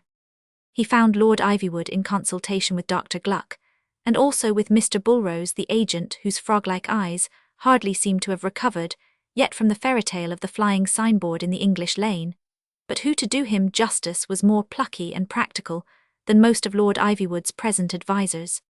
"I'm afraid Mr. Hibbs has inadvertently," stammered Leveson. "I'm afraid he has. Afraid the man is making his escape, my lord. You had better send for the police." Ivywood turned to the agent. "You go and see what's happening," he said simply. "I will come myself when I've rung them up, and get some of the servants up with sticks and things. Fortunately, the ladies have gone to bed." "Hullo, is that the police station?" Bulrose went down into the shrubbery, and had for many reasons less difficulty in crossing it than the hilarious Hibbs. The moon had increased to an almost unnatural brilliancy, so that the whole scene was like a rather silver daylight, and in this clear medium he beheld a very tall man with erect red hair, and a colossal cylinder of cheese carried under one arm, while he employed the other to wag a big forefinger at a dog with whom he was conversing. It was the agent's duty and desire to hold the man whom he recognized from the signboard mystery in play and conversation, and prevent his final escape. But there are some people who really cannot be courteous even when they want to be, and Mr. Bulrose was one of them. "Lord Ivywood," he said abruptly, "wants to know what you want. Do not, however, fall into the common error Quoodle Dalry was saying to the dog, whose unfathomable eyes were fixed on his face, of supposing that the phrase good dog is used in its absolute sense. A dog is good or bad negatively, to a limited scheme of duties created by human civilization." "What are you doing here?" asked Mr. Bulrose. "A dog, my dear Quoodle," continued the captain, "cannot be either so good or bad as a man. Nay, I should go farther. I would almost say a dog cannot be so stupid as a man. He cannot be utterly wanting as a dogus. Some men are as men." "Answer me, you there," roared the agent. "It is all the more pathetic," continued the captain, to whose monologue Quoodle seemed to listen with magnetized attention. "It is all the more pathetic because this mental insufficiency is sometimes found in the good, though there are, I should imagine, at least an equal number of opposite examples. The person standing a few feet off us, for example, is both stupid and wicked, but be very careful, Quoodle, to remember that any disadvantage under which we place him should be based on the moral, and not his mental defects. Should I say to you at any time, go for him, Quoodle, or hold him, Quoodle, be certain in your own mind, please, that it is solely because he is wicked, and not because he is stupid, that I am entitled to do so. The fact that he is stupid would not justify me in saying hold him, Quoodle, with the realistic intonation I now employ." "Curse you, call him off," cried Mr. Bulrose, retreating, for Quoodle was coming toward him with the bulldog part of his pedigree very prominently displayed like a pennon. "Should Mr. Bulrose find it expedient to climb a tree, or even a signpost," proceeded Dalroy, for indeed the agent had already clasped the pole of the old ship, which was stouter than the slender trees standing just around it, "you will keep an eye on him, Quoodle, and I doubt not constantly remind him that it is his wickedness, and not, as he might hastily be inclined to suppose, stupidity, that has placed him on so conspicuous an elevation." "Some of y'all wish yourself dead for this," said the agent, who was by this time clinging to the wooden sign like a monkey on a stick, while Quoodle watched him from below with an unsated interest. "Some of y'all see something. Here comes his lordship, and the police, I reckon."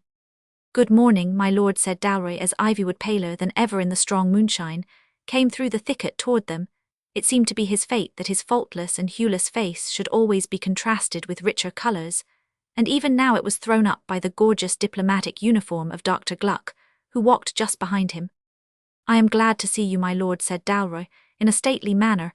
It is always so awkward doing business with an agent, especially for the agent. Captain Dalry, said Lord Ivywood with a more serious dignity, I am sorry we meet again like this, and such things are not of my seeking. It is only right to tell you that the police will be here in a moment. Quite time too, said Dalry, shaking his head. I never saw anything so disgraceful in my life. Of course I am sorry, it's a friend of yours, and I hope the police will keep Ivywood House out of the papers, but I won't be a party to one law for the rich and another for the poor, and it would be a great shame if a man in that state got off altogether merely because he had got the stuff at your house. I do not understand you, said Ivywood. What are you talking of? Why, of him, replied the captain with a genial gesture toward a fallen tree trunk that lay a yard or two from the tunnel wall. The poor chap. The police are coming for. Lord Ivywood looked at the forest log by the tunnel which he had not glanced at before, and in his pale eyes, perhaps for the first time, stood a simple astonishment. Above the log appeared two duplicate objects, which after a prolonged stare he identified as the soles of a pair of patent leather shoes offered to his gaze, as if demanding his opinion in the matter of resoling. They were all that was visible of Mr. Hibbs, who had fallen backward off his woodland seat, and seemed contented with his new situation. His lordship put up the pince-nez that made him look 10 years older, and said with a sharp steely accent, What is all this? The only effect of his voice upon the faithful Hibbs was to cause him to feebly wave his legs in the air in recognition of a feudal superior.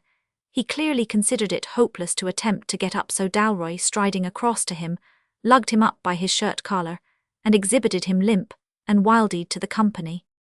You won't want many policemen to take him to the station, said the captain. I am sorry, Lord Ivywood, I'm afraid it's no use your asking me to overlook it again. We can't afford it, and he shook his head implacably.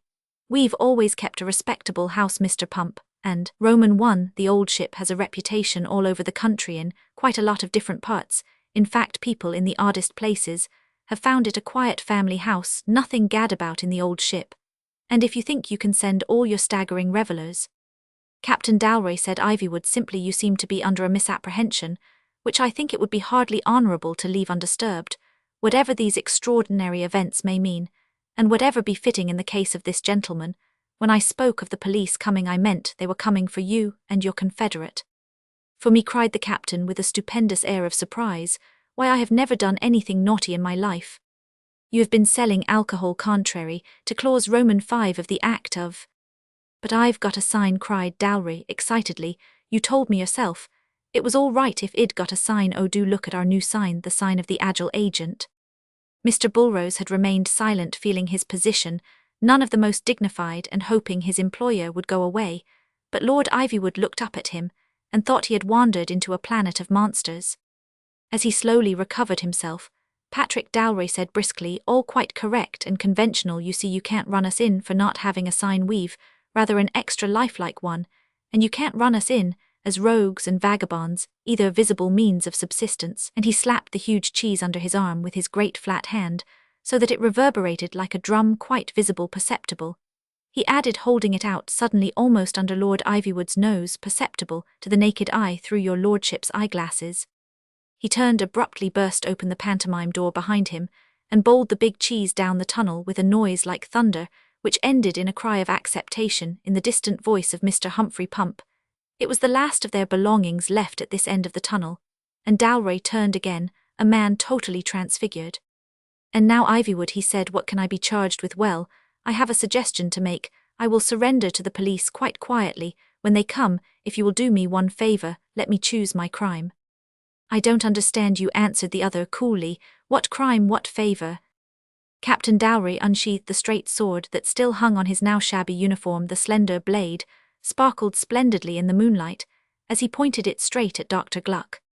Take away his sword from the little pawnbroker. He said it's about the length of mine, or well, change if you like. Give me 10 minutes on that strip of turf, and then it may be, Ivywood, that I shall be removed from your public path in a way a little worthier of enemies who have once been friends than if you tripped me up with Bow Street runners, of whose help every ancestor you have would have been ashamed. Or on the other hand, it may be that when the police come there will be something to arrest me for. There was a long silence, and the elf of irresponsibility peeped out again for an instant in Dalry's mind. Mr. Bulrose will see fair play for you from a throne above the lists.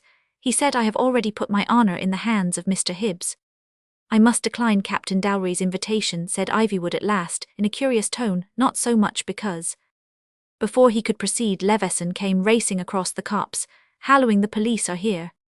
Dowry, who loved leaving everything to the last instant, tore up the sign with Bullrose literally hanging to it, shook him off like a ripe fruit, and then plunged into the tunnel, the clamorous Quoodle at his heels, before even Ivywood, the promptest of his party, could reach the spot. He had clashed to the wood door, and bolted it across with his wooden staple. He had not had time even to sheath his sword. "Break down this door," said Lord Ivywood calmly. "I noticed they haven't finished loading their cart." Under his directions, and vastly against their will, Bullrose and Leveson lifted the tree trunk vacated by Hibbs, and swinging it thrice as a battering-ram burst in the door, Lord Ivywood instantly sprang into the entrance. A voice called out to him quietly from the other end of the tunnel. There was something touching, and yet terrible, about a voice so human coming out of that inhuman darkness. If Philip Ivywood had been really a poet, and not rather its opposite, an aesthete, he would have known that all the past and people of England were uttering their oracle out of the cavern. As it was, he only heard a publican wanted by the police, yet even he paused, and indeed seemed spellbound. "My lord, I would like a word. I learned my catechism, and never was with the radicals. I want you to look at what you've done to me. You've stolen a house that was mine as that one's yours. You've made me a dirty tramp that was a man respected in church, and mark it now, you send me where I might have cells, or the cat, if I might make so bold. What do you suppose I think of you? Do you think, because you go up to London and settle it with lords in Parliament, and bring back a lot of papers and long words, that makes any difference to the man you do it, to buy what I can see you're just a bad and cruel master like those God punished in the old days, like Squire Varney, the weasels killed in Holy Woodwell parson always said one might shoot at robbers, and I want to tell your lordship," he ended respectfully, "that I have a gun." Ivywood instantly stepped into the darkness, and spoke in a voice shaken with some emotion, the nature of which was never certainly known. "The police are here," he said, "but I'll arrest you myself." A shot shrieked and rattled through the thousand echoes of the tunnel. Lord Ivywood's legs doubled and twisted under him, and he collapsed on the earth with a bullet above his knee. Almost at the same instant, a shout and a bark announced that the cart had started as a complete equipage. It was even more than complete, for the instant before it moved, Mr. Quoodle had sprung into it, and as it was driven off sat erect in it, looking solemn. Chapter 14. The creature that man forgets. Despite the natural hubbub round the wound of Lord Ivywood, and the difficulties of the police in finding their way to the shore, the fugitives of the Flying Inn must almost certainly have been captured, but for a curious accident which also flowed, as it happened, from the great Ivywood debate on vegetarianism. The comparatively late hour at which Lord Ivywood had made his discovery had been largely due to a very long speech, which Joan had not heard, and which was delivered immediately before the few concluding observations she had heard from Dr. Gluck. The speech was made by an eccentric, of course. Most of those who attended, and nearly all of those who talked, were eccentric in one way or another, but he was an eccentric of great wealth and good family, and Roman 1000p, a JP, a relation of Lady Enid, a man well known in art and letters, in short, a personality who could not be prevented from being anything he chose, from a revolutionist to a Bordorian wimple, had first become famous outside his own class under the fanciful title of the Poet of the Birds, a volume of verse expanding the several notes or cries of separate songbirds into fantastic soliloquies of these feathered philosophers, had really contained a great deal of ingenuity and elegance. Unfortunately, he was one of those who always tend to take their own fancies seriously, and in whose otherwise legitimate extravagance there is too little of the juice of jest. Hence, in his later works, when he explained the fable of the angel, by trying to prove that the fowls of the air were creatures higher than man, or the anthropoids, his manner was felt to be too austere. And when he moved an amendment to Lord Ivywood's scheme for the model village called Peaceways, urging that its houses should all follow the more hygienic architecture of nests hung in trees, many regretted that he had lost his light touch, but when he went beyond birds and filled his poems with conjectural psychology about all the zoological gardens, his meaning became obscure, and Lady Susan had even described it as his bad period. It was all the more uncomfortable reading because he poured forth the imaginary hymns, love songs, and war songs of the lower animals, without a word of previous explanation. Thus, if someone seeking for an ordinary drawing room song came on lines that were headed a desert love song, and which began, "Her head is high against the stars, her hump is heaved in pride," The compliment to the lady would at first seem startling, until the reader realized that all the characters in the idyll were camels, or if he began a poem simply entitled The March of Democracy, and found in the first lines, "Comrades marching evermore, fix your teeth in floor and door," he might be doubtful about such a policy for the masses, until he discovered that it was supposed to be addressed by an eloquent and aspiring rat to the social solidarity of his race. Lord Ivywood had nearly quarrelled with his poetic relative over the uproarious realism of the verses called a drinking song, until it was carefully explained to him that the drink was water, and that the festive company consisted of bisons. His vision of the perfect husband as it exists in the feelings of the young female walrus is thoughtful and suggestive, but would doubtless receive many emendations from anyone who had experienced those feelings. And in his sonnet called Motherhood, he has made the young scorpion consistent and convincing, yet somehow not wholly lovable in justice to him. However, it should be remembered that he attacked the most difficult cases on principle, declaring that there was no earthly creature that a poet should forget. He was of the blonde type of his cousin, with flowing fair hair and moustache, and a bright blue absent-minded eye. He was very well dressed in the carefully careless manner, with a brown velvet jacket, and the image on his ring of one of those beasts men worshipped in Egypt. His speech was graceful and well-worded and enormously long, and it was all about an oyster. He passionately protested against the suggestion of some humanitarians who were vegetarians in other respects, but maintained that organisms so simple might fairly be counted as exceptions. Man, he said, even at his miserable best, was always trying to excommunicate someone, citizen of the cosmos, to forget some one creature that he should remember now. It seemed that creature was the oyster. He gave a long account of the tragedy of the oyster, a really imaginative and picturesque account, full of fantastic fishes and coral crags, crawling and climbing, and bearded creatures, streaking the seashore and the green darkness in the cellars of the sea. "What a horrid irony it is," he cried, "that this is the only one of the lower creatures whom we call a native. We speak of him, and of him alone, as if he were a native of the country, whereas indeed he is an exile in the universe. What can be conceived more pitiful than the eternal frenzy of the impotent amphibian? What is more terrible than the tear of an oyster? Nature herself has sealed it with the hard seal of eternity. The creature man forgets bears against him a testimony that cannot be forgotten, for the tears of widows and of captives are wiped away at last like the tears of children. They vanish like the mists of morning, or the small pools after a flood. But the tear of the oyster is a pearl." The poet of the birds was so excited with his own speech that after the meeting he walked out with a wild eye to the motor car, which had been long awaiting him, the chauffeur giving some faint signs of relief. "Toward home for the present," said the poet, and stared at the moon with an inspired face. He was very fond of motoring, finding it fed him with inspirations, and he had been doing it from an early hour that morning. Having enjoyed a slightly lessened sleep, he had scarcely spoken to anybody until he spoke to the cultured crowd at Ivywood. He did not wish to speak to anyone for many hours, yet his ideas were racing. He had thrown on a fur coat over his velvet jacket, but he let it fly open, having long forgotten the coldness in the splendor of the moonstruck night. He realized only two things: the swiftness of his car, and the swiftness of his thoughts. He felt as it were a fury of omniscience. He seemed flying with every bird that sped or spun above the woods, with every squirrel that had leapt and tumbled within them, with every tree that had swung under and sustained the blast. Yet in a few moments he leaned forward and tapped the glass frontage of the car, and the chauffeur, suddenly squaring his shoulders, jarringly stopped the wheels. Dorian Wimpole had just seen something in the clear moonlight by the roadside which appealed both to this and to the other side of his tradition, something that appealed to Wimpole as well as to Dorian. Two shabby-looking men, one in tattered gaiters, and the other in what looked like the remains of fancy dress, with the addition of hair of so wild a red that it looked like a wig, were halted under the hedge, apparently loading a donkey cart. At least two rounded, rudely cylindrical objects, looking more or less like tubs, stood out in the road beside the wheels, along with a sort of loose wooden post that lay along the road beside them. As a matter of fact, the man in the old gaiters had just been feeding and watering the donkey, and was now adjusting its harness more easily, but Dorian Wimpole naturally did not expect that sort of thing from that sort of man.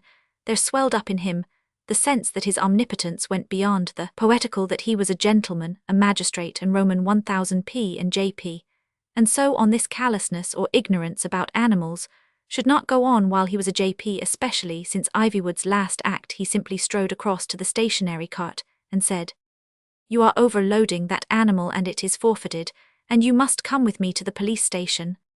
Humphrey Pump, who was very considerate to animals, and had always tried to be considerate to gentlemen, in spite of having put a bullet into one of their legs, was simply too astounded and distressed to make any answer at all. He moved a step or two backward, and stared with brown blinking eyes at the poet, the donkey, the cask, the cheese, and the signboard lying in the road.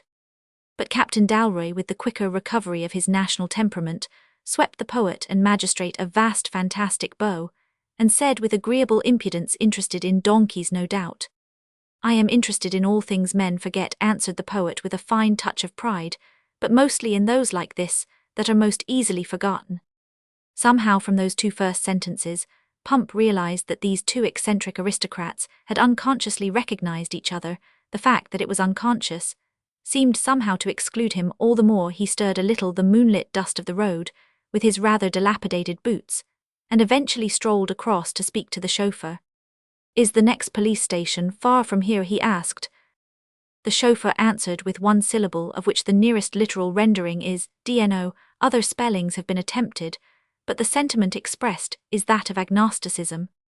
But something of special brutality of abbreviation made the shrewd and therefore sensitive Mr. Pump look at the man's face, and he saw it was not only the moonlight that made it white. With that dumb delicacy that was so English in him, Pump looked at the man again, and saw he was leaning heavily on the car with one arm, and saw that the arm was shaking. He understood his countrymen enough to know that whatever he said he must say in a careless manner. "I hope it's nearer to your place, you must be a bit done up." "Oh hell," said the driver and spat on the road. Pump was sympathetically silent, and Mr. Wimple's chauffeur broke out incoherently, as if in another place. "Blasted beauties o' Dibrike, and no breakfast, blasted lunch Hivywood, and no lunch, blasted black everlasting hours outside, while as is syke and champagne, and then it's a donkey." "You don't mean to say," said Pump in a very serious voice, "that you've had no food today?" "Ow no," replied the Cockney, with the irony of the deathbed. "Ow, of course not." Pump strolled back into the road again, picked up the cheese in his left hand, and landed it on the seat beside the driver.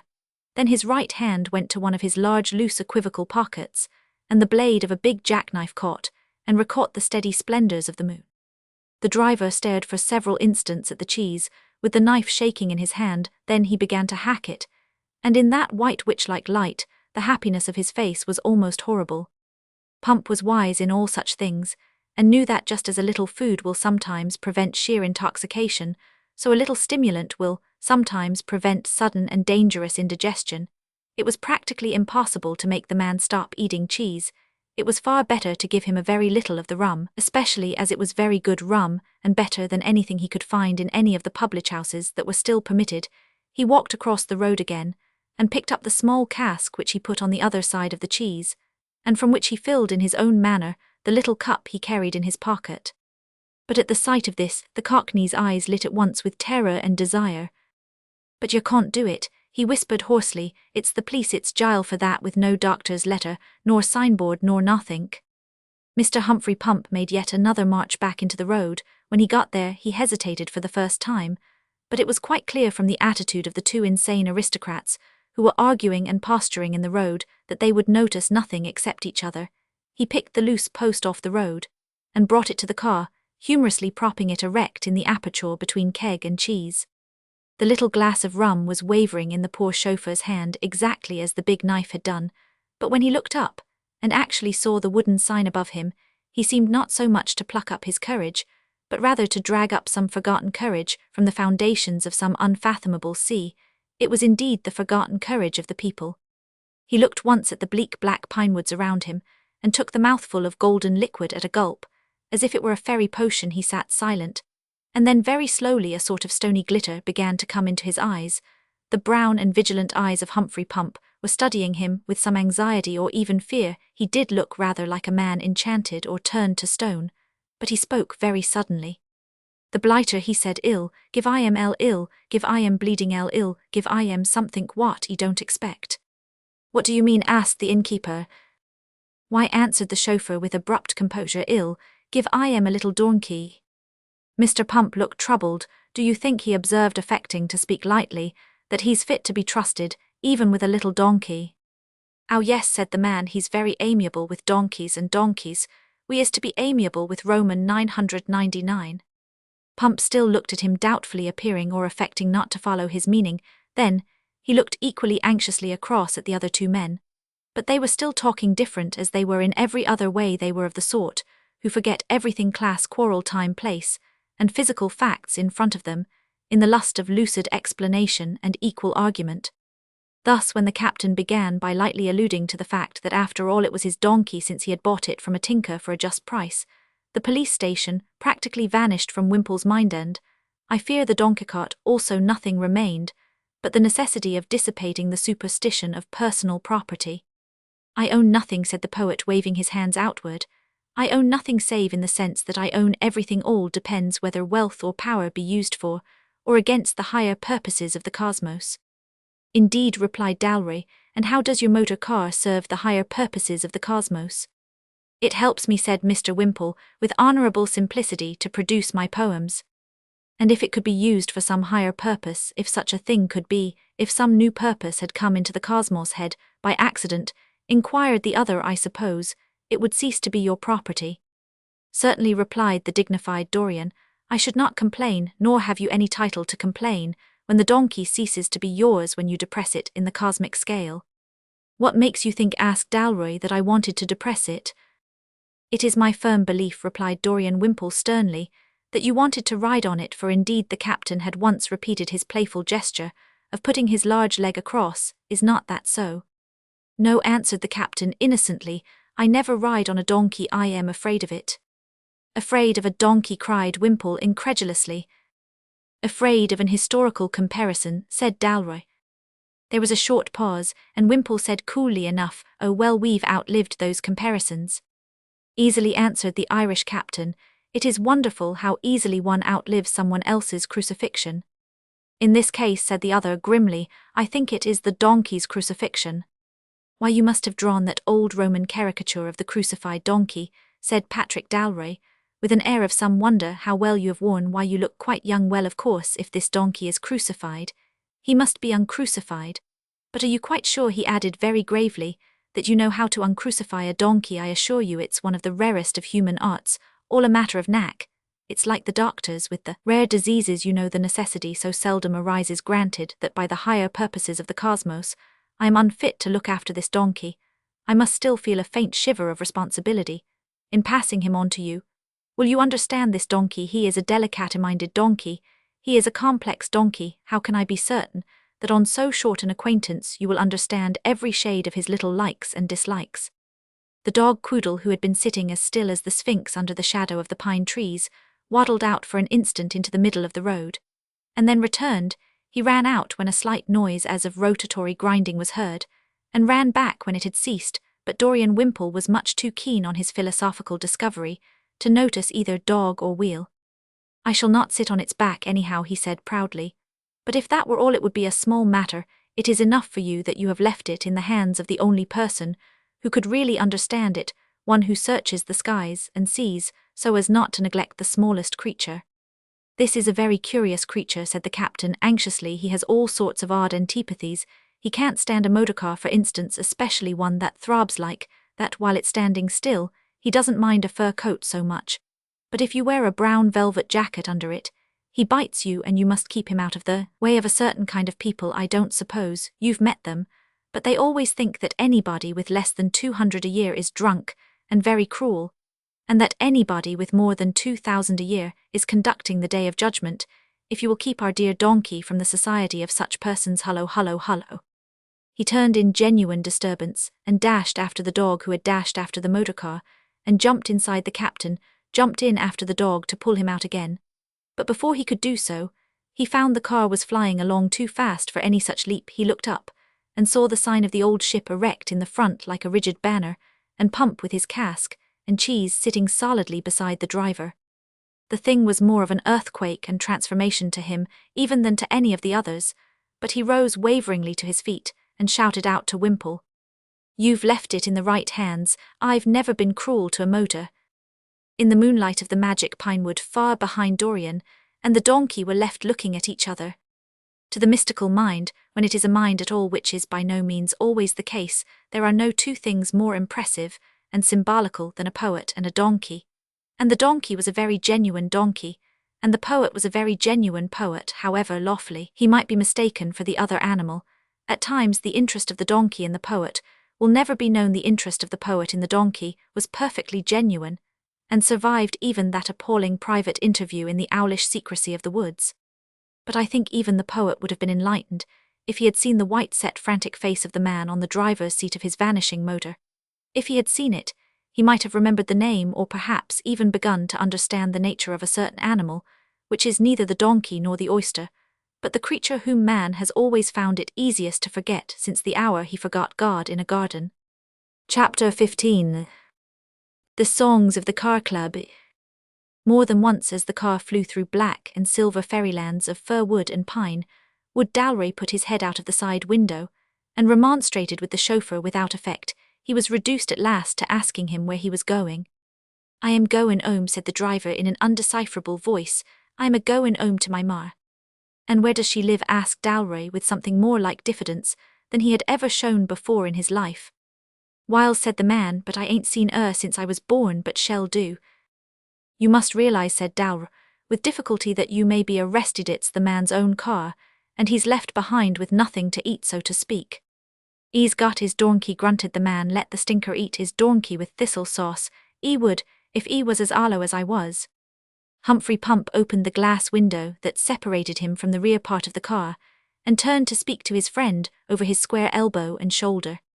"I'm afraid," he said, "he won't stop for anything just yet. He's as mad as Moody's aunt, as they say." "Do they say it?" asked the captain with a sort of anxiety. "They never said it in Ithaca." "Honestly, I think you'd better leave him alone," answered Pump with his sagacious face. "He'd just run us into a Scotch express like Dandy Mutton did when they said he was driving carelessly.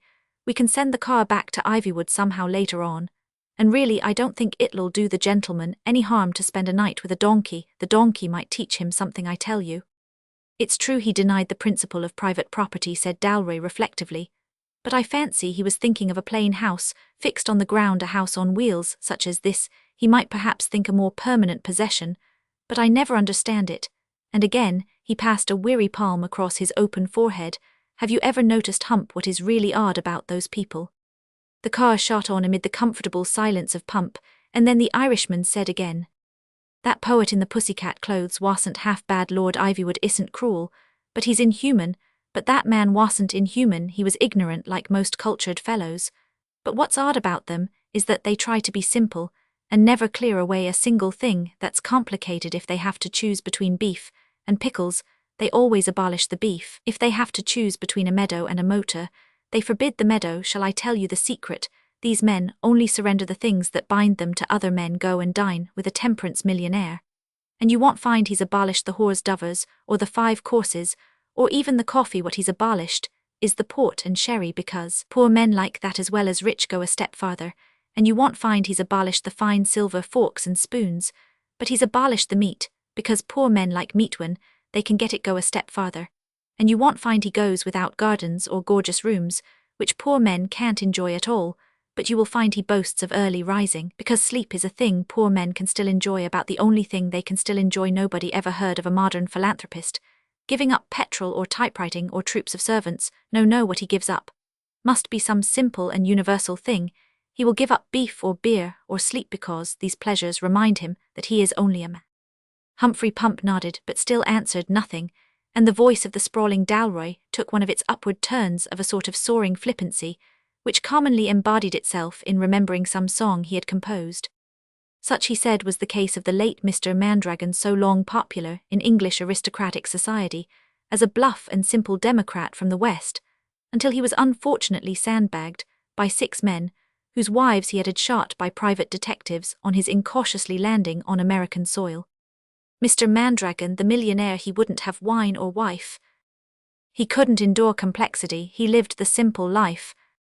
He ordered his lunch by megaphone in manly simple tones, and used all his motors for canvassing voters and 20 telephones, besides a dandy little machine, cunning and neat as ever was seen, with 100 pulleys and cranks between, made of iron and kept quite clean, to hoist him out of his healthful bed on every day of his life. and wash him and brush him and shave him and dress him to live the simple life.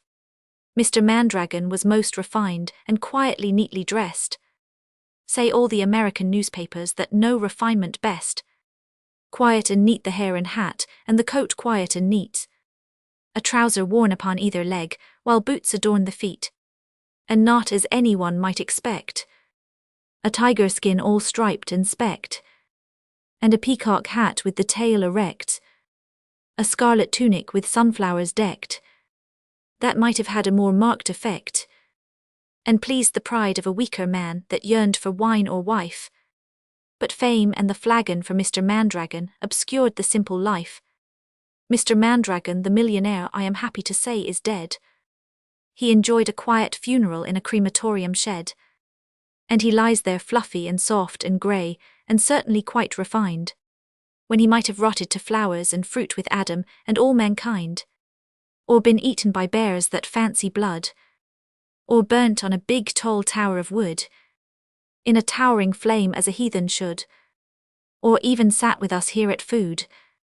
Merrily taking twopenny rum and cheese with a pocket knife. But these were luxuries lost for him that lived for the simple life. Mr. Pump had made many attempts to arrest this song, but they were as vain as all attempts to arrest the car. The angry chauffeur seemed indeed rather inspired to further energy by the violent vocal noises behind, and Pump again found it best to fall back on conversation. Well, Captain, he said amicably, I can't quite agree with you about those things. Of course you can trust foreigners too much as poor Thompson did, but then you can go too far the other way. Aunt Sarah lost £1,000 that way. I told her again and again he wasn't a nigger, but she wouldn't believe me, and of course that was just the kind of thing to offend an ambassador if he was an Austrian. It seems to me, Captain, you aren't quite fair to these foreign chaps. Take these Americans now. There were many Americans went by Pebblewick, you may suppose. But in all the lot, there was never a bad lot, never a nasty American, nor a stupid Americaner, well, never an American that I didn't rather like. I know, said Dalroy, you mean there was never an American who did not appreciate the old ship.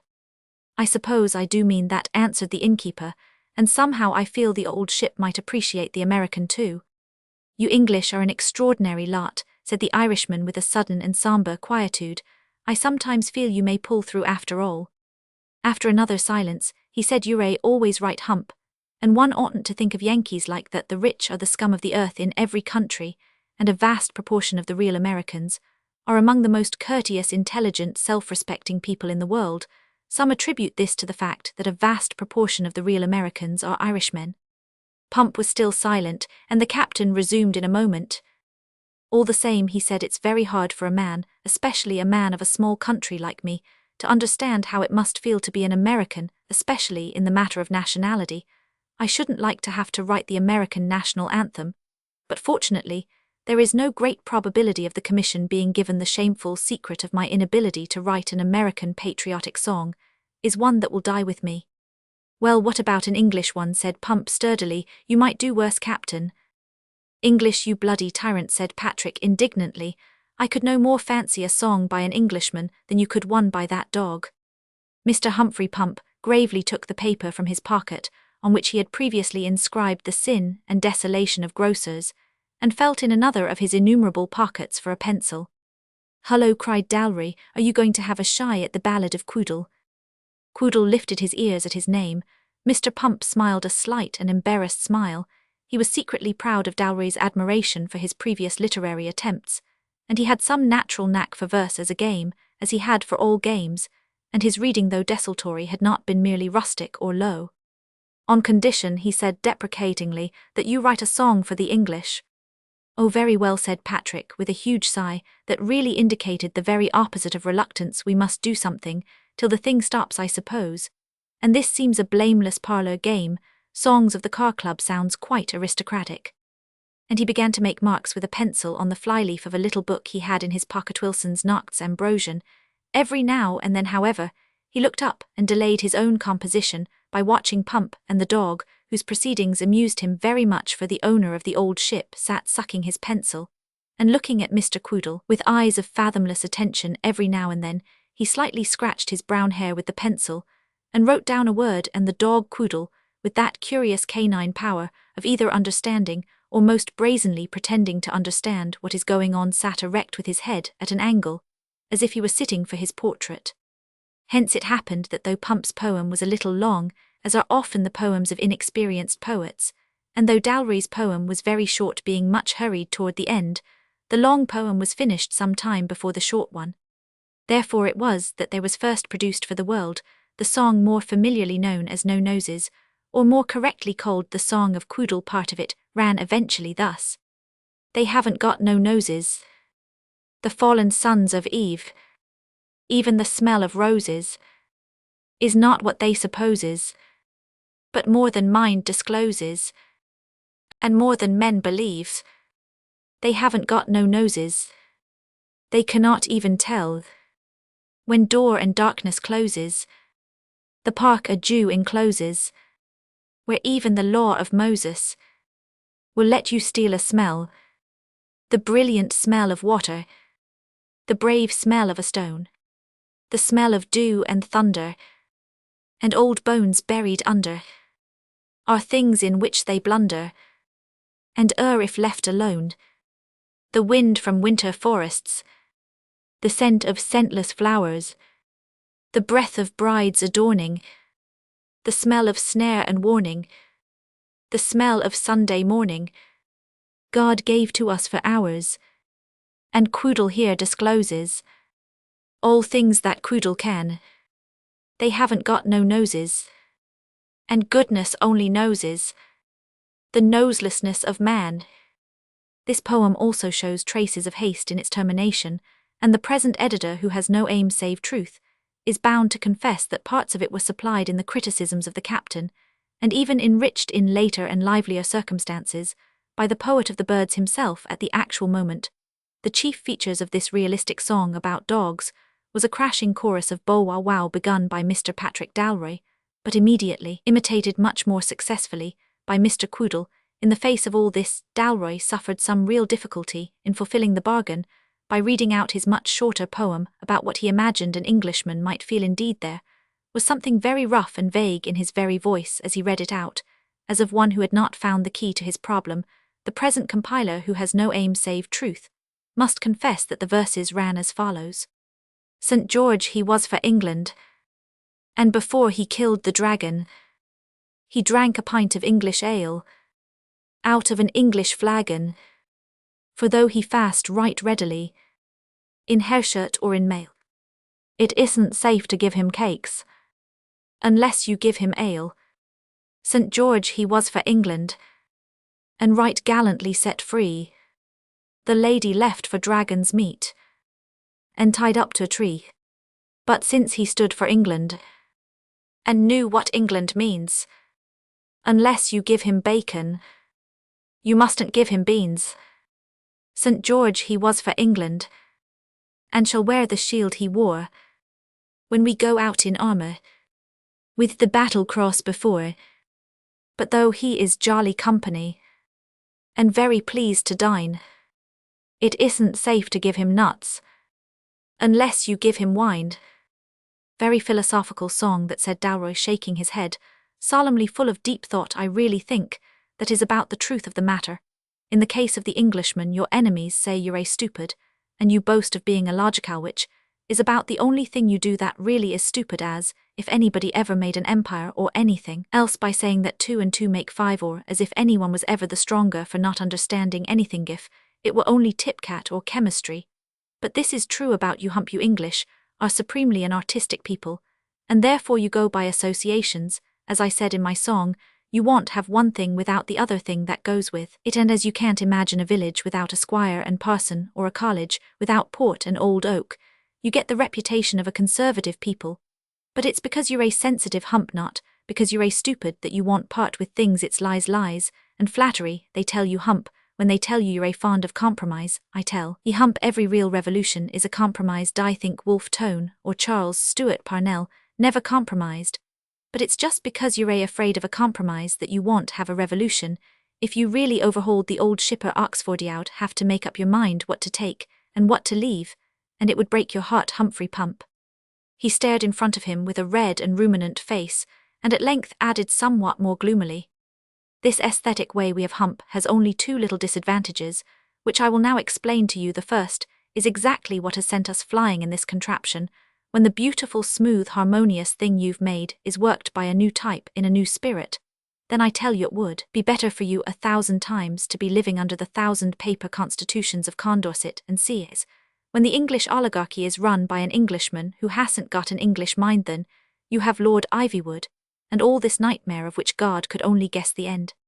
The car had beaten some roods of dust behind it, and he ended still more darkly. And the other disadvantage, my amiable aesthete, is this: if ever in blundering about the planet you come on an island in the Atlantic Atlantis, let us say which won't accept all your pretty picturito, which you can't give everything you will probably decide to give nothing. You will say in your hearts perhaps they will starve soon, and you will become for that island the deafest and the most evil of all the princes of the earth. It was already daybreak, and Pump, who knew the English boundaries almost by intuition, could tell even through the twilight that the tale of the little town they were leaving behind was of a new sort, the sort to be seen in the western border. The chauffeur's phrase about his mother might merely have been a music-hall joke, but certainly he had driven darkly in that direction. White morning lay about the grey, stony streets like spilt milk. A few proletarian early risers, wearier at morning than most men at night, seemed merely of opinion that it was no use crying over it. The 2 or 3 last houses, which looked almost too tired to stand upright, seemed to have moved the captain into another sleepy explosion. There are two kinds of idealists, as everybody knows, sir, must have thought of. There are those who idealize the real, and those who precious seldom realize the ideal. Artistic and poetical people, like the English, generally idealize the real. This I have expressed in a song which— No, really, protested the innkeeper. Really now, captain. This I have expressed in a song, repeated Dalroy, in an adamantine manner, which I will now sing with every circumstance of leisure, loudness, or any other. He stopped because the flying universe seemed to stop. Charging hedgerows came to a halt. As if challenged by the bugle, the racing forest stood rigid. The last few tottering houses stood suddenly at attention, for a noise like a pistol shot from the car itself had stopped all that race as a pistol shot might start any other. The driver clambered out very slowly and stood about in various tragic attitudes round the car. He opened an unsuspected number of doors and windows in the car, and touched things and twisted things and felt things.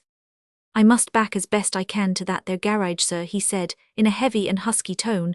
They had not heard from him before. Then he looked round on the long woods and the last houses, and seemed to gnaw his lip like a great general who has made a great mistake. His brow seemed as black as ever, yet his voice, when he spoke again, had fallen many further degrees toward its dull and daily tone. You see, this is a bit bad, he said. It'll be a beastly job, even at the best places, if I'm getting back at all. Getting back, repeated Dalroy, opening the blue eyes of a bull. Back where? Well, you see, said the chauffeur reasonably, I was bloody keen to show it was me drove the car, and not Roman 999. By a bit o' bad luck, I done damage to his car. Well, if you can stick in his car.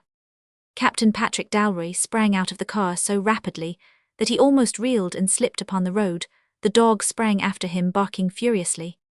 Hump, said Patrick quietly, I've found out everything about you. I know what always bothered me about the Englishman. Then, after an instant's silence, he said that Frenchman was right who said, I forget how he put it, that you marched to Trafalgar Square to rid yourself of your temper, not to rid yourself of your tyrant. Our friend was quite ready to rebel. Rushing away to rebel, sitting still, was too much for him. Do you read Punch? I am sure you do. Pump and Punch must be almost the only survivors of the Victorian age. Do you remember an old joke in an excellent picture representing 2 ragged Irishmen with guns waiting behind a stone wall to shoot a landlord? One of the Irishmen says the landlord is late, and adds, I hope no accidents happened to the poor gentleman. Well, it's all perfectly true. I knew that Irishman intimately, but I want to tell you a secret about him. He was an Englishman. The chauffeur had backed with breathless care to the entrance of the garage, which was next door to a milkman's, or merely separated from it by a black and lean lane, looking no larger than the crack of a door. It must, however, have been larger than it looked, because Captain Dalroy disappeared down it. He seemed to have beckoned the driver after him. At any rate, that functionary instantly followed. The functionary came out again, in an almost guilty haste, touching his cap and stuffing loose papers into his pocket. Then the functionary returned yet again from what he called the garage, carrying larger and looser things over his arm. All this did Mr. Humphrey Pump observe not without interest, the place remote, as it was evidently a rendezvous for motorists. Otherwise, a very tall motorist, throttled and masked, in the most impenetrable degree, would hardly have strolled up to speak to him, still less would the tall motorist have handed him a similar horrid disguise of wraps and goggles in a bundle over his arm. Least of all would any motorist, however tall, have said to him from behind the cap and goggles, "Put on these things, Hump, and then well go into the milk shop. I am waiting for the car. Which car, my seeker after truth? Why, the car I am going to buy for you to drive."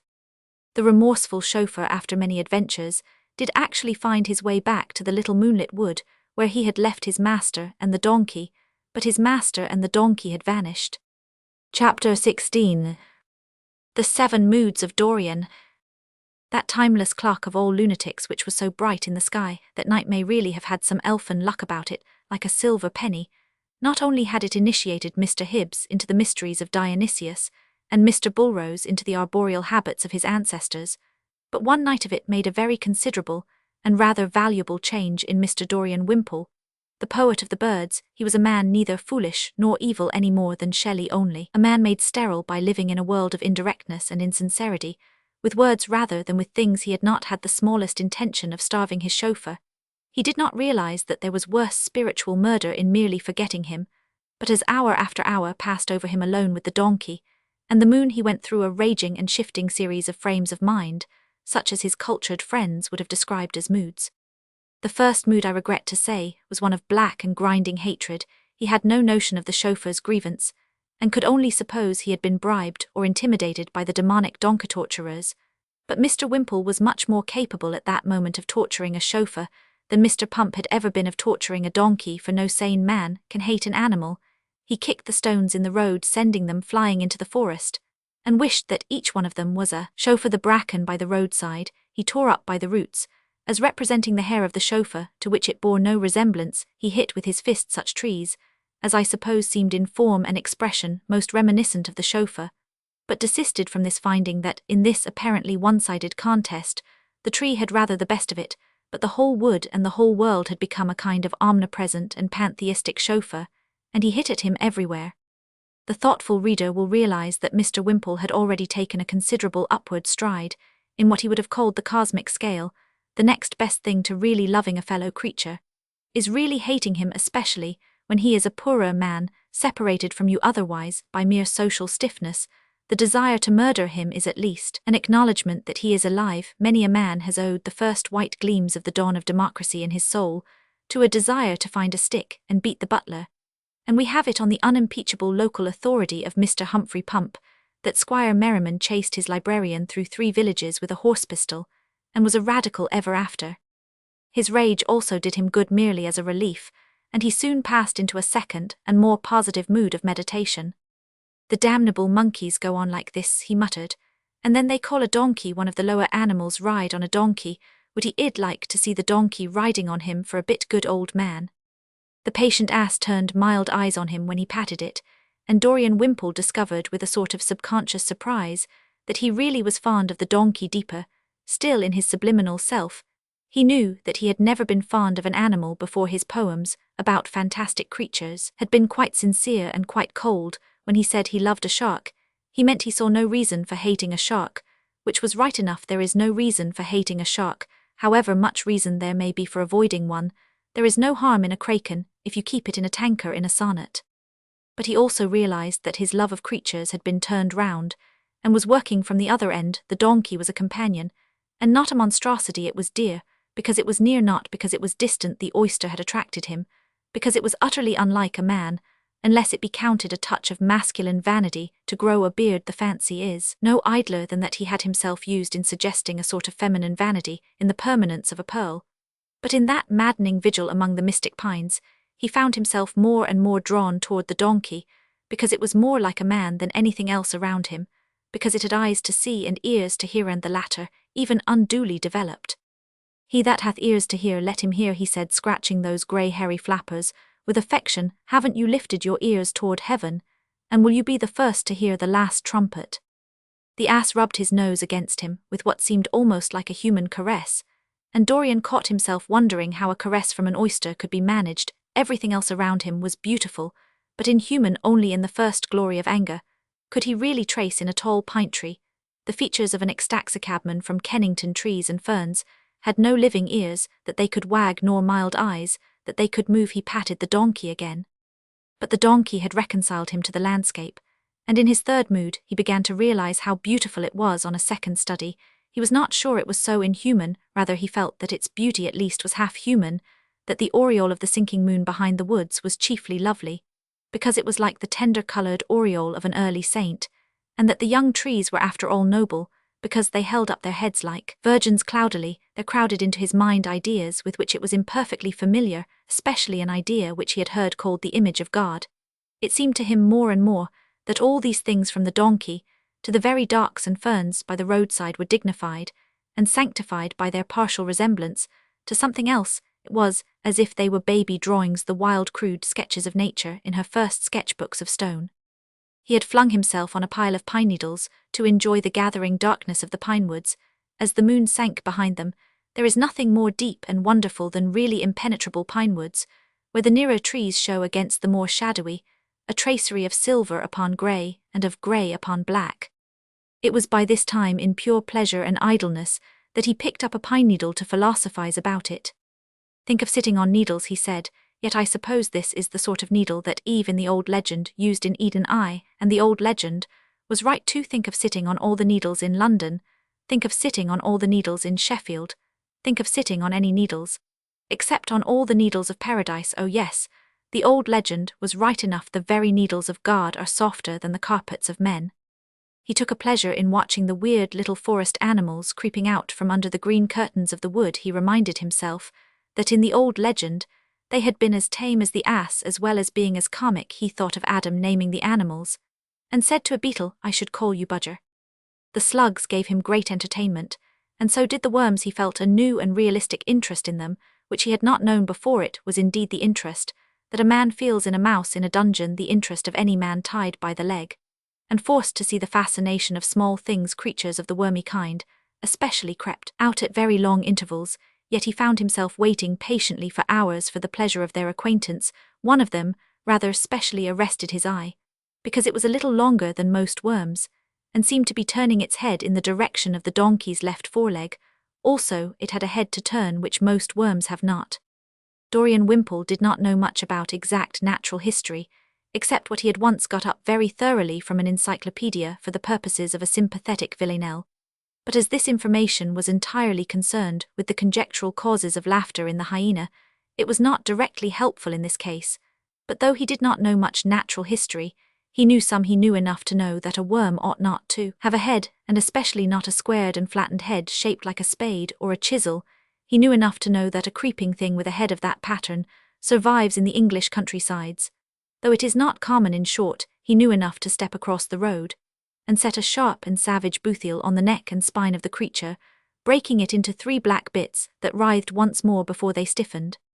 Then he gave out a great explosive sigh. The donkey, whose leg had been in such danger, looked at the dead adder with eyes that had never lost their moony mildness.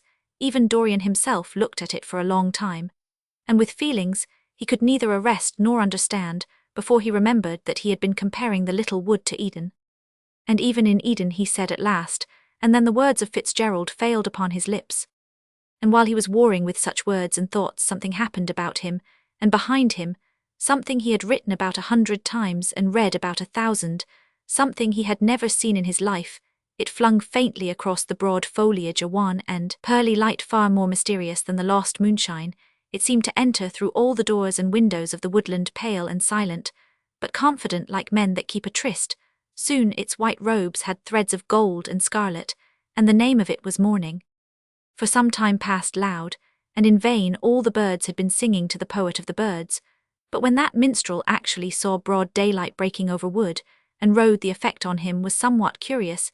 He stood staring at it in gaping astonishment, until it had fulfilled the fullness of its shining fate, and the pinecones and the curling ferns and the live donkey and the dead viper were almost as distinct as they could be at noon or in a Preraphaelite picture. And then the fourth mood fell upon him like a bolt from the blue, and he strode across and took the donkey's bridle as if to lead it along. "Damn it all," he cried in a voice as cheerful as the cock-crow that rang recently from the remote village, It's not everybody who's killed a snake." Then he added reflectively, "I bet Dr. Gluck, never Roman 999, come along donkey, let's have some adventures." The finding and fighting of positive evil is the beginning of all fun and, even of all farce. All the wild woodland looked jolly. Now the snake was killed. It was one of the fallacies of his literary clique, to refer all natural emotions to literary names, but it might not untruly be said that he had passed out of the mood of Maeterlinck into the mood of Whitman and out of the mood of Whitman into the mood of Stevenson. He had not been a hypocrite when he asked for gilded birds of Asia or purple polyp out of the southern seas. He was not a hypocrite now. When he asked for mere comic adventures along a common English road, it was his misfortune, and not his fault if his first adventure was his last, and was much too comic to laugh at. Already the one morning had warmed into a pale blue, and was spotted with those little plump pink clouds, which must surely have been the origin of the story that pigs might fly. The insects of the grass chattered so cheerfully that every green tongue seemed to be talking. The skyline on every side was broken only by objects that encouraged such swashbucklering comedy. There was a windmill that Chaucer's miller might have inhabited or Cervantes' champion charged. There was an old leaden church spire that might have been climbed by Robert Clive away toward Pebblewick, and the sea there were the two broken stumps of wood, which Humphrey Pump declares to this day to have been the stands for an unsuccessful children's swing, but which tourists always accept as the remains of the antique gallows. In the gaiety of such surroundings, it is small wonder if Dorian and the donkey stepped briskly along the road. The very donkey reminded him of Sancho Panza. He did not wake out of this boisterous reverie of the white road and the wind till a motor horn had first hooted, and then howled till the ground had shaken with the shock of a stoppage, until a human hand fell heavily and tightly on his shoulder. He looked up and saw the complete costume of a police inspector. He did not worry about the face, and there fell on him the fifth or unexpected mood, which is called by the vulgar astonishment. In despair he looked at the motor car itself that had anchored so abruptly under the opposite hedge. The man at the steering wheel was so erect and unresponsive that Dorian felt sure he was feasting his eyes on yet another policeman, but on the seat behind was a very different figure, a figure that baffled him all the more because he felt certain he had seen it somewhere. The figure was long and slim with sloping shoulders, and the costume, which was untidy yet contrived to give the impression that it was tidy on other occasions. The individual had bright yellow hair, one lock of which stuck straight up, and was exalted like the little horn in his favourite scriptures. Another tuft of it, in a bright but blinding manner, fell across and obscured the left optic, as in literal fulfilment of the parable of a beam in the eye. The eyes, with or without beams in them, looked a little bewildered, and the individual was always nervously resettling his necktie, for the individual went by the name of Hibbs, and had only recently recovered from experiences wholly new to him. "What on earth do you want?" asked Wimpole of the policeman. His innocent and startled face, and perhaps other things about his appearance, evidently caused the inspector to waver. "Well, it's about this 'ere donkey, sir," he said. "Do you think I stole it?" cried the indignant aristocrat. "Well, of all the mad worlds, a pack of thieves steal my limousine. I saved their damned donkey's life at the risk of my own, and I am run in for stealing." The clothes of the indignant aristocrat probably spoke louder than his tongue. The officer dropped his hand, and after consulting some papers in his hand, walked across to consult with the unkempt gentleman in the car. "That seems to be a similar cart and donkey," Dorian heard him saying, "but the clothes don't seem to fit your description of the men you saw." Now Mr. Hibbs had extremely vague and wild recollections of the men he saw. He could not even tell what he had done, and what he had merely dreamed. If he had spoken sincerely, he would have described a sort of green nightmare of forests in which he found himself in the power of an ogre about 12 feet high, with scarlet flames for hair, and dressed rather like Robin Hood. But a long course of what is known as keeping the party together had made it as unnatural to him to tell anyone, even himself, what he really thought about anything as it would have been to Spitter to sing. He had at present only 3 motives and strong resolves: 1, not to admit that he had been drunk; 2, not to let anyone escape whom Lord Ivywood might possibly want to question; and 3, not to lose his reputation for sagacity and tact. "This party has a brown velvet suit, you see, and a fur overcoat," the inspector continued, "and in the notes I have from you, you say the man wore a uniform." "When we say uniform," said Mr. Hibbs, frowning intellectually, "when we say uniform, of course you must distinguish some of our friends who don't quite see eye to eye with us, you know." And he smiled with tender leniency. "Some of our friends wouldn't like it called a uniform, perhaps Budolph Corswell. It wasn't a police uniform, for instance, ha ha." I should hope not, said the official shortly. Soin away, however, said Hibbs, clutching his verbal talisman. At last, it might be brown velvet in the dark. The inspector replied to this helpful suggestion with some wonder, but it was a moon-like limelight, he protested. Yars, yars, cried Hibbs in a high tone that can only be described as a hasty drawl. Yars discolors, everything, of course, the flowers and things. But look here, said the inspector, you said the principal man's hair was red. A blonde type, said Hibbs, waving his hand, with a solemn lightness, reddish, yellowish, brownish sort of hair. You know. Then he shook his head, and said with the heaviest solemnity, the word was capable of carrying Teutonic, purely Teutonic. The inspector began to feel some wonder that even in the confusion following on Lord Ivywood's fall, he had been put under the guidance of this particular guide. The truth was that Leveson, once more masking his own fears under his usual parade of hurry, had found Hibbs at a table by an open window with wild hair and sleepy eyes, picking himself up with some sort of medicine. Finding him already fairly clear-headed in a dreary way, he had not scrupled to use the remains of his bewilderment to dispatch him with the police in the first pursuit. Even the mind of a semi-recovered drunkard, he thought, could be trusted to recognize anyone so unmistakable as the captain. But though the diplomatist's debauch was barely over, his strange soft fear and cunning were awake. He felt fairly certain the man in the fur coat had something to do with the mystery, as men with fur coats do not commonly wander about with donkeys. He was afraid of offending Lord Ivywood, and at the same time afraid of exposing himself to a policeman. You have large discretion, he said gravely. Very right, you should have large discretion in the interests of the public. I think you would be quite authorized for the present in preventing the man's escape. And the other man, inquired the officer, with knitted brow. Do you suppose he has escaped? The other man, repeated Hibbs, however, regarding the distant windmill through half-closed lids, as if this were a new fine shade, introduced into an already delicate question. Well, hang it all, said the police officer, you must know whether there were two men or one. Gradually it dawned in a grey dawn of horror over the brain of Hibbs that this was what he specially couldn't know. He had always heard and read in comic papers that a drunken man sees double, and beholds two lampposts, one of which is, as the higher critic would have said, purely subjective, for all he knew, being a mere novice inebriation, might produce the impression of the two men of his dreamlike adventure, when in truth there had only been one. Two men, you know, man, he said with a sort of moody carelessness. Well, we can go into their numbers later. They can't have a very large following here. He shook his head very firmly. Quite impossible. And, as the late Lord Goshen used to say, you can prove anything by statistics. And here came an interruption from the other side of the road. And how long am I to wait here for you and your Goshens, you silly goat, were the intemperate woodnotes issuing from the poet of the birds. I'm shot, if ill stand this come along donkey. And let's pray for a better adventure. Next time, these are very inferior specimens of your own race. And seizing the bridle of the ass again, he strode past them swiftly, and almost as if urging the animal to a gallop. Unfortunately, this disdainful dash for liberty was precisely what was wanting to weigh down the rocking intelligence of the inspector on the wrong side. If Wimple had stood still a minute or two longer, the official, who was no fool, might have ended in disbelieving Hibbs' story altogether. As it was, there was a scuffle not without blows on both sides, and eventually the Honourable Dorian Wimple donkey, and all was marched off to the village, in which there was a police station, in which was a temporary cell, in which a sixth mood was experienced. His complaints, however, were at once so clamorous and so convincing, and his coat was so unquestionably covered with fur, that after some questioning and cross purposes, they agreed to take him in the afternoon to Ivywood House, where there was a magistrate incapacitated by a shot, only recently extracted from his leg. They found Lord Ivywood lying on a purple ottoman, in the midst of his Chinese puzzle of Oriental apartments.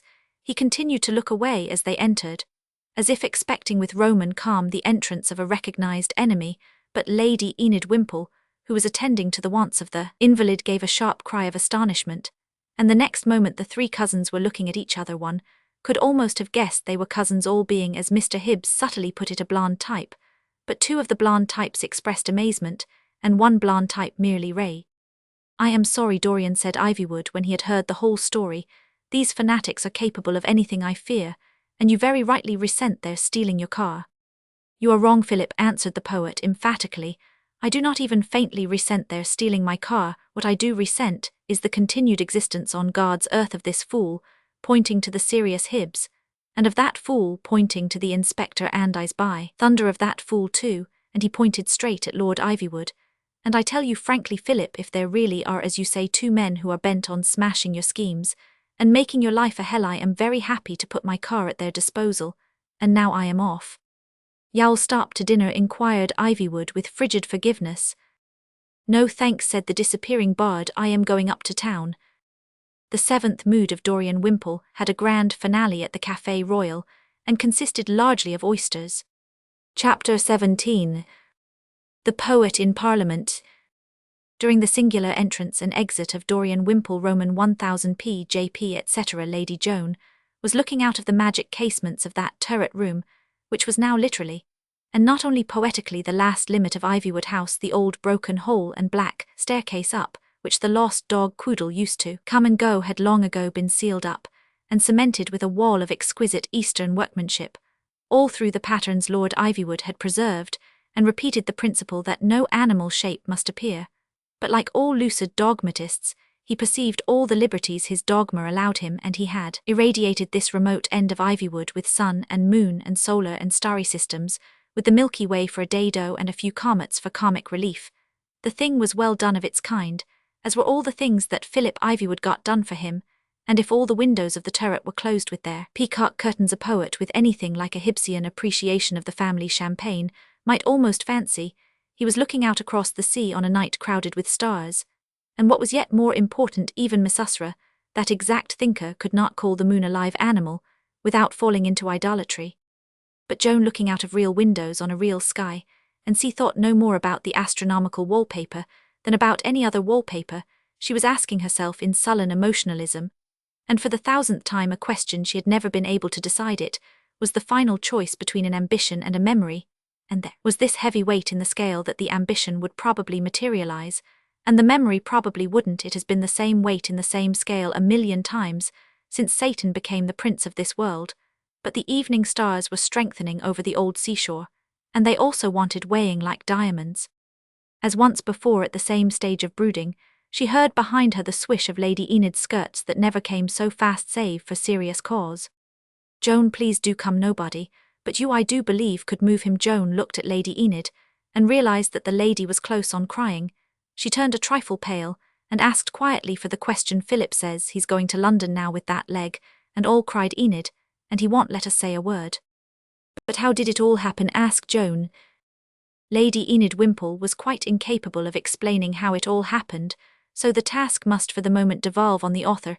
The simple fact was that Ivywood, in the course of turning over magazines on his sofa, happened to look at a paper from the Midlands. The Turkish news, said Mr. Leveson, rather nervously, is on the other side of the page.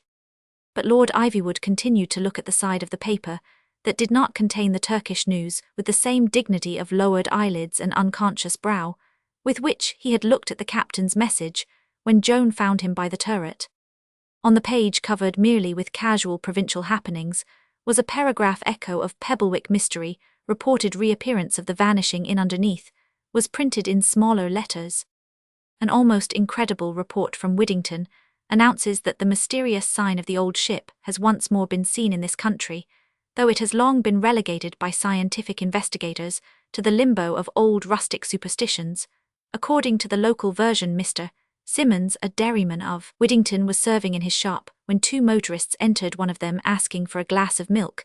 They were in the most impenetrable motoring panoply, with darkened goggles and waterproof collars, turned up so that nothing can be recalled of them, personally, except that one was a person of unusual stature. In a few moments, this latter individual went out of the shop again, and returned with a miserable specimen out of the street. One of the tattered loafers that linger about our most prosperous towns, tramping the streets all night, and even begging, in defiance of the police. The filth and disease of the creature were so squalid that Mr. Simmons at first refused to serve him with the glass of milk, which the taller motorist wished to provide for him at length. However, Mr. Simmons consented, and was immediately astonished by an incident against which he certainly had a more assured right to protest. The taller motorist, saying to the loafer, "But man, you're a blue in the face," made a species of signs to the smaller motorist, who thereupon appears to have pierced a sort of cylindrical trunk or chest that seemed to be his only luggage, and drawn from it a few drops of a yellow liquid. which he deliberately dropped into the ragged creature's milk. It was afterward discovered to be rum, and the protests of Mr. Simmons may be imagined. The tall motorist, however, warmly defended his action, having apparently some wild idea that he was doing an act of kindness. "Why, I found the man nearly fainting," he said. "If you picked him off a raft, he couldn't be more collapsed with cold and sickness.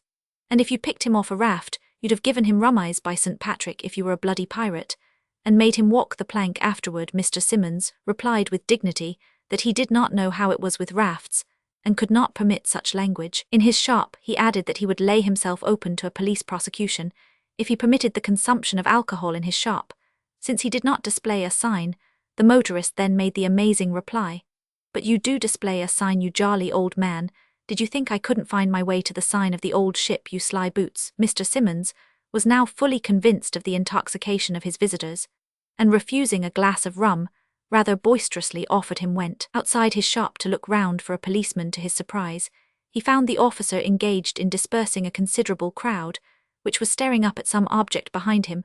On looking round, he states in his deposition, he saw what was undoubtedly one of the low tavern signs at one time common in England. He was wholly unable to explain its presence outside his premises, and as it undoubtedly legalized the motorist's action, the police declined to move in the matter. Later, the two motorists have apparently left the town unmolested in a small second-hand two-seater. There is no clue to their destination, except it be indicated by a single incident. It appears that when they were waiting for the second glass of milk, one of them drew attention to a milk can of a shape seemingly unfamiliar to him, which was of course the mountain milk, now so much recommended by doctors. The taller motorist, who seemed in every way strangely ignorant of modern science and social life, asked his companion where it came from, receiving of course the reply that it is manufactured in the model village of Peaceways, under the personal superintendence of its distinguished and philanthropic inventor Dr. Meadows. Upon this, the taller person, who appeared highly irresponsible, actually bought the whole, observing as he tucked it under his arm that it would help him to remember the address. Later, our readers will be glad to hear that the legend of the old ship sign has once more yielded to the wholesome skepticism of science. Our representative reached Widdington after the practical jokers, or whatever they were, had left, but he searched the whole frontage of Mr. Simmont's shop, and we are in a position to assure the public that there is no trace of the alleged sign. Lord Ivywood laid down the newspaper and looked at the rich and serpentine embroideries on the wall with the expression that a great general might have if he saw a chance of really ruining his enemy, if he would also ruin all his previous plan of campaign. His pallid and classic profile was as immovable as a cameo, but anyone who had known him at all would have known that his brain was going like a motor car that has broken the speed limit long ago. Then he turned his head and said, "Please tell Hicks to bring round the long blue car in half an hour. It can be fitted up for a sofa, and ask the gardener to cut a pole of about 4 feet 9 inches and put a crosspiece for a crutch. I am going up to London tonight." Mr. Levison's lower jaw literally fell with astonishment. "The doctor said 3 weeks," he said. "If I may ask it, where are you going?" "St. Stephen's, Westminster," answered Ivywood. "Surely," said Mr. Levison, "I could take a message." "You could take a message," assented Ivywood. "I am afraid they would not allow you to make a speech." It was a moment or two afterward that Enid Wimpole had come into the room and striven in vain to shake his decision.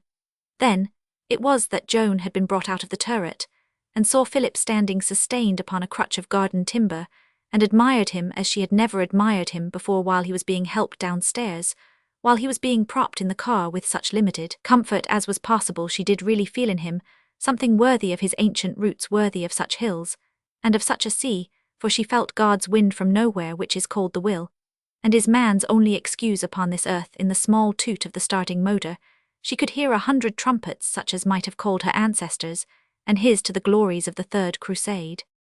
Such imaginary military honours were not, at least in the strategic sense, undeserved. Lord Ivywood really had seen the whole map of the situation in front of him, and swiftly formed a plan to meet it in a manner not unworthy of Napoleon. The realities of the situation unrolled themselves before him, and his mind was marking them one by one, as with a pencil. First, he knew that Dalray would probably go to the model village. It was just the sort of place he would go to. He knew Dalray was almost constitutionally incapable of not kicking up some kind of row in a place of that kind. Second, he knew that if he missed Dalray at this address, it was very likely to be his last address. He and Mr. Pump were quite clever enough to leave no more hints behind. Third, he guessed by careful consideration of map and clock that they could not get to so remote a region in so cheap a car under something like 2 days, nor do anything very conclusive in less than 3, thus he had just time to turn round in. Fourth, he realized that ever since that day when Dalroy swung round the signboard and smote the policeman into the ditch, Dalroy had swung round the Ivywood Act on Lord Ivywood. Lord Ivywood had thought, and might well have thought rightly, that by restricting the old signposts to a few places so select that they can afford to be eccentric and forbidding such artistic symbols to all other places, he could sweep fermented liquor for all practical purposes out of the land. The arrangement was exactly that at which all such legislation is consciously or unconsciously aiming a signboard, could be a favour granted by the governing class to itself. If a gentleman wished to claim the liberties of a bohemian, the path would be open. If a bohemian wished to claim the liberties of a gentleman, the path would be shut. So gradually, Lord Ivywood had thought the old signs which can alone sell alcohol will dwindle down to mere curiosities like Audit Ale, or the mead that may still be found in the New Forest. The calculation was by no means unstatesmanlike, but like many other statesmanlike calculations, it did not take into account the idea of dead wood walking about so long, as his flying foes might set up their sign. Anywhere it mattered little whether the result was enjoyment or disappointment for the populace. In either case, it must mean constant scandal or riot. If there was one thing worse than the appearance of the old ship, it was its disappearance. He realized that his own law was letting them loose every time, for the local authorities hesitated to act on the spot, in defiance of a symbol, now so exclusive, and therefore impressive. He realized that the law must be altered at once, must be altered if possible, before the fugitives broke away from the model village of Peaceways. He realized that it was Thursday. This was the day on which any private member of Parliament could introduce any private bill of the kind, called non-contagious, and pass it without a division so long as no particular member made any particular fuss. He realized that it was improbable that any particular member would make any particular fuss about Lord Ivywood's own improvement on Lord Ivywood's own act. Finally, he realized that the whole case could be met by so slight an improvement as this change. The words of the act, which he knew by heart as happier men might know a song, if such sign be present: liquids containing alcohol can be sold on the premises. To these other words, liquids containing alcohol can be sold, if previously preserved for 3 days on the premises, it was made in a few moves. Parliament could never reject or even examine so slight an emendation, and the revolution of the old ship and the late King of Ithaca would be crushed forever. It does undoubtedly show, as we have said, something Napoleonic in the man's mind, that the whole of this excellent and even successful plan was complete long before he saw the great glowing clock on the towers of Westminster, and knew he was in time. It was unfortunate perhaps that about the same time, or not long after, another gentleman of the same rank, and indirectly of the same family, having left the restaurant in Regent Street, and the tangle of Piccadilly, had drifted serenely down Whitehall, and had seen the same great golden goblin's eye on the tall tower of St. Stephen. The poet of the birds, like most aesthetes, had known as little of the real town as he had of the real country, but he had remembered a good place for supper, and as he passed certain great cold clubs built of stone and looking like Assyrian sarcophagi, he remembered that he belonged to many of them, and so when he saw afar off, sitting above the river, what has been very erroneously described as the best club in London, he suddenly remembered that he belonged to that too. He could not at the moment recall what constituency in South England it was that he sat for, but he knew he could walk into the place if he wanted to. He might not so have expressed the matter, but he knew that in an oligarchy things go by respect for persons and not for claims, by visiting cards, and not by voting cards. He had not been near the place for years, being permanently paired against a famous patriot who had accepted an important government appointment in a private madhouse. Even in his silliest days, he had never pretended to feel any respect for modern politics, and made all haste to put his leaders and the patriots' leaders on the well-selected list of the creatures whom man forgets. He had made one really eloquent speech in the House on the subject of guerrillas, and then found he was speaking against his party. It was an indescribable sort of place. Anyhow, even Lord Ivywood did not go to it, except to do some business that could be done nowhere else, as was the case that night. Ivywood was what is called a peer by courtesy. His place was in the Commons, and for the time being on the opposition side, but though he visited the House but seldom, he knew far too much about it to go into the chamber itself. He limped into the smoking room, though he did not smoke, procured a needless cigarette and a much-needed sheet of notepaper, and composed a curt but careful note to the one member of the government whom he knew must be in the house. Having sent it up to him, he waited. Outside, Mr. Dorian Wimpole also waited, leaning on the parapet of Westminster Bridge, and looking down the river. He was becoming one with the oysters in a more solemn and solid sense than he had hitherto conceived possible, and also with a strictly vegetarian beverage, which bears the noble and starry name of Nuits. He felt at peace with all things, even in a manner with politics.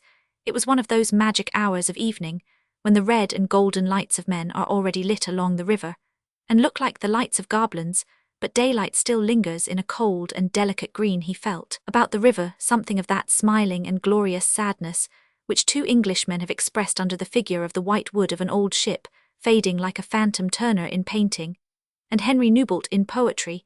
He had come back to earth like a man fallen from the moon. He was at bottom not only a poet but a patriot, and a patriot is always a little sad, yet his melancholy was mixed up with that immutable yet meaningless faith which few Englishmen even in modern times fail to feel at the unexpected sight either of Westminster or of that height on which stands the temple of St. While flows the sacred river, while stands the sacred hill, he murmured in some schoolboy echo of the ballad of Lake Regillus. While flows the sacred river, while stands the sacred hill, the proud old pantaloons and nincompoops, who yawn at the very length of their own lies, in that accursed Sanhedrim where people put each other's hats on in a poisonous room with no more windows than hell, shall have such honour still. Relieved by this rendering of Macaulay in the style known among his cultured friends as vers libre or poesy, set free from the shackles of formal metre, he strolled toward the members' entrance and went in. Lacking Lord Ivywood's experience, he strolled into the Commons' chamber itself, and sat down on a green bench under the impression that the House was not sitting. He was, however, gradually able to distinguish some 6 or 8 drowsy human forms from the seats on which they sat, and to hear a senile voice with an Essex accent saying all on one note, and without beginning or end in a manner which it is quite impossible to punctuate. No wish at all that this proposal should be regarded except in the right way, and have tried to put it in the right way, and cannot think the honourable member was altogether adding to his reputation in putting it in what those who think with me must of course consider the wrong way, and I for one am free to say that if in his desire to settle this great question he takes this hasty course, and this revolutionary course about slate pencils, he may not be able to prevent the extremists behind him from applying it to lead pencils, and while I should be the last to increase the heat and the excitement and the personalities of this debate, if I could possibly help it, I must confess that in my opinion the honourable gentleman has himself encouraged that heat and personality in a manner that he now doubtless regrets. I have no desire to use abusive terms. Indeed, you, Mr. Speaker, would not allow me of course to use abusive terms, but I must tell the honourable member face to face that the perambulators with which he has twitted me cannot be germane to this discussion. I should be the last person. Dorian Wimpole had softly risen to go when he was arrested by the sight of someone sliding into the house, and handing a note to the solitary young man, with heavy eyelids, who was at that moment governing all England from the Treasury bench. Seeing him go out, Dorian had a sickening sweetness of hope, as he might have said in his earlier poems that something intelligible might happen after all, and followed him out almost with alacrity.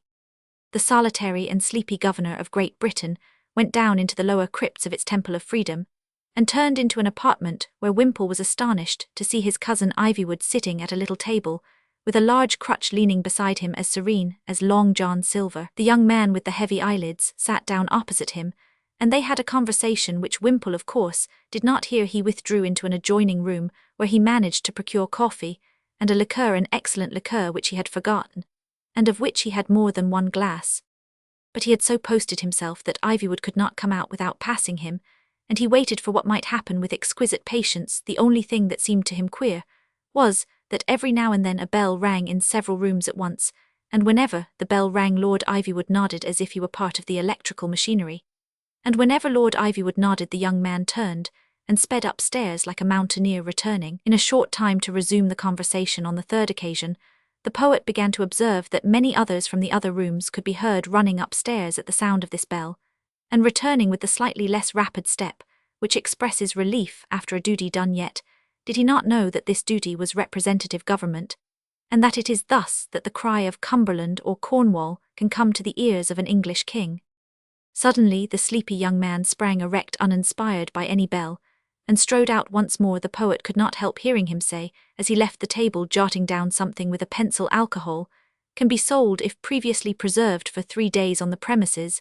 I think we can do it, but you can't come on for half an hour." Saying this, he darted upstairs again, and when Dorian saw Ivywood come out laboriously afterward on his large country crutch, he had exactly the same revulsion in his favour that Joan had had jumping up from his table, which was in one of the private dining rooms. He touched the other on the elbow and said, "I want to apologize to you, Philip, for my rudeness this afternoon. Honestly, I am sorry pine woods and prison cells try a man's temper, but I had no rag of excuse for not seeing that, for neither of them were you to blame. I'd no notion you were coming up to town tonight with your leg, and all you mustn't knock yourself up like this. Do sit down a minute." It seemed to him that the bleak face of Philip softened a little. How far he really softened will never be known, until such men as he are understood by their fellows. It is certain that he carefully unhooked himself from his crutch, and sat down opposite his cousin, whereupon his cousin struck the table so that it rang like a dinner bell, and called out, "Waiter," as if he were in a crowded restaurant. Then, before Lord Ivywood could protest, he said, "It's awfully jolly that we've met. I suppose you've come up to make a speech. I should like to hear it. We haven't always agreed, but by God, if there's anything good left in literature, it's your speeches reported in a newspaper, that thing of yours that ended death, and the last shutting of the iron doors of defeat. Why, you must go back to Strafford's last speech. For such English, do let me hear your speech. I've got a seat upstairs, you know." "If you wish it," said Ivywood hurriedly, "but I shan't make much of a speech tonight," and he looked at the wall behind Wimpole's head with thunderous wrinkles thickening on his brow. It was essential to his brilliant and rapid scheme, of course, that the Commons should make no comment at all on his little alteration in the law. An attendant hovered near in response to the demand for a waiter, and was much impressed by the presence and condition of Lord Ivywood, but as that exalted cripple resolutely refused anything in the way of liquor, his cousin was so kind as to have a little more himself, and resumed his remarks. "It's about this public house affair of yours. I suppose I'd like to hear you speak on that. Perhaps I'll speak myself. I've been thinking about it a good deal all day, and a good deal of last night too. Now, here's what I should say to the House if I were you to begin with. Can you abolish the public house? Are you important enough now to abolish the public house, whether it's right or wrong? Can you in the long run prevent haymakers having ale any more than you can prevent me having this glass of chartreuse?"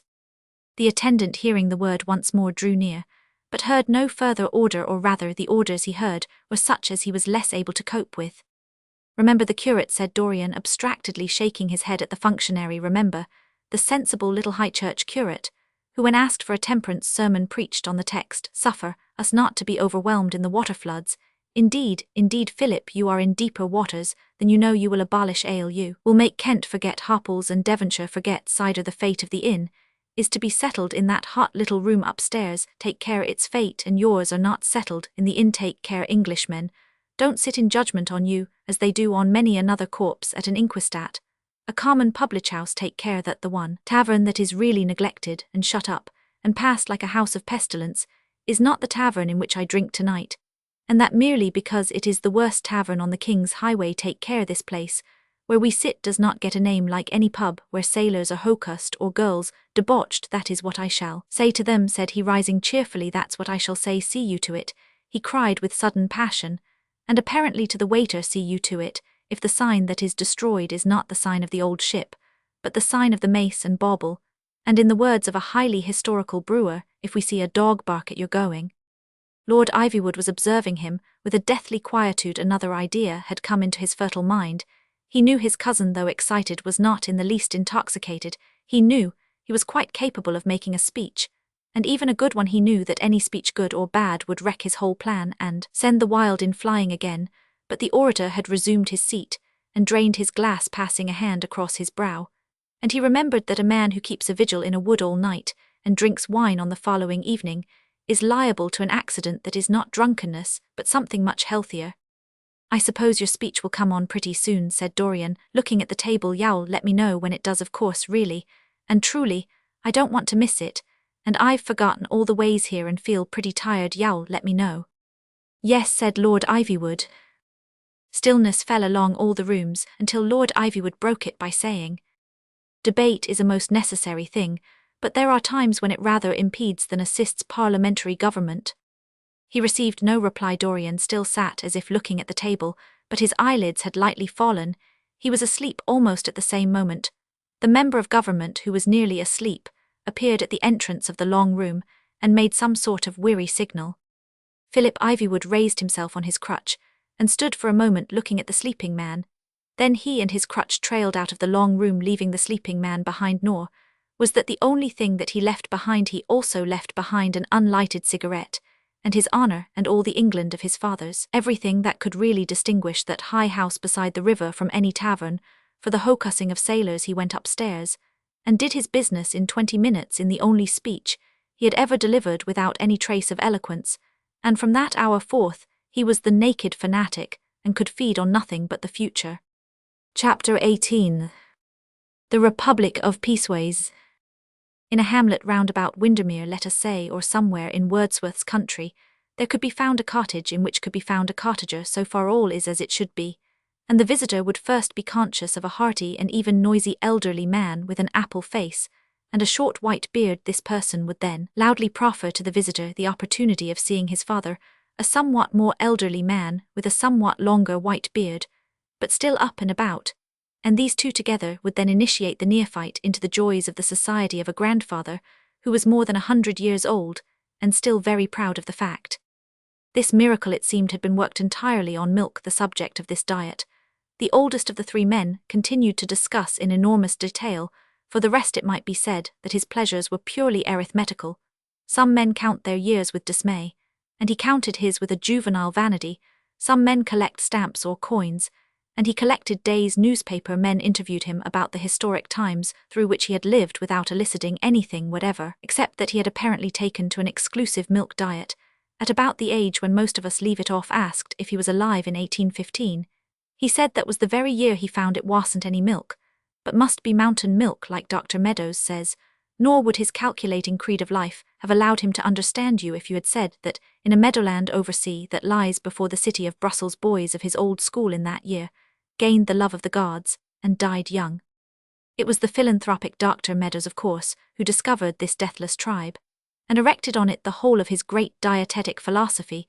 To say nothing of the houses and dairies of Peaceways, he attracted many pupils and backers among the wealthy and influential young men, who were, so to speak, training for extreme old age. Infant old men, embryo nonagenarians. It would be an exaggeration to say that they watched joyfully for the first white hair as fascination Fledgeby watched for his first whisker, but it is quite true to say that they seemed to have scorned the beauty of woman and the feasting of friends, and above all the old idea of death with glory, in comparison with this vision of the sports of second childhood.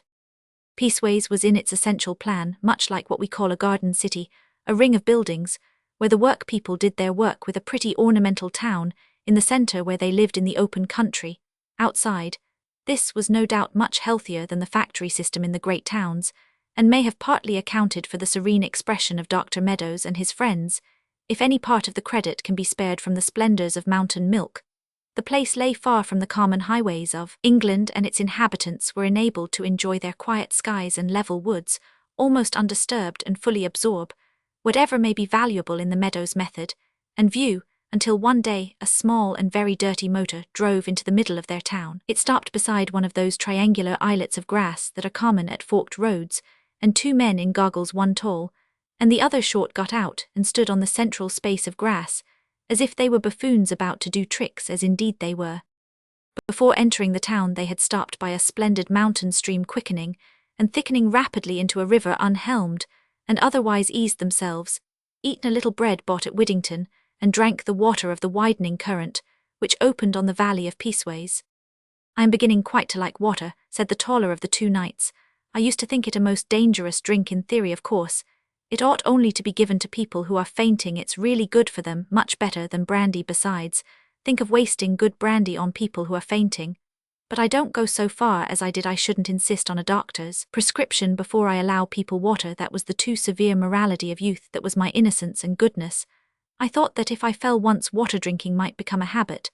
But I do see the good side of water now, how good it is, when you're really thirsty, how it glitters and gurgles, how alive it is. After all, it's the best of drinks, after the other, as it says in the song." feast on wine or fast on water. And your honor shall stand sure. God Almighty's son and daughter. He the valiant, she the pure. If an angel out of heaven brings you other things to drink, thank him for his kind intentions. Go and pour them down the sink. Tea is like the east he grows in, a great yellow mandarin, with urbanity of manner and unconsciousness of sin. All the women like a harem's, at his pigtail troop along, and like all the east he grows in. He is poison when he's strong. Tea, although an oriental, is a gentleman at least. Cocoa is a cad and coward. Cocoa is a vulgar beast. Cocoa is a dull, disloyal, lying, crawling cad and clown, and may very well be grateful to the fool that takes him down. As for all the windy waters, they were rained like trumpets down, when good drink had been dishonored by the tipplers of the town, when red wine had brought red ruin, and the death-dance of our times. Heaven sent us soda water, as a torment for our crimes. Upon my soul, this water tastes quite nice. I wonder what vintage now. And he smacked his lips with solemnity. It tastes just like the year 1881 tasted. You can fancy anything in the tasting way, returned his shorter companion Mr. Jack, who was always up to his tricks. Did serve plain water in those little glasses they drink liqueurs out of, and everyone swore it was a delicious liqueur, and wanted to know where they could get it all, except old Admiral Guffin, who said it tasted too strong of olives, but water's much the best for our game certainly. Patrick nodded and then said, I doubt if I could do it if it weren't for the comfort of looking at that, and he kicked the rum keg, and feeling we shall have a good swig at it some day.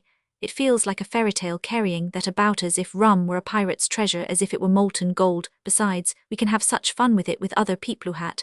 Was that joke I thought of this morning? Oh, I remember. Where's that milk can of mine?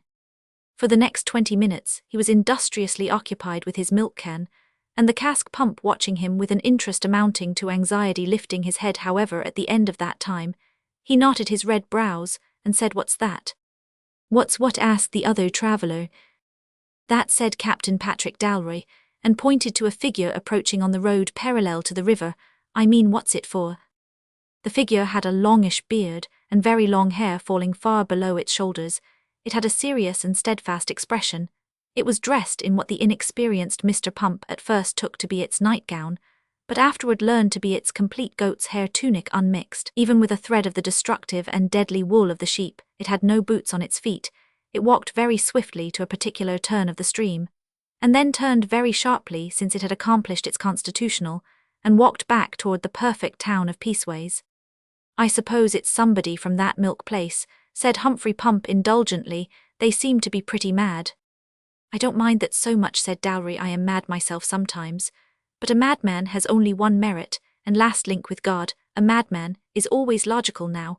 What is the logical connection between living on milk and wearing your hair long? Most of us lived on milk. When we had no hair at all, how do they connect it up? Are there any heads? Even for a synopsis, is it say, milk water shaving hair? Is it milk kindness and kindness convict chair?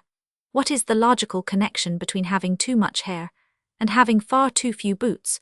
What can it be? Is it hair trunk leather boots? Is it hair beard oyster seaside puddling? Boots man is liable to error, especially when every mistake he makes is called a movement. But why should all the lunacies live together? Because all the lunatics should live together, said Humphrey. And if you'd seen what happened up at Crampton with the farming gout idea, you'd know it's all very well, Captain. But if people can prevent a guest of great importance being buried up to the neck in farm manure, they will really. He coughed almost apologetically. He was about to attempt a resumption of the conversation, when he saw his companion slap the milk can and keg back into the car, and get into it himself. You drive, he said, drive me where those things live, you know, Hump. They did not, however, arrive in the civic centre of such things without yet another delay. They left the river, and followed the man with the long hair and the goatskin frock, and he stopped, as it happened, at a house on the outskirts of the village. The adventurers stopped also out of curiosity, and were at first relieved to see the man almost instantly reappear, having transacted his business with a quickness that seemed incredible. A second glance showed them it was not the man, but another man dressed exactly like him, a few minutes more of inquisitive delay, showed them many of the Kiltie and Godish sect going in and out of this particular place, each clad in his innocent uniform. "This must be the temple and chapel," muttered Patrick. "It must be here they sacrifice a glass of milk to a cow, or whatever it is they do. Well, the joke is pretty obvious, but we must wait for a lull in the crowding of the congregation." When the last long-haired phantom had faded up the road, Dowry sprang from the car and drove the signboard deep into the earth with savage violence, and then very quietly knocked at the door. The apparent owner of the place, of whom the two last of the long-haired and barefooted idealists were taking a rather hurried farewell, was a man curiously ill-fitted for the part he seemed cast for in the only possible plot. Both Pump and Dowry thought they had never seen a man look so sullen. His face was of the rubicund sort that does not suggest jollity, but merely a stagnant indigestion in the head. His moustache hung heavy and dark, his brows, yet heavier and darker. Dowry had seen something of the sort on the faces of defeated people, disgracefully forced into submission, but he could not make head or tail of it in connection with the priggish perfections of Peaceways. It was all the odder because he was manifestly prosperous. His clothes were smartly cut in something of the sporting manner, and the inside of his house was at least 4 times grander than the outside. But what mystified them most was this, that he did not so much exhibit the natural curiosity of a gentleman whose private house is entered by strangers, but rather an embarrassed and restless expectation during Dowry's eager apologies and courteous inquiries about the direction and accommodations of Peaceways. His eye, which was of the boiled gooseberry order, perpetually wandered from them to the cupboard, and then again to the window, and at last he got up and went to look out into the road. "Oh yes, sir, very healthy place, Peaceways," he said, peering through the lattice. "Very dash. What do they mean, very healthy place? Of course, they have their little ways." "Only drink pure milk, don't they?" asked Dalra. The householder looked at him with a rather wild eye and grunted. "Yes, so they say," and he went again to the window. "I've bought some of it," said Patrick, patting his pet milk can which he carried under his arm, as if unable to be separated from Dr. Meadows' discovery. "Have a glass of milk, sir." The man's boiled eye began to bulge in anger or some other emotion. "What do you want?" he muttered. "Are you techs or what?" "Agents and distributors of the Meadows Mountain milk," said the captain with simple pride. "Taste it." The dazed householder took a glass of the blameless liquid and sipped it, and the change on his face was extraordinary. "Well, I'm jiggered," he said with a broad and rather coarse grin. "That's a queer dodge you're in the joke, I see then." He went again restlessly to the window and added, "But if we're all friends, why the blazes don't the others come in? I've never known trade so slow before." "Who are the others?" asked Mr. Pump. "Oh, the usual Peaceways people," said the other. "They generally come here before work. Dr. Meadows don't work them for very long hours that wouldn't be healthy, or whatever he calls it. But he's particular about their being punctual. I've seen 'em running with all their pure-minded togs on when the hooter gave the last call." Then he abruptly opened the front door and called out impatiently, but not loudly, "Come along in if you're a coming. Y'all give the show away if you play the fool out there." Patrick looked out also, and the view of the road outside was certainly rather singular. He was used to crowds large and small collecting outside houses, which he had honoured with the sign of the old ship, but they generally stared up at it in unaffected wonder and amusement. But outside this open door some 20 or 30 persons, in what Pump had called their nightgowns, were moving to and fro like somnambulists, apparently blind to the presence of the sign, looking at the other side of the road, looking at the horizon, looking at the clouds of morning, and only occasionally stopping to whisper to each other. But when the owner of the house called to one of these ostentatiously abstracted beings, and asked him hoarsely what the devil was the matter, it was natural for the milk-fed one to turn his feeble eye toward the sign. The gooseberry eyes followed his, and the face to which they belonged was a study in apoplectic astonishment. "What the hell have you done to my house?" he demanded. "Of course they can't come in if this thing's here." "I'll take it down if you like," said Dowry, stepping out and picking it up like a flower from the front garden, to the amazement of the men in the road who thought they had strayed into a nursery fairy tale. "But I wish in return you'd give me some idea of what the blazes all this means." "Wait till I've served these men," replied his host. The goat-garbed persons went very sheepishly or goatishly into the now signless building, and were rapidly served with raw spirits, which Mr. Pump suspected to be of no very superior quality. When the last goat was gone, Captain Dowry said, "I mean that all this seems to me topsy-turvy.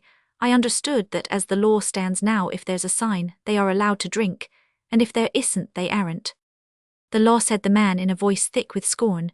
Do you think these poor brutes are afraid of the law as they are of the doctor? Why should they be afraid of the doctor? Asked Dalroy, innocently. I always heard that Peaceways was a self-governing republic.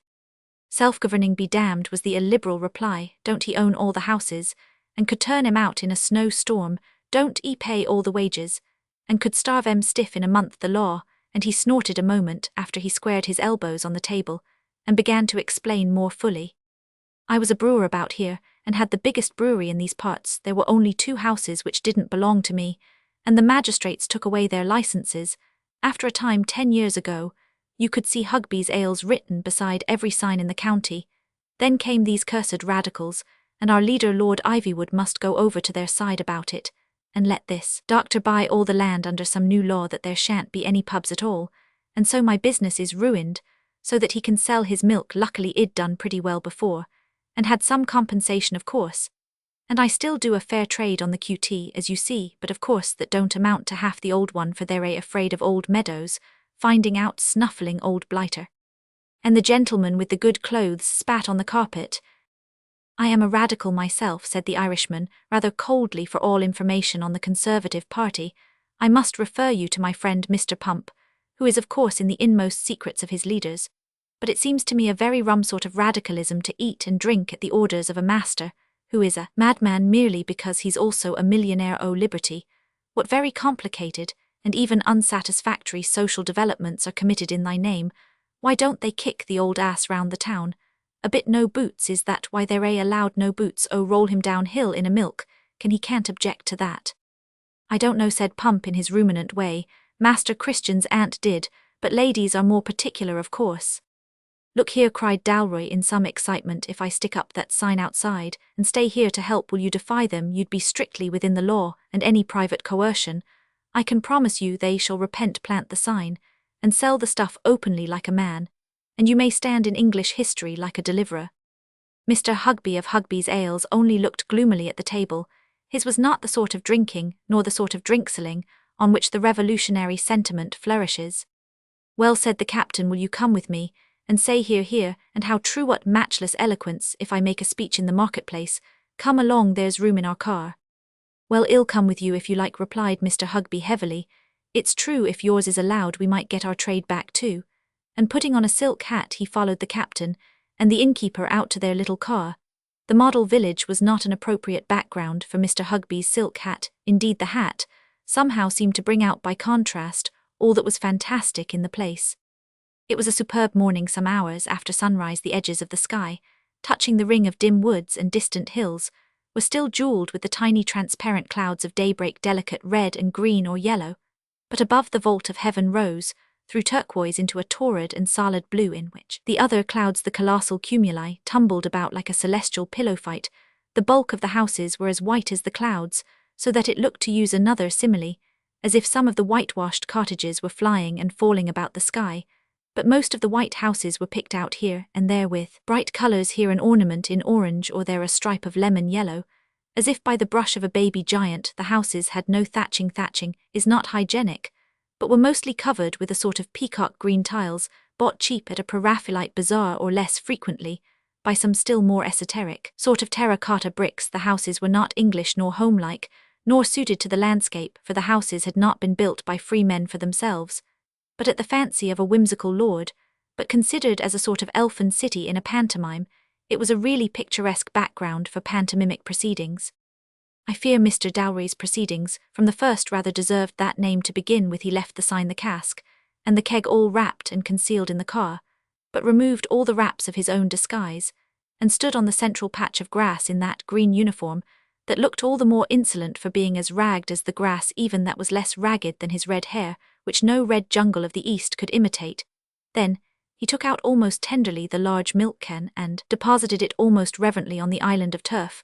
Then he stood beside it like Napoleon beside a gun, with an expression of tremendous seriousness and even severity. Then he drew his sword, and with that flashing weapon as with a flail lashed and thrashed the echoing metal can till the din was deafening, and Mr. Hugby hastily got out of the car and withdrew to a slight distance, stopping his ears. Mr. Pump sat solidly at the steering wheel, well knowing it might be necessary to start in some haste. Gather, gather, gather, peaceways, shouted Patrick, still banging on the can, and lamenting the difficulties of adapting MacGregor's gathering to the name and occasion, were landless, landless, landless, peaceways. 2 or 3 of the goat-clad, recognizing Mr. Hugby with a guilty look, drew near with great caution, and the captain shouted at them as if they were an army covering Salisbury Plain. Citizens, he roared, saying anything that came into his head, try the only original unadulterated mountain milk, for which alone Mahomet came to the mountain, the original milk of the land, flowing with milk and honey, the high quality of which could alone have popularized so unappetizing a combination. Try our milk. None others are genuine who can do without milk. Even whales can't do without milk. If any lady or gentleman keeps a favorite whale at home, now's their chance. The early whale catches the milk. Just look at our milk. If you say you can't look at the milk, because it's in the can, well, look at the can. You must look at the can. You simply must. When duty whispers low, thou must, he bellowed at the top of his voice, in a highly impromptu peroration.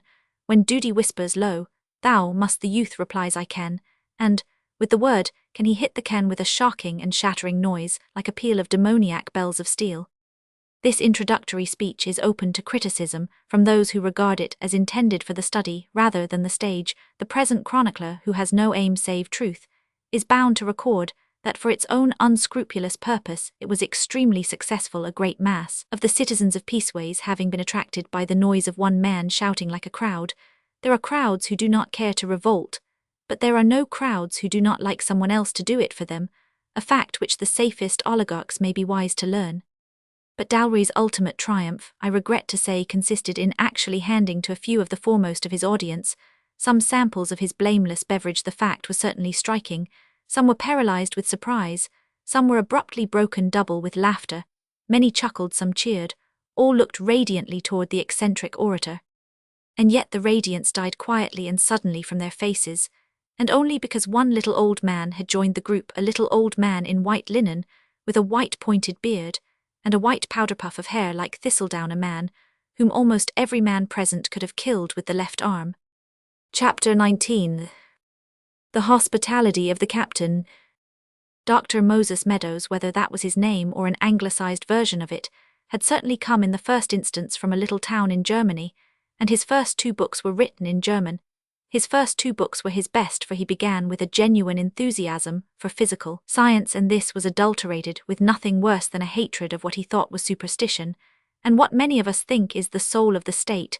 The first enthusiasm was most notable in the first book, which was concerned to show that, in the female not upsprouting of the whiskers was from the therewith increasing arrested mentality derived in his second book, he came more to grips with delusions, and for some time he was held to have proved to everyone who agreed with him already that the time ghost had been walking particularly rapidly lately, and that the Christus mythos was by the alcoholic mind's trouble explained.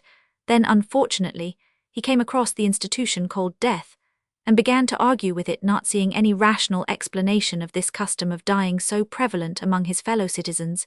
He concluded that it was merely traditional, which he thought meant a feat, and began to think of nothing but ways of evading or delaying it. This had a rather narrowing effect on him, and he lost much of that acrid ardor which had humanized the atheism of his youth, when he would almost have committed suicide for the pleasure of taunting God. With not being there, his later idealism grew more and more into materialism, and consisted of his changing hypotheses and discoveries about the healthiest foods. There is no need to detain the reader over what has been called his oil period. His seaweed period has been authoritatively expounded in Professor Nim's valuable little work, and on the events of his glue period, it is perhaps not very generous to dwell. It was during his prolonged stay in England that he chanced on the instance of the longevity of milk consumers, and built on it a theory which was at the beginning at least sincere. Unfortunately, it was also successful. Wealth flowed into the inventor and proprietor of mountain milk, and he began to feel a fourth and last enthusiasm which also can come late in life and have a narrowing effect on the mind.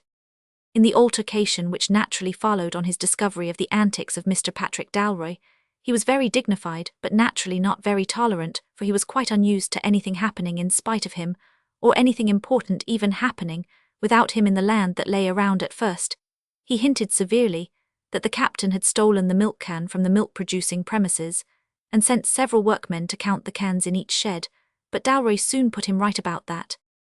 "I bought it in a shop at Widdington," he said, "and since then I have used no other. You'll hardly believe me," he said with some truth, But when I went into that shop, I was quite a little man. I had 1 glass of your mountain milk, and look at me now." "You have no right to sell the milk here," said Dr. Meadows, with the faintest trace of a German accent. "You are not in my employment. I am not responsible for your methods. You are not a representative of the business." "I am an advertisement," said the captain. "We advertise you all over England. You see that lean skimpy little man over there," pointing to the indignant Mr. Pump. "He's, before taking Meadows mountain milk. I am, after," added Mr. Dowray with satisfaction. "You shall laugh at the magistrate," said the other with a thickening accent. "I shall," agreed Patrick. "Well, I'll make a clean breast of it, sir. The truth is it isn't your milk at all. It has quite a different taste. These gentlemen will tell you so." A smothered giggle sent all the blood to the eminent capitalist's face. "Then either you have stolen my can, and are a thief," he said, stamping, "or you have introduced inferior substances into my discovery, and are an adulterer." "Try adulteratus," said Dowray. "Kindly Prince Albert always said adulteratarian. Dear old Albert, it seems like yesterday, but it is of course today. And it's as true as daylight that this stuff tastes different. I can't tell you what the taste is." Subdued guffaws from the outskirts of the crowd. "It's something between the taste of your first sugar stick and the fagend of your father's cigar. It's as innocent as heaven, and as hot as hell. It tastes like a paradox. It tastes like a prehistoric inconsistency. I trust I make myself clear. The men who taste it most are the simplest men that God has made, and it always reminds them of the salt, because it is made out of sugar. Have some." And with a gesture of staggering hospitality, he shot out his long arm with the little glass at the end of it. The despotic curiosity in the Prussian overcame even his despotic dignity. He took a sip of the liquid, and his eyes stood out from his face. "You've been mixing something with the milk," were the first words that came to him. "Yes," answered Dowray, "and so have you. Unless you're a swindler, why is your milk advertised as different from everyone else's milk? If you haven't made the difference, why does a glass of your milk cost 3d, and a glass of ordinary milk a penny if you haven't put 2 of something into it? Now look here, Dr. Meadows, the public analyst who would judge this happens to be an honest man. I have a list of the 21.5 honest men still employed in such posts. I make you a fair offer. He shall decide what it is I add to the milk. If you let him decide what it is you add to the milk, you must add something to the milk. Or what can all these wheels and pumps and pulleys be? For will you tell me here and now what you add to the milk, which makes it so exceedingly mountain?" There was a long silence, full of the same sense of submerged mirth in the mob, but the philanthropist had fallen into a naked frenzy in the sunlight, and shaking his fists aloft in a way unknown to all the English around him, he cried out, "Uck, but I know what you add. I know what you add. It is the alcohol, and you have no sign, and you shall laugh at a magistrate." Dowray with a bow retired to the car, removed a number of wrappings, and produced the prodigious wooden signpost of the old ship with its blue 3-decker and red St. George's cross. Conspicuously displayed this he planted on his narrow territory of turf, and looked round serenely. "In this old oak-panelled inn of mine," he said, "I will laugh at a million magistrates. Not that there's anything unhygienic about this. In no low ceilings or stuffiness here. Windows open everywhere, except in the floor. And as I hear some are saying there ought always to be food sold with fermented liquor, why, my dear Dr. Meadows, I've got a cheese here that will make another man of you at least. Well, hope so. We can but try." But Dr. Meadows was long past being merely angry. The exhibition of the sign had put him into a serious difficulty. Like most skeptics, like even the most genuine skeptics, such as Bradlaugh, he was as legal as he was skeptical. He had a profound fear, which also had in it something better than fear of being ultimately found in the wrong in a police court or a public inquiry, and he also suffered the tragedy of all such men living in modern England, that he must always be certain to respect the law, while never being certain of what it was. He could only remember generally that Lord Ivywood, when introducing or defending the great Ivywood Act on this matter, had dwelt very strongly on the unique and significant nature of the sign, and he could not be certain that if he disregarded it altogether, he might not eventually be cast in heavy damage, even go to prison, in spite of his success in business. Of course, he knew quite well that he had 1,000 answers to such nonsense, that a patch of grass in the road couldn't be an inn, that the sign wasn't even produced when the captain began to hand round the rum, but he also knew quite well that in the black peril we call British law, that is not the point. He had heard points quite as obvious urged to a judge, and urged in vain at the bottom of his mind. He found this fact rich as he was Lord Ivywood had made him, and on which side would Lord Ivywood be? Captain, said Humphrey Pump, speaking for the first time, we'd better be getting away, I feel it in my bones. Inhospitable innkeeper, cried the captain indignantly, and after I have gone out of the way to license your premises, why this is the dawn of peace in the great city of Peaceways. I don't despair of Dr. Meadows tossing off another bumper before we've done, for the moment Brother Hugby will engage. As he spoke, he served out milk and rum at random, and still the doctor had too much terror of our legal technicalities to make a final interference. But when Mr. Hugby of Hugby's Ales heard his name called, he first of all jumped, so as almost to dislodge the silk hat. Then he stood quite still, then he accepted a glass of the new mountain milk, and then his very face became full of speech before he had spoken a word. There's a motor coming along the road from the far hills, said Humphrey quietly. It'll be across the last bridge downstream in 10 minutes, and come up on this side. Well, said the captain impatiently, I suppose you've seen a motor before. Not in this valley all this morning, answered Pump. Mr. Chairman, said Mr. Hugby, feeling a dim disposition to say Mr. Vice in memory of old commercial banquets, I'm sure. We're all law-abiding people here, and wish to remain friends, especially with our good friend, the doctor. May he never want a friend, or a bottle, that is in short anything he wants as we go up the hill of prosperity and so on, but as our friend here with the signboard seems to be within his rights, well, I think the time's come when we can look at these things more broadly. So to speak now, I know it's quite true those dirty little pubs do a lot of harm to a property, and you get a lot of ignorant people there who are just like pigs, and I don't say our friend the doctor hasn't done good by clearing 'em away, but a big well-managed business with plenty of capital behind it is quite another thing. Well, friends, you all know that I was originally in the trade, though I have of course left off selling under the new regulations here. The goats looked rather guiltily at their cloven hoofs, but I've got my little bit, and I wouldn't mind putting it into this old ship here if our friend would allow it to be run on business lines, and especially if he'd enlarge the premises a bit, ha, and if our good friend the doctor— You rascal fellow, spluttered Meadows, your good friend the doctor will make you dance before a magistrate. Now don't be unbusinesslike, reasoned the brewer, it won't hurt your sales, it's quite a different public, don't you see? Do talk like a businessman. I am not a businessman, said the scientist with fiery eyes, I am a servant of humanity. Then said Dalroy, why do you never do what your master tells you? The motor has crossed the river, said Humphrey Pump. You would undo all my works, cried the doctor with sincere passion, when I have built this town myself, when I have made it sober and healthful myself, when I am awake and about before anyone in the town myself, watching over its interests. You would ruin all to sell your barbaric and fundamentally beastly beer. And then you call me a good friend. I am not a good friend. That I can't say, growled Hugby, but if it comes to that, aren't you trying to sell? A motor car drove up with a white explosion of dust, and about 6 very dusty people got out of it. Even through the densest disguise of the swift motorist, Pump perceived in many of them the peculiar style and bodily carriage of the police. The most evident exception was a long and more slender figure which, on removing its cap and goggles, disclosed the dark and drooping features of J. Levison, secretary. He walked across to the little old millionaire, who instantly recognized him, and shook hands. They confabulated for some little time, turning over some official documents.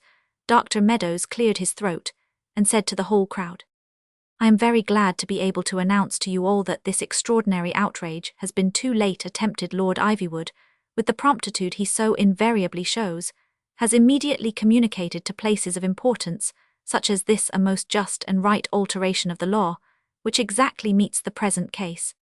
We shall sleep in jail tonight, said Humphrey Pump, I know it in my bones. It is enough to say, proceeded the millionaire, that by the law as it now stands, any innkeeper, even if he display a sign, is subject to imprisonment, if he sells alcohol on premises where it has not been previously kept for 3 days. I thought it would be something like that, muttered Pump. Shall we give up, Captain, or shall we try a bolt for it? Even the impudence of Dalroy appeared for the instant dazed, and still he was staring forlornly up into the abyss of sky above him, as if like Shelley he could get inspiration from the last and purest clouds, and the perfect hues of the ends of heaven. At last he said in a soft and meditative voice the single syllable, sells. Pump looked at him sharply with a remarkable expression growing on his grim face, but the doctor was far too rabidly rejoicing in his triumph to understand the captain's meaning. Sells alcohol are the exact words, he insisted, brandishing the blue oblong of the new Act of Parliament. So far as I am concerned, they are inexact words, said Captain Dalroy, with polite indifference. I have not been selling alcohol, I have been giving it away. Has anybody here paid me money? Has anybody here seen anybody else pay me money? I'm a philanthropist. Just like Dr. Meadows, I am his living image. Mr. Leveson and Dr. Meadows looked across at each other, and on the face of the first was consternation, and on the second, a full return of all his terrors of the complicated law. I shall remain here for several weeks, continued the captain, leaning elegantly on the can, and shall give away gratis such supplies of this excellent drink as may be demanded by the citizens. It appears that there is no such supply at present in this district, and I feel sure that no person present can object to so strictly legal and highly charitable an arrangement. In this he was apparently in error, for several persons present seemed to object to it, but curiously enough, it was not the withered and fanatical face of the philanthropist Meadows, nor the dark and equine face of the official Leveson, which stood out most vividly as a picture of protest. The face most strangely unsympathetic with this form of charity was that of the ex-proprietor of Hugby's Ales. His gooseberry eyes were almost dropping from his head, and his words sprang from his lips before he could stop them. And you blooming well think you can come here like a big buffoon, you beast, and take away all my trade.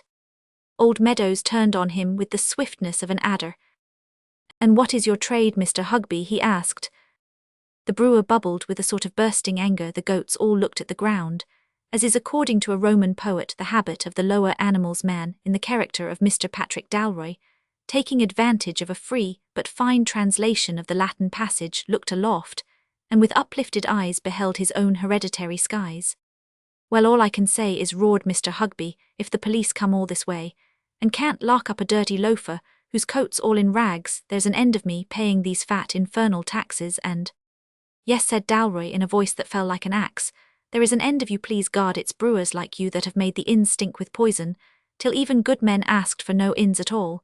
And you are worse than the teetotalers, for you prevented what they never knew, and as for you, eminent man of science, great philanthropist, idealist, and destroyer of inns, let me give one cold fact for your information. You are not respected, you are obeyed. Why should I or anyone respect you? Particularly you say you built this town, and get up at daybreak to watch this town. You built it for money, and you watch it for more money. Why should I respect you?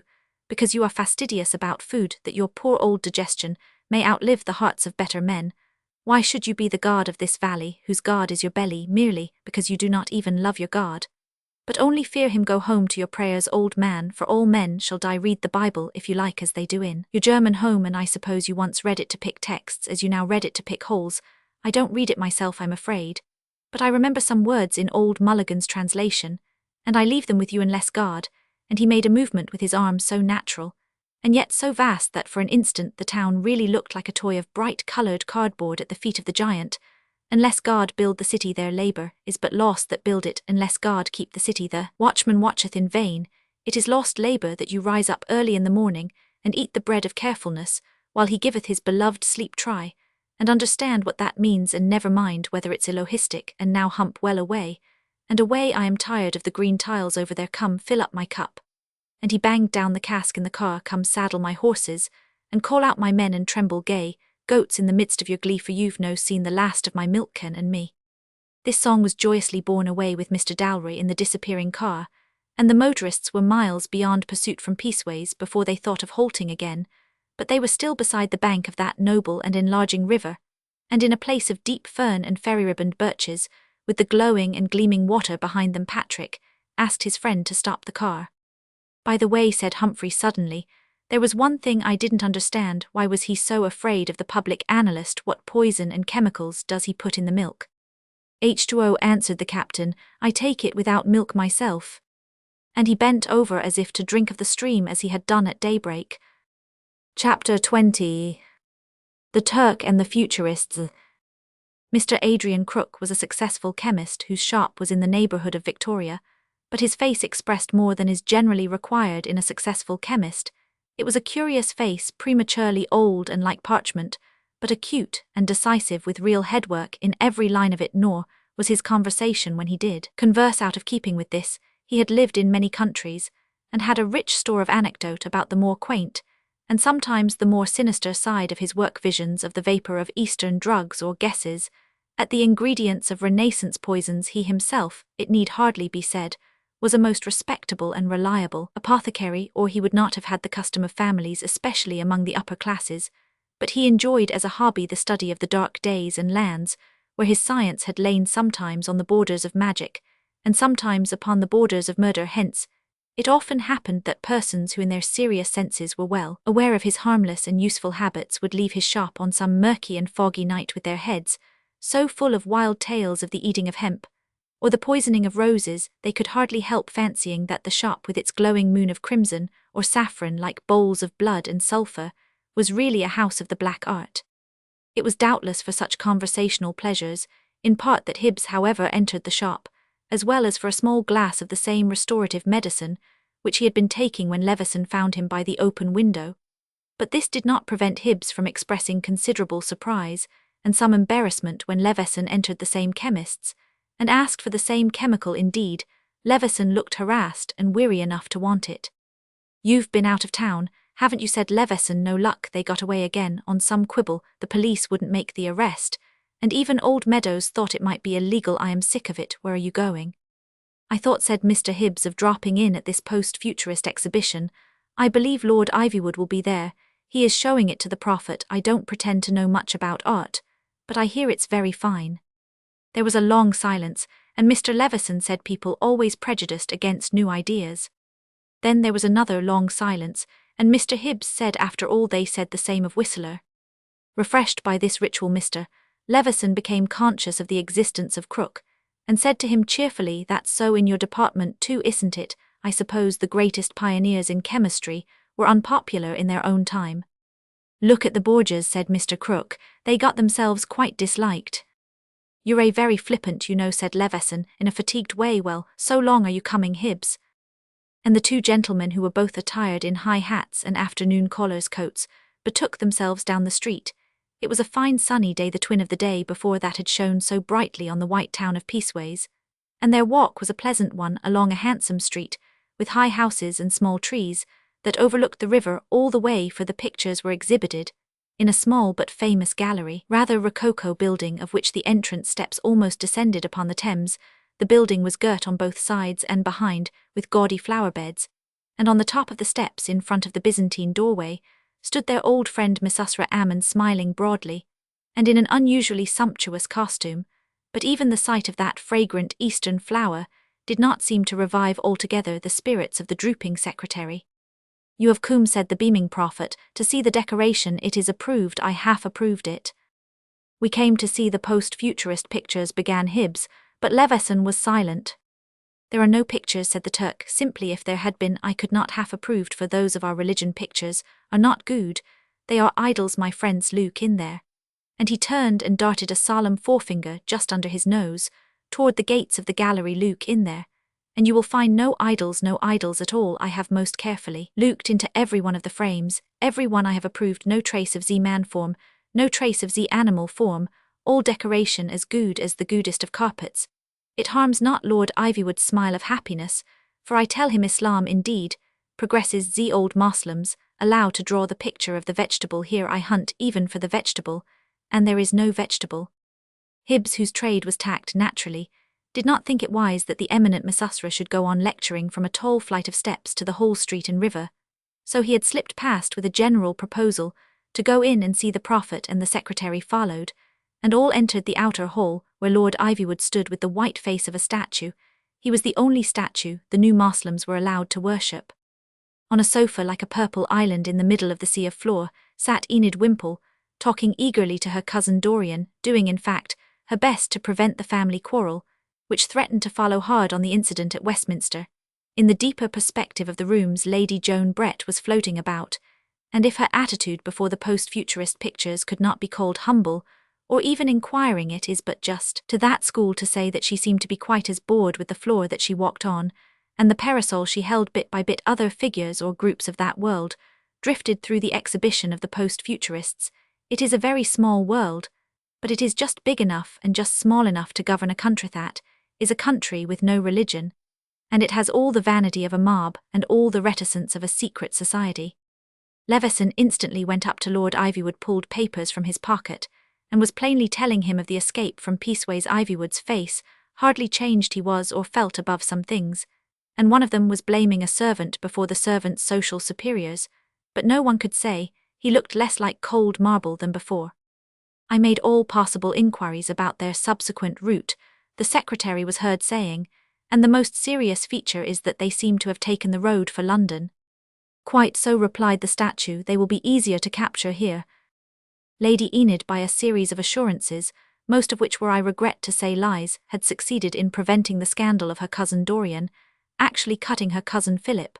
But she knew very little of the masculine temper, if she really thought she had prevented the profound intellectual revolt of the poet against the politician ever since he heard Mr. Hibbs say yars yars, and order his arrest by a common policeman.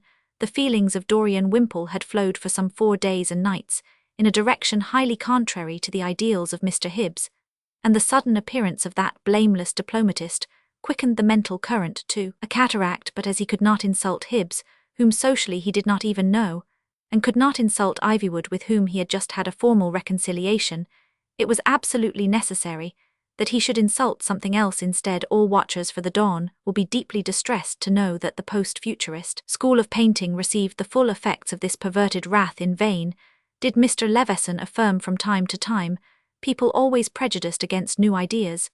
Vainly did Mr. Hibbs say at the proper intervals, after all they said the same of Whistler, not by such decent formalities was the frenzy of Dorian to be appeased. That little Turk has more sense than you have, he said. He passes it as a good wallpaper. I should say it was a bad wallpaper, the sort of wallpaper that gives a sick man fever when he hasn't got it.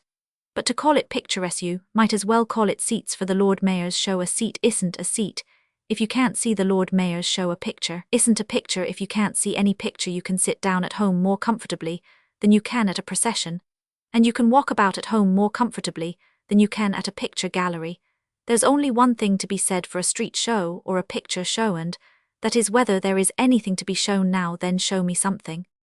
Well, said Lord Ivywood good-humouredly, motioning toward the wall in front of him, let me show you the portrait of an old lady. Well, said Dorian stolidly, which is it? Mr. Hibbs made a hasty gesture of identification, but was so unfortunate as to point to the picture of rain in the Apennines, instead of the portrait of an old lady, and his intervention increased the irritation of Dorian Wimpole. Most probably, as Mr. Hibbs afterward explained, it was because a vivacious movement of the elbow of Mr. Wimpole interfered with the exact pointing of the forefinger of Mr. Hibbs. In any case, Mr. Hibbs was sharply and horridly fixed by embarrassment, so that he had to go away to the refreshment bar and eat 3 lobster patties, and even drink a glass of that champagne that had once been his ruin. But on this occasion he stopped at 1 glass and returned with a full diplomatic responsibility. He returned to find that Dorian Wimpole had forgotten all the facts of time, place, and personal pride in an argument with Lord Ivywood, exactly as he had forgotten such facts in an argument with Patrick Dalroy, in a dark wood with a donkey cart, and Philip Ivywood was interested also. His cold eyes even shone, for though his pleasure was almost purely intellectual, it was utterly sincere. And I do trust the untried, I do follow the inexperienced, he was saying quietly with his fine inflections of voice. You say this is changing the very nature of art. I want to change the very nature of art. Everything lives by turning into something else. Exaggeration is growth. But exaggeration of what? Demanded Dorian. I cannot see a trace of exaggeration in these pictures, because I cannot find a hint of what it is they want to exaggerate. You can't exaggerate the feathers of a cow, or the legs of a whale. You can draw a cow with feathers, or a whale with legs for a joke, though I hardly think such jokes are in your line. But don't you see, my good Philip, that even then the joke depends on its looking like a cow and not only like a thing with feathers. Even then the joke depends on the whale as well as the legs. You can combine up to a certain point. You can distort up to a certain point. After that you lose the identity. And with that you lose everything. A centaur is so much of a man with so much of a horse. The centaur must not be hastily identified with the horsey man, and the mermaid must be maidenly, even if there is something fishy about her social conduct. No, said Lord Ivywood in the same quiet way, I understand what you mean, and I don't agree. I should like the centaur to turn into something else that is neither man nor horse. But not something that has nothing of either? Asked the poet. Yes, answered Ivywood with the same queer quiet gleam in his colourless eyes, something that has nothing of either. But what's the good? Argued Dorian. A thing that has changed entirely, has not changed at all. It has no bridge of crisis, it can remember no change if you wake up tomorrow. And you simply are Mrs. Dope, an old woman who lets lodgings at Broadstairswell. I don't doubt Mrs. Dope is a saner and happier person than you are, but in what way have you progressed? What part of you is better? Don't you see this prime fact of identity is the limit set on all living things? No, said Philip with suppressed but sudden violence, I deny that any limit is set upon living things. Why then I understand, said Dorian, why though you make such good speeches you have never written any poetry. Lady Joan, who was looking with tedium at a rich pattern of purple and green, in which Miss Usra attempted to interest her, imploring her to disregard the mere title, which idolatrously stated it as First Communion in the Snow, abruptly turned her full face to Dorian. It was a face to which few men could feel indifferent, especially when thus suddenly shown them. Why can't he write poetry, she asked. Do you mean he would resent the limits of metre and rhyme, and so on? The poet reflected for a moment, and then said, well, partly. But I mean more than that too. As one can be candid in the family, I may say that what everyone says about him is that he has no humour, but that's not my complaint at all. I think my complaint is that he has no pathos, that is, he does not feel human limitations, that is, he will not write poetry. Lord Ivywood was looking with his cold, unconscious profile into a little black and yellow picture called Enthusiasm, but Joan Brett leaned across to him with swarthy eagerness and cried quite provocatively, Dorian says you've no pathos. Have you any pathos? He says it's a sense of human limitations. Ivywood did not remove his gaze from the picture of Enthusiasm, but simply said, no, I have no sense of human limitations. Then he put up his elderly eyeglass to examine the picture better. Then he dropped it again, and confronted Joan with a face paler than usual. Joan, he said, I would walk where no man has walked, and find something beyond tears and laughter. My road shall be my road indeed, for I will make it like the Romans, and my adventures shall not be in the hedges and the gutters, but in the borders of the ever-advancing brain. I will think what was unthinkable, until I thought it. I will love what never lived, until I loved it. I will be as lonely as the first man. They say, she said after a silence, that the first man fell. You mean the priests? He answered, yes, but even they admit that he discovered good and evil. So are these artists trying to discover some distinction that is still dark to us. Oh, said Joan, looking at him with a real and unusual interest, then you don't see anything in the pictures yourself? I see the breaking of the barriers, he answered. Beyond that I see nothing. She looked at the floor for a little time, and traced patterns with her parasol like one who has really received food for thought. Then she said suddenly, but perhaps the breaking of barriers might be the breaking of everything. The clear and colourless eyes looked at her quite steadily. Perhaps, said Lord Ivywood. Dorian Wimpole made a sudden movement a few yards off where he was looking at a picture, and said, hullo, what's this? Mr. Hibbs was literally gaping in the direction of the entrance. Framed in that fine Byzantine archway stood a great big bony man in threadbare, but careful clothes, with a harsh high-featured intelligent face, to which a dark beard under the chin gave something of the puritanic cast. Somehow his whole personality seemed to be pulled together, and explained when he spoke with a North Country accent. Weel lards, he said genially, thus be main great on tea pictures, but I coom for suthin in a moog haw-haw. Leveson and Hibbs looked at each other, then Leveson rushed from the room. Lord Ivywood did not move a finger, but Mr. Wimpole, with a sort of poetic curiosity, drew nearer to the stranger and studied him. It's perfectly awful, cried Enid Wimpole in a loud whisper, the man must be drunk. Na lass, said the man with gallantry, ave not been drunk na but at Hurley Fair these years, and all am a decent lad, and workin' ma way back tea wharfdale no harm in a moog of ale, lass. Are you quite sure? Asked Dorian Wimpole with a singular sort of delicate curiosity. Are you quite sure you're not drunk? Am not drunk, said the man jovially. Even if these were licensed premises, began Dorian in the same diplomatic manner. There's sign on thus, said the stranger. The black bewildered look on the face of Joan Brett suddenly altered. She took 4 steps toward the doorway, and then went back and sat on the purple ottoman, but Dorian seemed fascinated with his inquiry into the alleged decency of the lad, who was working his way to Wharfdale. Even if these were licensed premises, he repeated, drink could be refused you if you were drunk now. Are you really sure you're not drunk? Would you know if it was raining, say? I, said the man with conviction. Would you know any common object of your countryside? Inquired Dorian scientifically. A womanlet, us say an old woman. I, said the man with good humour. "What on earth are you doing with the creature?" whispered Enid feverishly. "I am trying," answered the poet, "to prevent a very sensible man from smashing a very silly shop. I beg your pardon, sir. As I was saying, would you know these things in a picture now? Do you know what a landscape is? And what a portrait is? Forgive my asking. You see, we are responsible, while we keep the place going." There soared up into the sky, like a cloud of rooks, the eager vanity of the north. "We collier lads are none so badly educated, lad," he said, "in the town. I was born in there was a gallery of pictures as fine as Lunnon eye, and a new too." "Thank you," said Wimple, pointing suddenly at the wall. "Would you be so kind, for instance, as to look at those two pictures? One represents an old woman, and the other rain in the hills. It's a mere formality. You shall have your drink, when you've said which is which." The northerner bowed his huge body before the two frames, and peered into them patiently. The long stillness that followed seemed to be something of a strain on Joan, who rose in a restless manner, first went to look out of a window, and then went out of the front door.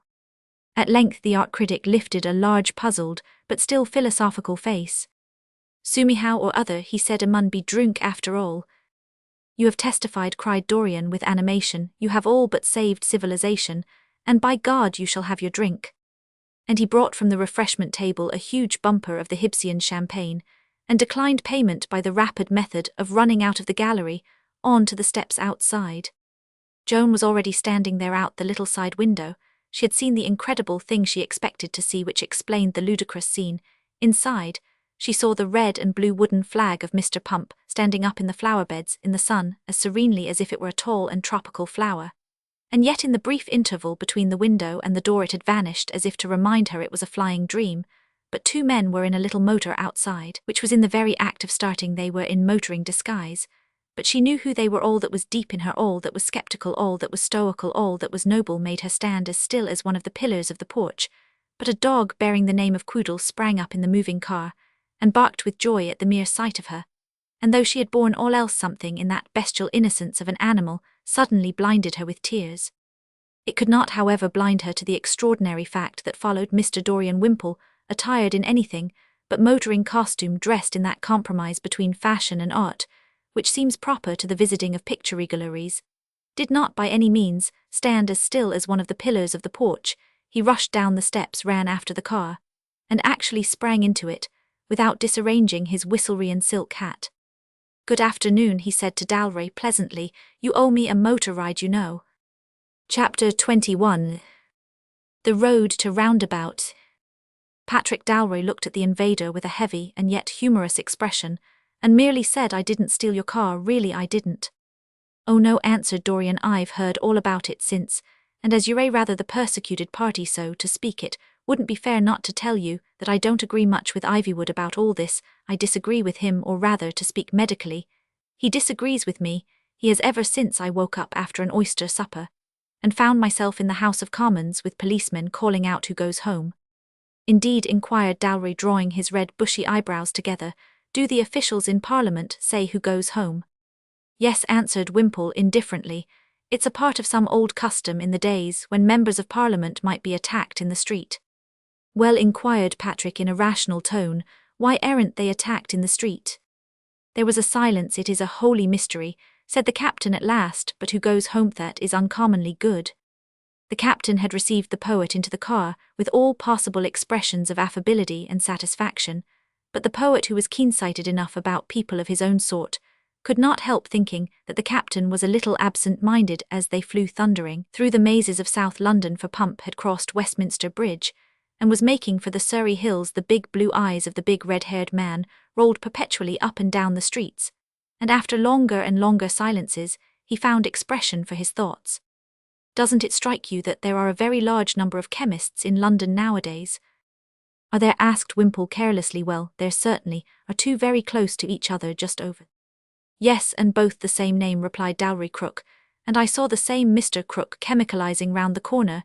He seems to be a highly omnipresent deity." "A large business, I suppose," observed Dorian Wimpole.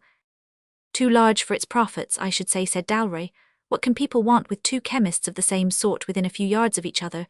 Do they put one leg into one shop and one into the other, and have their corns done in both at once, or do they take an acid in one shop and an alkali in the next, and wait for the fizz, or do they take the poison in the first shop And the emetic in the second shop, it seems like carrying delicacy too far, it almost amounts to living a double life.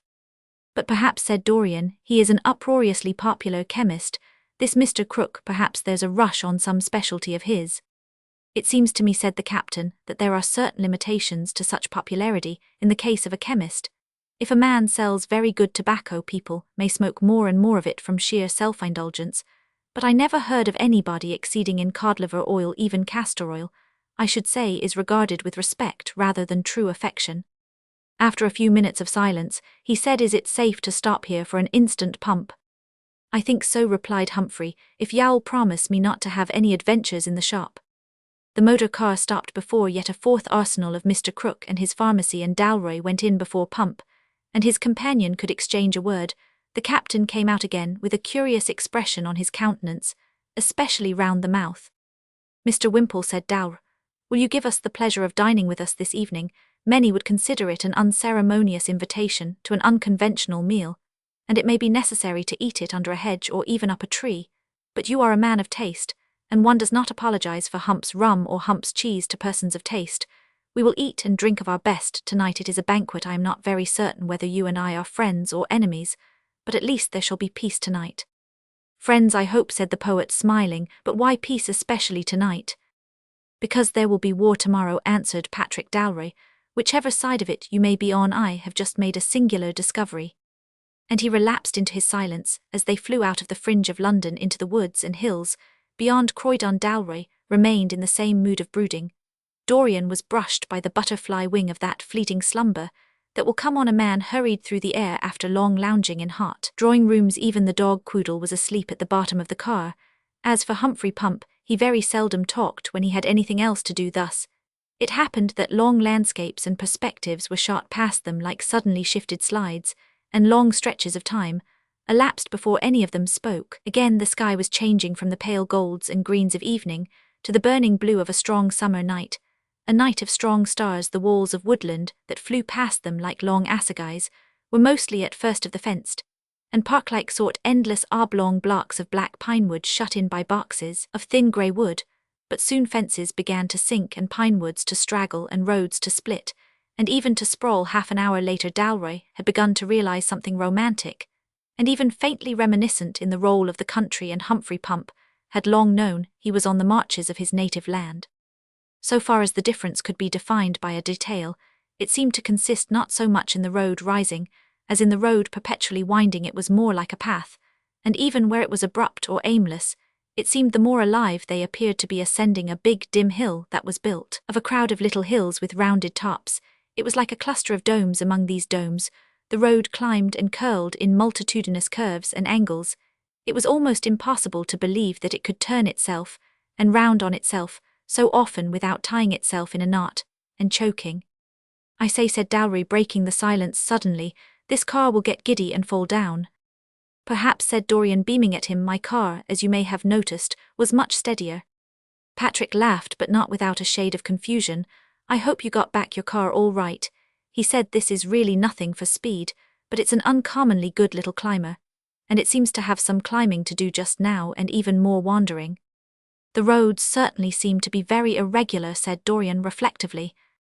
Well, cried Patrick with a queer kind of impatience, you're English, and I'm not. You ought to know why the road winds about like this, why the saints deliver us.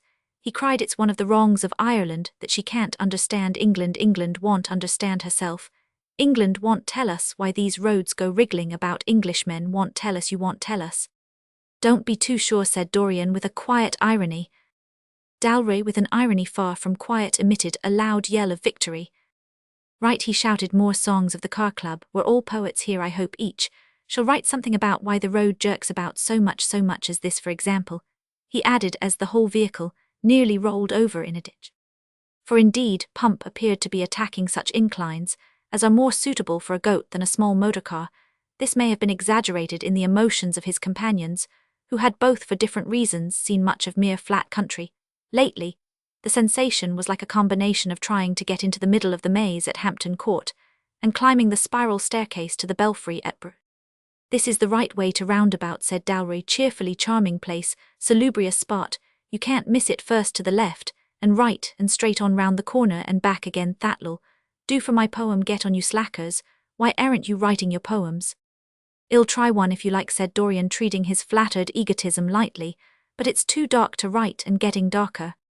Indeed, they had come under a shadow between them and the stars like the brim of a giant's hat, only through the holes and rents in which the summer stars could now look down on them, the hill, like a cluster of domes, though smooth, and even bare in its lower contours, was topped with a tangle of spanning trees that sat above them like a bird brooding over its nest. The wood was larger and vaguer than the clump that is the crown of the hill at Chanctonbury, but was rather like it, and held much the same high and romantic position.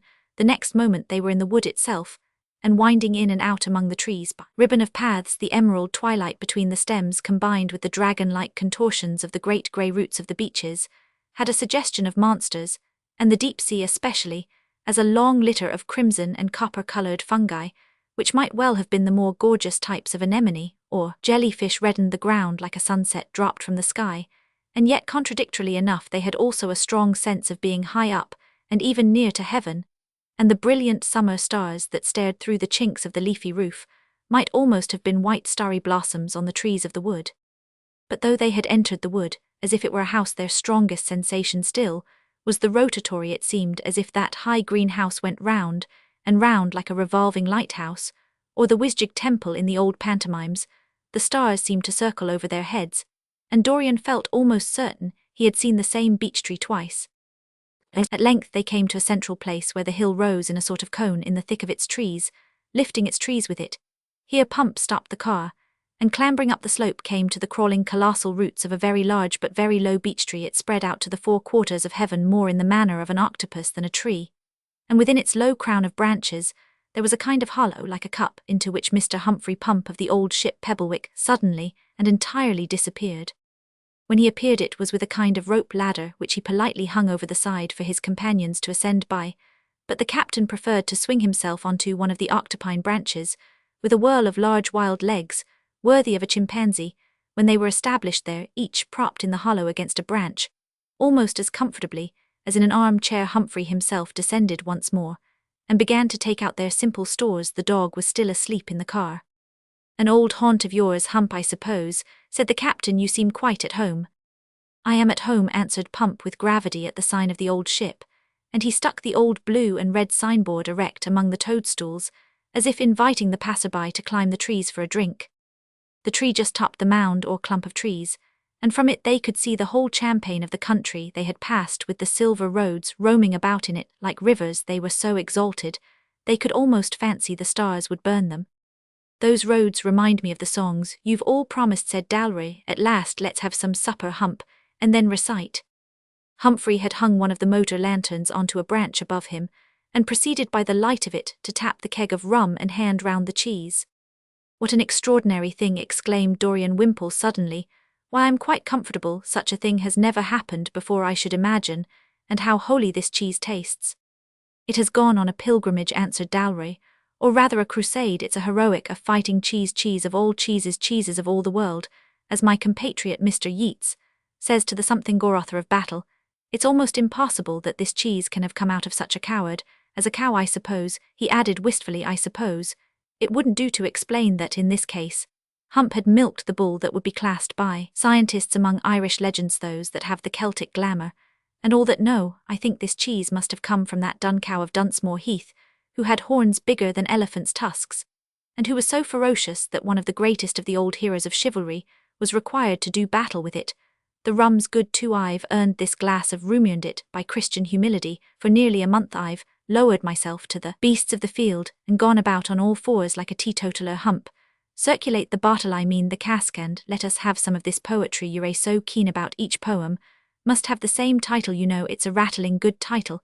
It's called An Inquiry into the Causes, Geological, Historical, Agricultural, Psychological, Psychical, Moral, Spiritual, and Theological of the alleged cases of double, treble, quadruple, and other curvature in the English road, conducted by a specially appointed secret commission in a hole in a tree, by admittedly judicious and academic authorities, specially appointed by themselves to report to the dog quoodle, having power to add to their number, and also to take away the number they first thought of. God save the King. Having delivered this formula with blinding rapidity, he added rather breathlessly, "That's the note to strike the lyric note."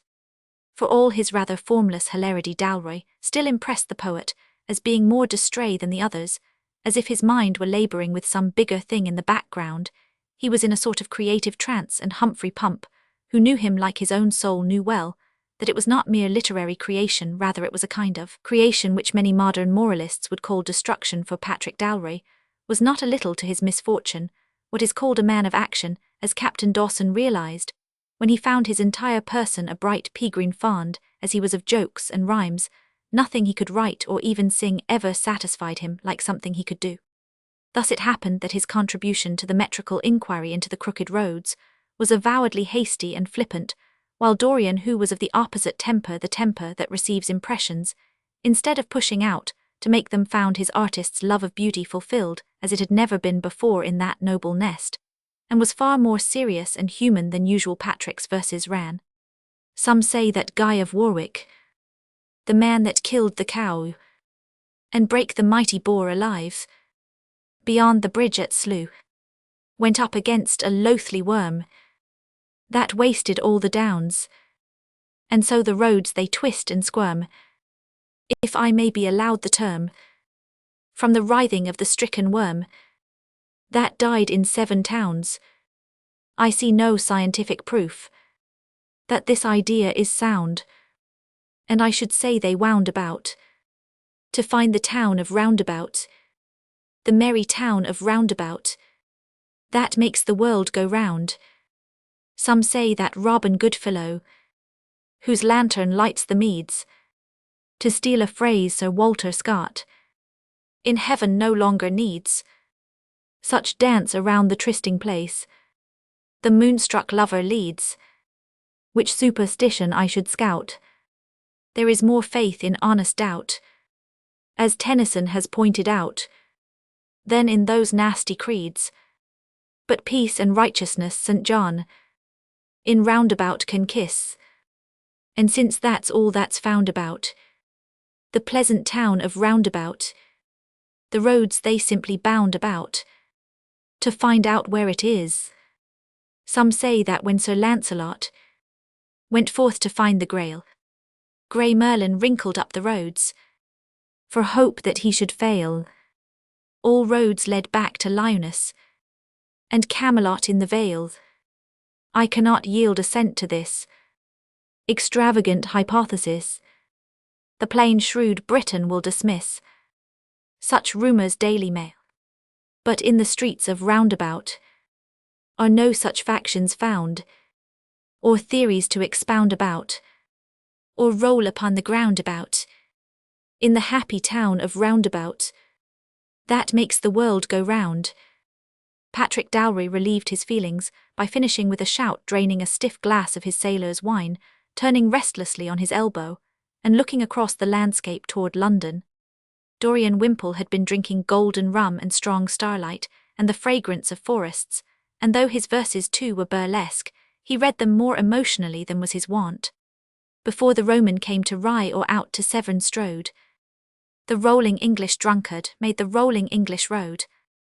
A reeling road, a rolling road that rambles round the shire, and after him the parson ran the sexton and the squire.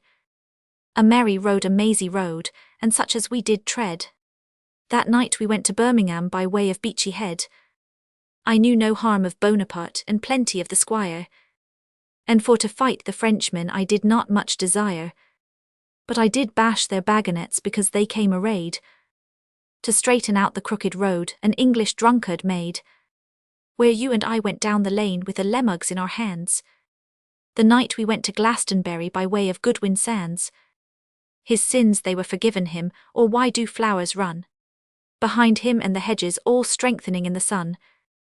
The wild thing went from left to right, and knew not which was which. But the wild rose was above him when they found him in the ditch. God pardon us nor harden us, we did not see so clear. The night we went to Bannockburn by way of Brighton Pier. My friends, we will not go again, or ape an ancient rage, or stretch the folly of our youth to be the shame of age, but walk with clearer eyes and ears this path that wandereth, and see undrugged in evening light the decent inn of death. For there is good news yet to hear and fine things to be seen. before we go to paradise by way of Kensal Green. Have you written one, Hump? Asked Dalry. Humphrey, who had been scribbling hard under the lamp, looked up with a dismal face. Yes, he said, but I write under a great disadvantage. You see, I know why the road curves about. And he read very rapidly, all on one note. The road turned first toward the left, where Pinker's quarry made the cleft. The path turned next toward the right, because the mastiff used to bite. Then left because of slippery height, and then again toward the right. We could not take the left because it would have been against the laws. Squire closed it in King William's day, because it was a right of way, still right to dodge the ridge of chalk, where Parson's ghost it used to walk, till someone Parson used to know met him blind drunk in Kayal, then left a long way round to skirt the good land where old Doggy Bert was owner of the crown in cup, and would not give his freehold up. Right missing the old riverbed, they tried to make him take instead. Right, since they say Sir Gregory went mad and let the gypsies be, and so they have their camp secure, and though not honest they are poor, and that is something then along. And first to right, no, I am wrong. Second to right, of course the first is what the holy sisters cursed, and none defy their awful oaths, since the policeman lost his clothes, because of Ferry's right again. What used to be High Toby Lane, left by the double lurch and right, until the milestone is in sight, because the road is firm and good, from past the milestone to the wood. And I was told by Dr. Lowe, whom Mr. Wimple's aunt would know, who lives at Oxford writing books, and ain't so silly as he looks. The Romans did that little bit, and we've done all the rest of it, by which we hardly seem to score, left and then forward as before, to where they nearly hanged Miss Brown, who told them not to cut her down, but loose the rope or let her swing, because it was a waste of string. Left once again by Hunker's cleft, and right beyond the elm, and left by Pill's right by 19 nicks, and left. No, no, no, Hump, Hump, Hump, cried Dalry in a sort of terror. Don't be exhaustive, don't be a scientist, Hump, and lay waste fairyland. How long does it go on? Is there a lot more of it? Yes, said Pump in a stony manner, there is a lot more of it. And it's all true? Inquired Dorian Wimpole with interest. Yes, replied Pump with a smile, it's all true. My complaint exactly, said the captain. What you want is legends, what you want is lies, especially at this time of night, and on rum like this, and on our first and our last holiday. What do you think about rum? He asked Wimpole. About this particular rum in this particular tree at this particular moment, answered Wimpole. I think it is the nectar of the younger gods. If you ask me in a general synthetic sense what I think of rum, well, I think it's rather rum. You find it a trifle sweet, I suppose, said Dowr, with some bitterness. Sybarite, by the way, he said abruptly, what a silly word that word hedonist is. The really self-indulgent people generally like sour things, and not sweet bitter things like caviar and curries, or what not. It's the saints who like the sweets. At least I've known at least 5 women who were practically saints, and they all preferred sweet champagne. Look here, Wimpole, shall I tell you the ancient oral legend about the origin of rum? I told you what you wanted was legends. Be careful to preserve this one, and hand it on to your children, for unfortunately, my parents carelessly neglected the duty of handing it on to me after the words, a farmer had 3 sons. All that I owe to tradition ceases. But when the 3 boys last met in the village marketplace, they were all sucking sugar sticks. Nevertheless they were all discontented, and on that day parted, for everyone remained on his father's farm, hungering for his inheritance. One went up to London to seek his fortune, as fortunes are found today in that town, forgotten of God. The 3rd ran away to sea, and the first 2 flung away their sugar sticks in shame. And he on the farm was always drinking smaller and sourer beer for the love of money, and he that was in town was always drinking richer and richer wines, that men might see that he was rich. But he who ran away to sea actually ran on board with the sugar stick in his mouth, and St. Peter or St. Andrew or whoever is the patron of men in boats touched it, and turned it into a fountain for the comfort of men upon the sea. That is the sailor's theory of the origin of rum. Inquiry, addressed to any busy captain with a new crew in the act of shipping an unprecedented cargo, will elicit a sympathetic agreement. Your rum, at least, said Dorian good-humouredly, may well produce a fairy-tale, but indeed I think all this would have been a fairy-tale without it. Patrick raised himself from his arboreal throne, and leaned against his branch with a curious and sincere sense of being rebuked. Yours was a good poem, he said with seeming irrelevance, and mine was a bad one. Mine was bad partly because I am not a poet as you are, but almost as much because I was trying to make up another song at the same time, and it went to another tune, you see. He looked out over the rolling roads, and said almost to himself, in the city set upon slime and loam, they cry in their parliament who goes home, and there is no answer in arch or dome, for none in the city of graves goes home.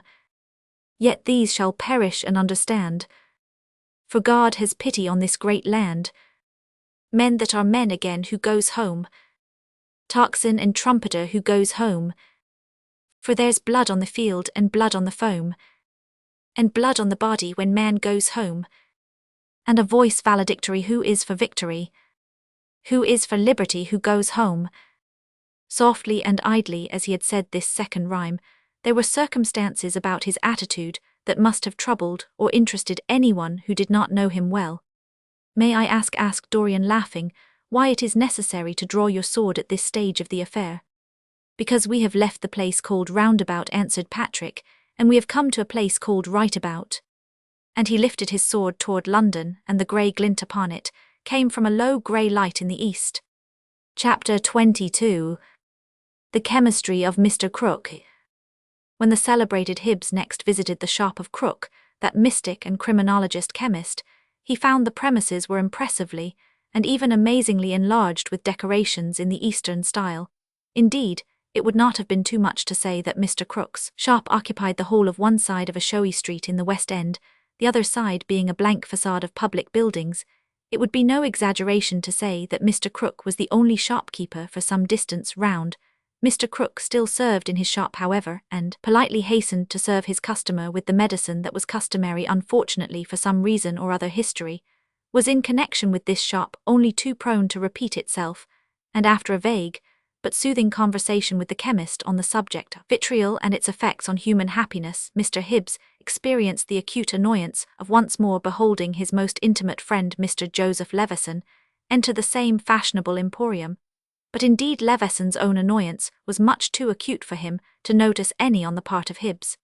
Well, he said, stopping dead in the middle of the shop, here is a fine confounded kettle of fish. It is one of the tragedies of the diplomatic that they are not allowed to admit either knowledge or ignorance, so Hibbs looked gloomily wise, and said, pursing his lips, you mean the general situation? I mean the situation about this everlasting business of the insigns, said Leveson. Impatiently, Lord Ivywood went up specially when his leg was really bad to get it settled in the house in a small non-contentious bill, providing that the sign shouldn't be enough if the liquor hadn't been on the spot 3 days. Oh, but said Hibbs, sinking his voice to a soft solemnity, as being one of the initiate, a thing like that can be managed, don't you know? Of course it can, said the other, still with the same slightly irritable air.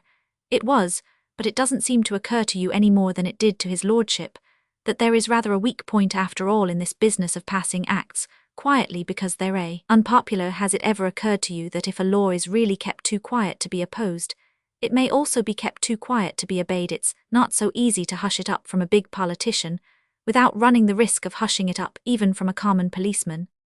But surely that can't happen by the nature of things. Can't it, by God, said J. Leveson, appealing to a less pantheistic authority. He unfolded a number of papers from his pocket, chiefly cheap local newspapers, but some of them letters and telegrams.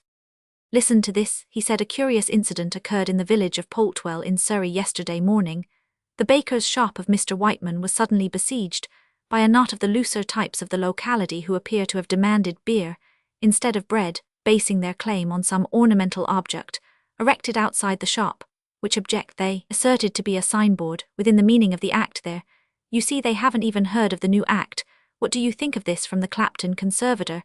The contempt of socialists for the law was well illustrated yesterday, when a crowd collected round some wooden ensign of socialism, set up before Mr. Dugdale's drapery stores, refused to disperse, though told that their action was contrary to the law. Eventually, The malcontents joined the procession following the wooden emblem. And what do you say to this depressed news? A chemist in Pimlico has been invaded by a huge crowd, demanding beer and asserting the provision of it to be among his duties. The chemist is of course well acquainted with his immunities in the matter, especially under the new act, but the old notion of the importance of the sign seems still to possess the populace, and even to a certain extent to paralyze the police.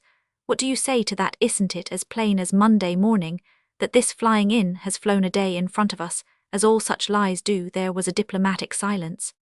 Well, asked the still angry Leveson of the still dubious Hibbs, what do you make of all that? One ill-acquainted with that relativity essential to all modern minds might possibly have fancied that Mr. Hibbs could not make much of it. However, that may be his explanations or incapacity for explanations was soon tested with a fairly positive test, for Lord Ivywood actually walked into the shop of Mr. Crook. "Good day, gentlemen," he said, looking at them with an expression which they both thought baffling, and even a little disconcerting. "Good morning, Mr. Crook. I have a celebrated visitor for you," and he introduced the smiling Missusra. The prophet had fallen back on a comparatively quiet costume this morning, a mere matter of purple and orange, or what not, but his aged face was now perennially festive. "The cause progresses," he said, "everywhere the cause progresses. You heard his lordship's beautiful speech." "I have heard many," said Hibbs gracefully, "that can be so described." "The prophet means what I was saying about the Ballot Paper Amendment Act," said Ivywood casually. "It seems to be the alphabet of statesmanship to recognize now that the great Oriental British Empire has become one corporate whole, with the Occidental one. Look at our universities with their Mohammedan students. Soon they may be a majority now. Are we," he went on still more quietly, "are we to rule this country under the forms of representative government? I do not pretend to believe in democracy, as you know, but I think it would be extremely unsettling and incalculable to destroy representative government. If we are to give Moslem Britain representative government, we must not make the mistake we made about the Hindus and military organization which led to the mutiny. We must not ask them to make a cross on their ballot papers, for though it seems a small thing it may offend them. So I brought in a little bill to make it optional between the old-fashioned cross and an upward curved mark that might stand for a crescent, and, as it's rather easier to make, I believe it will be generally adopted." "And so," said the radiant old Turk, "the little light easily made curly mark is substituted for the hard difficult double made, cutting both ways mark. It is the more good for hygiene, for you must know, and indeed our good and wise chemist will tell you, that the Saracenic and the Arabian and the Turkish physicians were the first of all physicians, and taught all medicals to the barbarians of the Frankish territories, and many of the most modern, the most fashionable remedies are thus of the Oriental origin." "Yes, that is quite true," said Crook in his rather cryptic and unsympathetic way. "The powder called aranine, lately popularized by Mr. Bowes, now Lord Helvellyn, who tried it first on birds, is made of plain desert sand, and what you see in prescriptions as cannabis indiensis is what our lively neighbours of Asia describe more energetically as bang." "And Suin, the Sami way," said Missusra, making soothing passes with his brown hand like a mesmerist in the Sami way. "The making of the crescent is hygienic, the making of the cross is non-hygienic. The crescent was a little wave as a leaf, as a little curling feather," and he waved his hand with real artistic enthusiasm toward the capering curves of the new Turkish decoration which Ivywood had made fashionable in many of the fashionable shops. "But when you make the cross you must make the one-line sue," and he swept the horizon with the brown hand, "and then you must go back and make the other line sue," and he made an upward gesture suggestive of one constrained to lift a pine tree, "and then you become very Roman 99. "As a matter of fact, Mr. Crook," said Ivywood in his polite manner, "I brought the prophet here to consult you as the best authority on the very point you have just mentioned, the use of hashish, or the hemplant. I have it on my conscience to decide whether these oriental stimulants or sedatives shall come under the general veto we are attempting to impose on the vulgar intoxicants. Of course one has heard of the horrible and voluptuous visions, and a kind of insanity attributed to the assassins and the old man of the mountain. But on the one hand, we must clearly discount much for the illimitable pro-Christian bias with which the history of these eastern tribes is told in this country. Would you say the effect of hashish was extremely bad?" And he turned first to the prophet. "You will see masks said that sear with candour, many masques more, masques taller and taller masks, till they reach the moon, and you hear a dreadful voice in the very high mosque calling the muezzin, and you will think it is Allah. Then you will see wives many wives more wives than you yet have, then you will be rolled over and over in a great pink and purple sea, which is still wives, then you will go to sleep. I have only done it once, he concluded mildly. And what do you think about hashish, Mr. Crook? Asked Ivywood thoughtfully. I think it's hemp at both ends, said the chemist. I fear, said Lord Ivywood, I don't quite understand you. A hempen drink a murder, and a hempen rope, that's my experience in India, said Mr. Crook. It is true, said Ivywood, yet more reflectively, that the thing is not Moslem in any sense in its origin. There is that against the assassins always, and of course, he added with a simplicity that had something noble about it, their connection with St. Louis discredits them rather.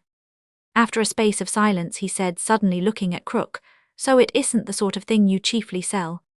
No, my lord, it isn't what I chiefly sell, said the chemist. He also looked steadily, and the wrinkles of his young old face were like hieroglyphics. The cause progress everywhere it progress, cried Missusra, spreading his arms, and relieving a momentary tension of which he was totally unaware. The hygienic curve of the crescent will soon superimpose himself for your plus sign. You already use him for the short syllables in your dactyl, which is doubtless of Oriental origin. You see the new game. He said this so suddenly that everyone turned round to see him produce from his purple clothing a brightly coloured and highly polished apparatus from one of the grand toy shops, which on examination seemed to consist of a kind of blue slate in a red and yellow frame, a number of divisions being already marked on the slate, about 17 slate pencils with covers of different colours, and a vast number of printed instructions stating that it was but recently introduced from the remote East and was called noughts and crescents. Strangely enough, Lord Ivywood, with all his enthusiasm, seemed almost annoyed at the emergence of this Asiatic discovery, more especially as he really wanted to look at Mr. Crook, as hard as Mr. Crook was looking at him. Hibbs coughed considerately and said, of course, all our things came from the East and he paused, being suddenly unable to remember anything but curry, to which he was very rightly attached. He then remembered Christianity, and mentioned that to everything from the East is good. Of course, he ended with an air of light omniscience. Those who in later ages and other fashions failed to understand how Missusra had ever got a mental hold on men like Lord Ivywood left out two elements in the man, which are very attractive especially to other men. One was that there was no subject on which the little Turk could not instantly produce a theory. The other was that though the theories were crowded, they were consistent. He was never known to accept an illogical compliment. You are in error, he said solemnly to Hibbs, because you say all things from the East are good. There is the East wind. I do not like him, he is not good. And I think very much that all the warmth and all the wealthiness and the colours and the poems and the religiousness that the East was meant to give you have been much poisoned by this accident, this east wind. When you see the green flag of the Prophet, you do not think of a green field in summer, you think of a green wave in your seas of winter, for you think it blown by the east wind. When you read of the moon-faced houris, you think not of our moons like oranges, but of your moons like snowballs. Here a new voice contributed to the conversation. Its contribution, though imperfectly understood, appeared to be YshdI white for a little Jew in, is dressin gown, little Jews in their dressin gowns as their drinks, and we as our drinks bitter, miss. The speaker, who appeared to be a powerful person of the plastering occupation, looked round for the unmarried female he had ceremonially addressed, and seemed honestly abashed that she was not present. Ivywood looked at the man with that expression of one turned to stone which his physique made so effective in him, but J. Leveson, secretary, could summon no such powers of self-petrification upon his soul. The slaughter red of that unhallowed eve arose when first the ship, and he were foes when he discovered that the poor are human beings and therefore are polite and brutal. Within a comparatively short space of time, he saw that two other men were standing behind the plastering person, one of them apparently urging him to counsels of moderation, which was an ominous sign, and then he lifted his eyes and saw something worse than any omen. All the glass frontage of the shop was a cloud of crowding faces. They could not be clearly seen since night was closing in on the street, and the dazzling fires of ruby and amethyst, which the lighted shop gave to its great globes of liquid, rather veiled than revealed them, but the foremost actually flattened and whitened their noses on the glass, and the most distant were nearer than Mr. Leveson wanted them. Also he saw a shape erect outside the shop, the shape of an upright staff, and a square board. He could not see what was on the board. He did not need to see. Those who saw Lord Ivywood at such moments understood why he stood out so strongly in the history of his time. In spite of his frozen face and his fanciful dogmas, he had all the negative nobility that is possible to man. Unlike Nelson and most of the great heroes, he knew not fear. Thus he was never conquered by a surprise, but was cold and collected when other men had lost their heads, even if they had not lost their nerve. "I will not conceal from you, gentlemen," said Lord Ivywood, "that I have been expecting this. I will not even conceal from you that I have been occupying Mr. Crook's time, until it occurred so far from excluding the crowd. I suggest it would be an excellent thing if Mr. Crook could accommodate them all in this shop.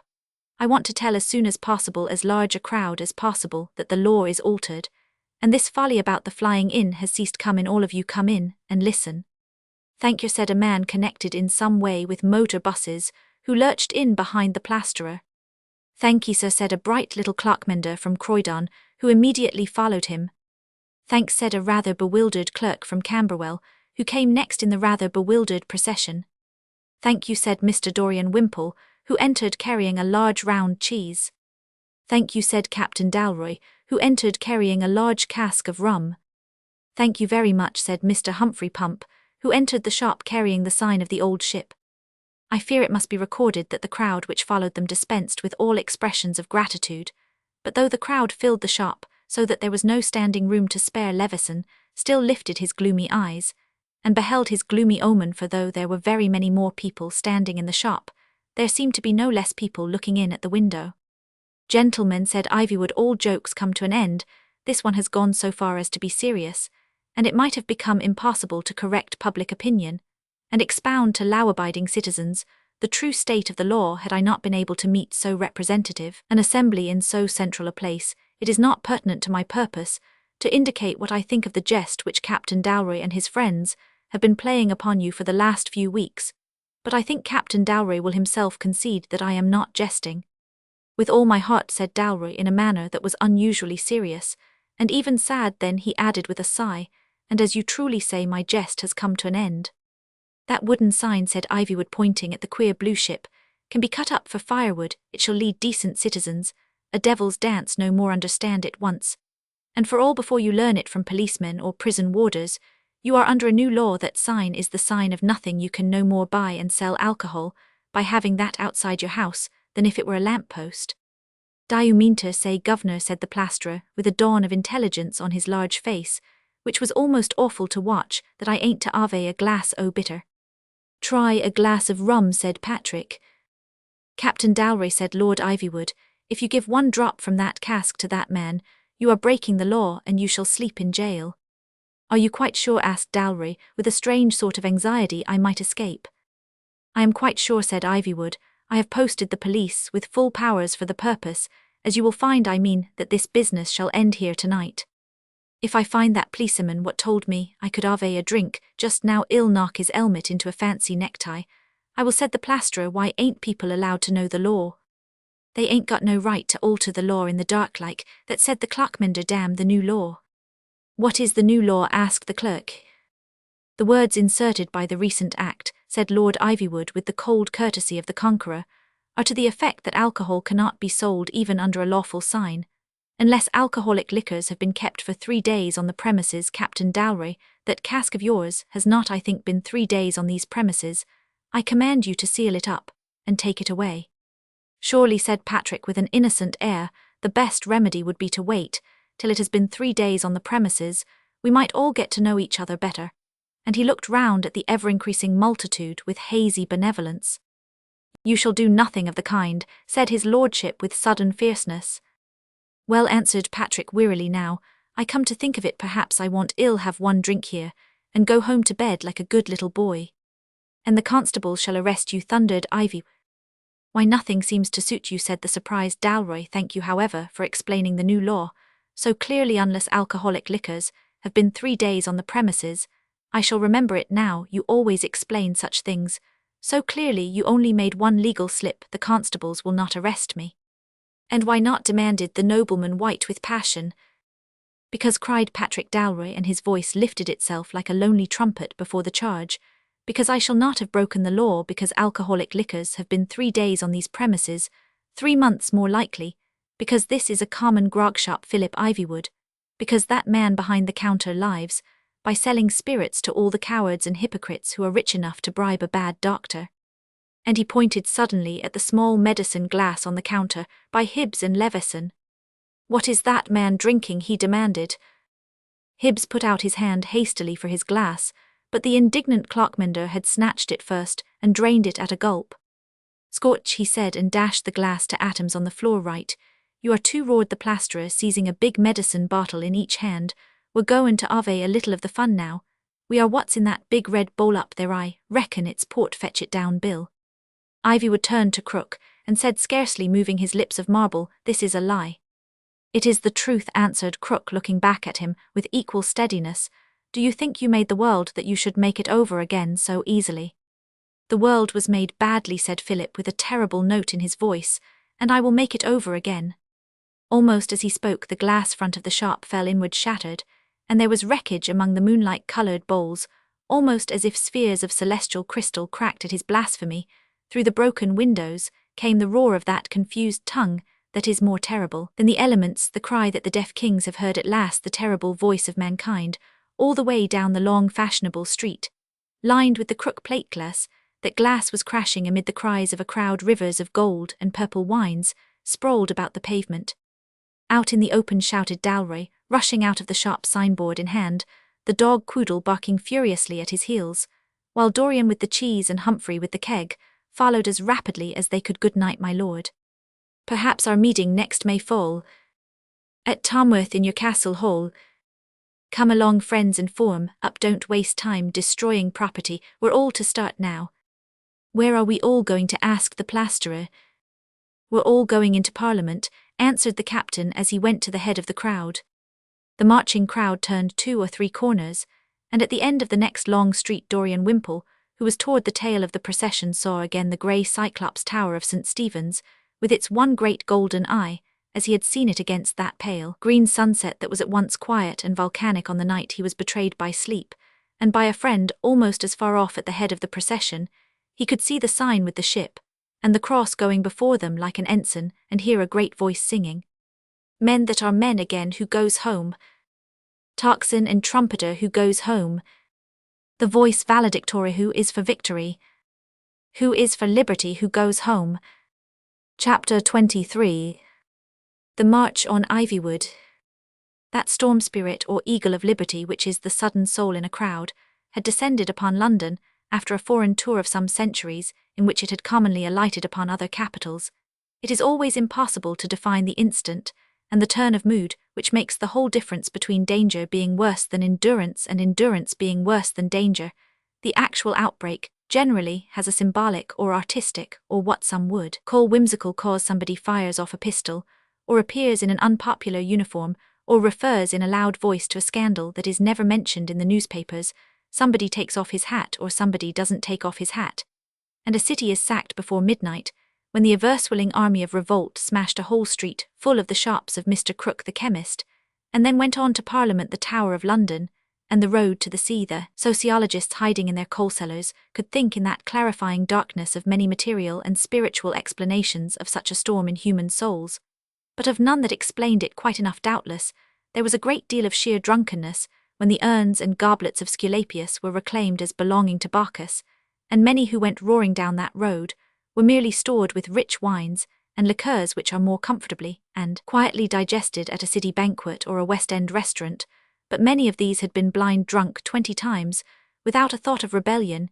You could not stretch the material explanation to cover a corner of the case. Much more general was a savage sense of the meanness of Crook's wealthy patrons in keeping a door open for themselves, which they had wantonly shut on less happy people, but no explanation can explain it, and no man can say when it will come. Dorian Wimpole was at the tail of the procession, which grew more and more crowded every moment for one space of the march. He even had the misfortune to lose it altogether owing to the startling activity which the rotund cheese, when it escaped from his hands, showed in descending a somewhat steep road toward the river. But in recent days he had gained a pleasure in practical events which was like a second youth. He managed to find a stray taxicab, and had little difficulty in picking up again the trail of the extraordinary cortege. Inquiries, addressed to a policeman with a black eye outside the House of Commons, informed him sufficiently of the rebels' line of retreat or advance or whatever it was, and in a very short time he beheld the unmistakable legion once more. It was unmistakable because in front of it there walked a red-headed giant, apparently carrying with him a wooden portion of some public building, and also because so big a crowd had never followed any man in England for a long time past. But except for such things, the unmistakable crowd might well have been mistaken for another one. Its aspect had been altered almost as much as if it had grown horns or tusks, for many of the company walked with outlandish weapons, like iron teeth or hornsbills and pole axes and spears with strangely shaped heads. What was stranger still, whole rows and rows of them had rifles, and even marched with a certain discipline. And yet again others seemed to have snatched up household or workshop tools, meat axes, pick-axes, hammers, and even carving knives. Such things need be none the less deadly, because they are domestic. They have figured in millions of private murders before they appeared in any public war. Dorian was so fortunate as to meet the flame-haired captain almost face to face, and easily fell into step with him at the head of the march. Humphrey Pump walked on the other side, with the celebrated cask suspended round his neck by something resembling braces, as if it were a drum. Mr. Wimple had himself taken the opportunity of his brief estrangement to carry the cheese somewhat more easily in a very large loose waterproof knapsack on his shoulders. The effect in both cases was to suggest dreadful deformities in two persons who happened to be exceptionally cleanly built. The captain, who seemed to be in tearing and towering spirits, gained great pleasure from this, but Dorian had his sources of amusement too. "What have you been doing with yourselves since you lost my judicious guidance?" he asked, laughing. "And why are parts of you a dull review, and parts of you a fancy dress ball? What have you been up to?" "We've been shopping," said Mr. Patrick Dalry, with some pride. "We are country cousins.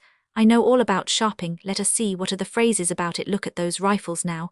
We got them quite at a bargain. We went to all the best gunsmiths in London, and we didn't pay much. In fact, we didn't pay anything. That's what is called a bargain, isn't it? Surely I've seen in those things they send to ladies something about giving them away. Then we went to a remnant sale, at least it was a remnant sale when we left, and we bought that piece of stuff we've tied round the sign. Surely it must be what ladies called chiffon." Dorian lifted his eyes and perceived that a very coarse strip of red rag, possibly collected from a dustbin, had been tied round the wooden signpost by way of a red flag of revolution. "Not what ladies call chiffon?" inquired the captain with anxiety. "Well, anyhow, it is what chiffoniers call it. But as I am going to call on a lady shortly, I'll try to remember the distinction." "Is your shopping over, May?" asked Mr. Wimple. "All but one thing," answered the other. "I must find a music shop. You know what I mean, place where they sell pianos and things of that sort." "Look here," said Dorian, "this cheese is pretty heavy. As it is, have I got to carry a piano too?" "You misunderstand me," said the captain calmly, and as he had never thought of music shops until his eye had caught one an instant before he darted into the doorway, returning almost immediately with a long parcel under his arm, he resumed the conversation. "Did you go anywhere else?" asked Dorian, "except to shops?" "Anywhere else?" cried Patrick indignantly. "Haven't you got any country cousins? Of course, we went to all the right places. We went to the Houses of Parliament. But Parliament isn't sitting, so there are no eggs of the quality suitable for elections. We went to the Tower of London. You can't tire country cousins like us. We took away some curiosities of steel and iron. We even took away the halberds from the beefeaters. We pointed out that for the purpose of eating beef, their only avowed public object, knives and forks, had always been found more convenient. To tell the truth, they seemed rather relieved to be relieved of them." "And may I ask," said the other with a smile, "where you are off to now?" "Another beauty spot," cried the captain boisterously. "No tiring the country cousin. I am going to show my young friends from the provinces what is perhaps the finest old country house in England. We are going to Ivywood, not far from that big watering place they call Pebblewick." "I see," said Dorian, and for the first time looked back with intelligent trouble on his face on the marching ranks behind him. "Captain Dalry," said Dorian Wimple in a slightly altered tone, "there is one thing that puzzles me. Ivywood talked about having set the police to catch us, and though this is a pretty big crowd, I simply cannot believe that the police, as I knew them in my youth, could not catch us. But where are the police? You seem to have marched through half London with much, if you'll excuse me, of the appearance of carrying murderous weapons. Lord Ivywood threatened that the police would stop us. Well, why didn't they stop us?" "Your subject," said Patrick cheerfully, "divides itself into three heads." "I hope not," said Dorian. "There really are three reasons why the police should not be prominent in this business, as their worst enemy cannot say that they were." He began ticking off the three on his own huge fingers, and seemed to be quite serious about it. "First," he said, "you have been a long time away from town. Probably you do not know a policeman when you see him. they do not wear helmets as our line regiments did after the Prussians had won. They wear fezes, because the Turks have won shortly. I have little doubt they will wear pigtails, because the Chinese have won. It is a very interesting branch of moral science. It is called efficiency. Second, explained the captain, you have perhaps omitted to notice that a very considerable number of those wearing such fezes are walking just behind us. Oh yes, it's quite true. Don't you remember that the whole French Revolution really began because a sort of city militia refused to fire on their own fathers and wives, and even showed some slight traces of a taste for firing on the other side? You'll see lots of them behind, and you can tell them by their revolver belts and their walking in step, but don't look back on them too much, it makes them nervous. And the third reason, asked Dorian. For the real reason, answered Patrick. I'm not fighting a hopeless fight. People who have fought in real fights don't as a rule. But I noticed something singular about the very point you mention. Why are there no more police? Why are there no more soldiers? I will tell you, there really are very few policemen or soldiers left in England today. Surely that, said Wimpole, is an unusual complaint. But very clear, said the captain gravely, to anyone who has ever seen sailors or soldiers. I will tell you the truth. Our rulers have come to count on the bare bodily cowardice of a mass of Englishmen, as a sheep-dog counts on the cowardice of a flock of sheep. Now look here, Mr. Wimpole, wouldn't a shepherd be wise to limit the number of his dogs if he could make his sheep pay by it? At the end, you might find millions of sheep managed by a solitary dog. But that is because they are sheep. Suppose the sheep were turned by a miracle into wolves. There are very few dogs they could not tear in pieces. But what is my practical point? There are really very few dogs to You don't mean, said Dorian, that the British Army is practically disbanded? There are the sentinels outside Whitehall, replied Patrick in a low voice. But indeed your question puts me in a difficulty. No, the army is not entirely disbanded, of course. But the British Army, did you ever hear, Wimpole, of the great destiny of the Empire? I seem to have heard the phrase, replied his companion. It is in 4 acts, said Dalry. Victory over barbarians, employment of barbarians, alliance with barbarians, conquest by barbarians. That is the great destiny of empire. I think I begin to see what you mean, returned Dorian. Wimpole, of course Ivywood and the authorities do seem very prone to rely on the sepoy troops. And other troops as well, said Patrick. I think you will be surprised when you see them. He tramped on for a while in silence, and then said with some air of abruptness, which yet did not seem to be entirely a changing of the subject. Do you know the man who lives now on the estate next to Ivywood? No, replied Dorian, I am told he keeps himself very much to himself. And his estate too, said Patrick rather gloomily. If you would climb his garden wall, Wimpole, I think you would find an answer to a good many of your questions. Oh yes, the right honourable gentlemen are making full provision for public order and national defence. Away. He fell into an almost sullen silence again, and several villages had been passed before he spoke again. They tramped through the darkness, and dawn surprised them somewhere in the wilder and more wooded parts where the roads began to rise and roam. Dalry gave an exclamation of pleasure, and pointed ahead, drawing the attention of Dorian. To the distance, against the silver and scarlet bars of the daybreak, could be seen afar a dark purple dome, with a crown of dark green, leaves the place they had called Roundabout. Dalry's spirit seemed to revive at the sight, with the customary accompaniment of the threat of vocalism. Been making any poems lately? He asked of Wimpole. Nothing particular, replied the poet. Then said the captain, portentously clearing his throat, you shall listen to one of mine, whether you like it or not. Nay, the more you dislike it, the longer and longer it will be. I begin to understand why soldiers want to sing when on the march, and also why they put up with such rotten songs. The Druids waved their golden knives and danced around the oak when they had sacrificed a man. But though the learned search and scan, no single modern person can entirely see the joke. But though they cut the throats of men, they cut not down the tree, and from the blood the saplings sprang of oakwoods yet to be. But Ivywood, Lord Ivywood, he rots the tree as ivy would. He clings and crawls as ivy would about the sacred tree. King Charles he fled from Worcester fight, and hid him in an oak. In convent schools no man of tact would trace and praise his every act, or argue that he was in fact a strict and sainted bloke. But not by him the sacred woods have lost their fancies free. And though he was extremely big, he did not break the tree. But Ivywood, Lord Ivywood, he breaks the tree as ivy would, and eats the woods as ivy would.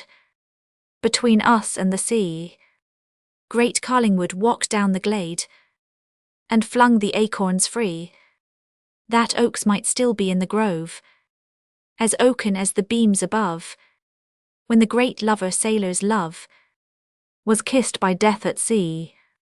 But though for him the oak trees fell, to build the oaken ships, the woodman worshipped what he smote, and honoured even the chips. But Ivywood, Lord Ivywood, he hates the tree as ivy would, as the dragon of the ivy would, that has us in his grips. They were ascending a sloping road, walled in on both sides by solemn woods, which somehow seemed as watchful as owls awake, though daybreak was going over them with banners scrolls of scarlet and gold, and with a wind like trumpets of triumph. The dark woods seemed to hold their secret like dark cool cellars, nor was the strong sunlight seen in them save in one or two brilliant shafts that looked like splintered emeralds. I should not wonder, said Dorian, if the ivy does not find the tree knows a thing or two else. The tree does, assented the captain. The trouble was that, until a little while ago, the tree did not know that it knew. There was a silence, and as they went up the incline grew steeper and steeper, and the tall trees seemed more and more to be guarding something from sight as with the grey shields of giants. Do you remember this road, Hump? Asked Dalroy of the innkeeper. Yes, answered Humphrey Pump, and said no more, but few have ever heard such fulness in an affirmative. They marched on in silence, and about 2 hours afterward, toward 11 o'clock, Dalroy called a halt in the forest, and said that everybody had better have a few hours' sleep. The impenetrable quality in the woods, and the comparative softness of the carpet of beechmast, made the spot as appropriate as the time was inappropriate, and if anyone thinks that common people casually picked up in a street could not follow a random leader on such a journey or sleep at his command in such a spot given the state of the soul, then someone knows no history. I'm afraid, said Dalroy, y'all have to have your supper for breakfast. I know an excellent place for having breakfast, but it's too exposed for sleep, and sleep you must have, so we won't unpack the stores just now. Well, lie down like babes in the wood, and any bird of an industrious disposition is free to start covering me with leaves. Really, there are things coming before which you will want sleep. When they resumed the march, it was nearly the middle of the afternoon, and the meal which Dalroy insisted buoyantly on describing as breakfast was taken about that mysterious hour when ladies die without tea. The steep road had consistently grown steeper and steeper and steeper, and at last Dalroy said to Dorian Wimpole, "Don't drop that cheese again just here, or it will roll right away down into the woods. I know it will. No scientific calculations of grades and angles are necessary, because I have seen it do so myself. In fact, I have run after it." Wimpole realized they were mounting to the sharp edge of a ridge, and in a few moments he knew by the oddness in the shape of the trees what it had been that the trees were hiding.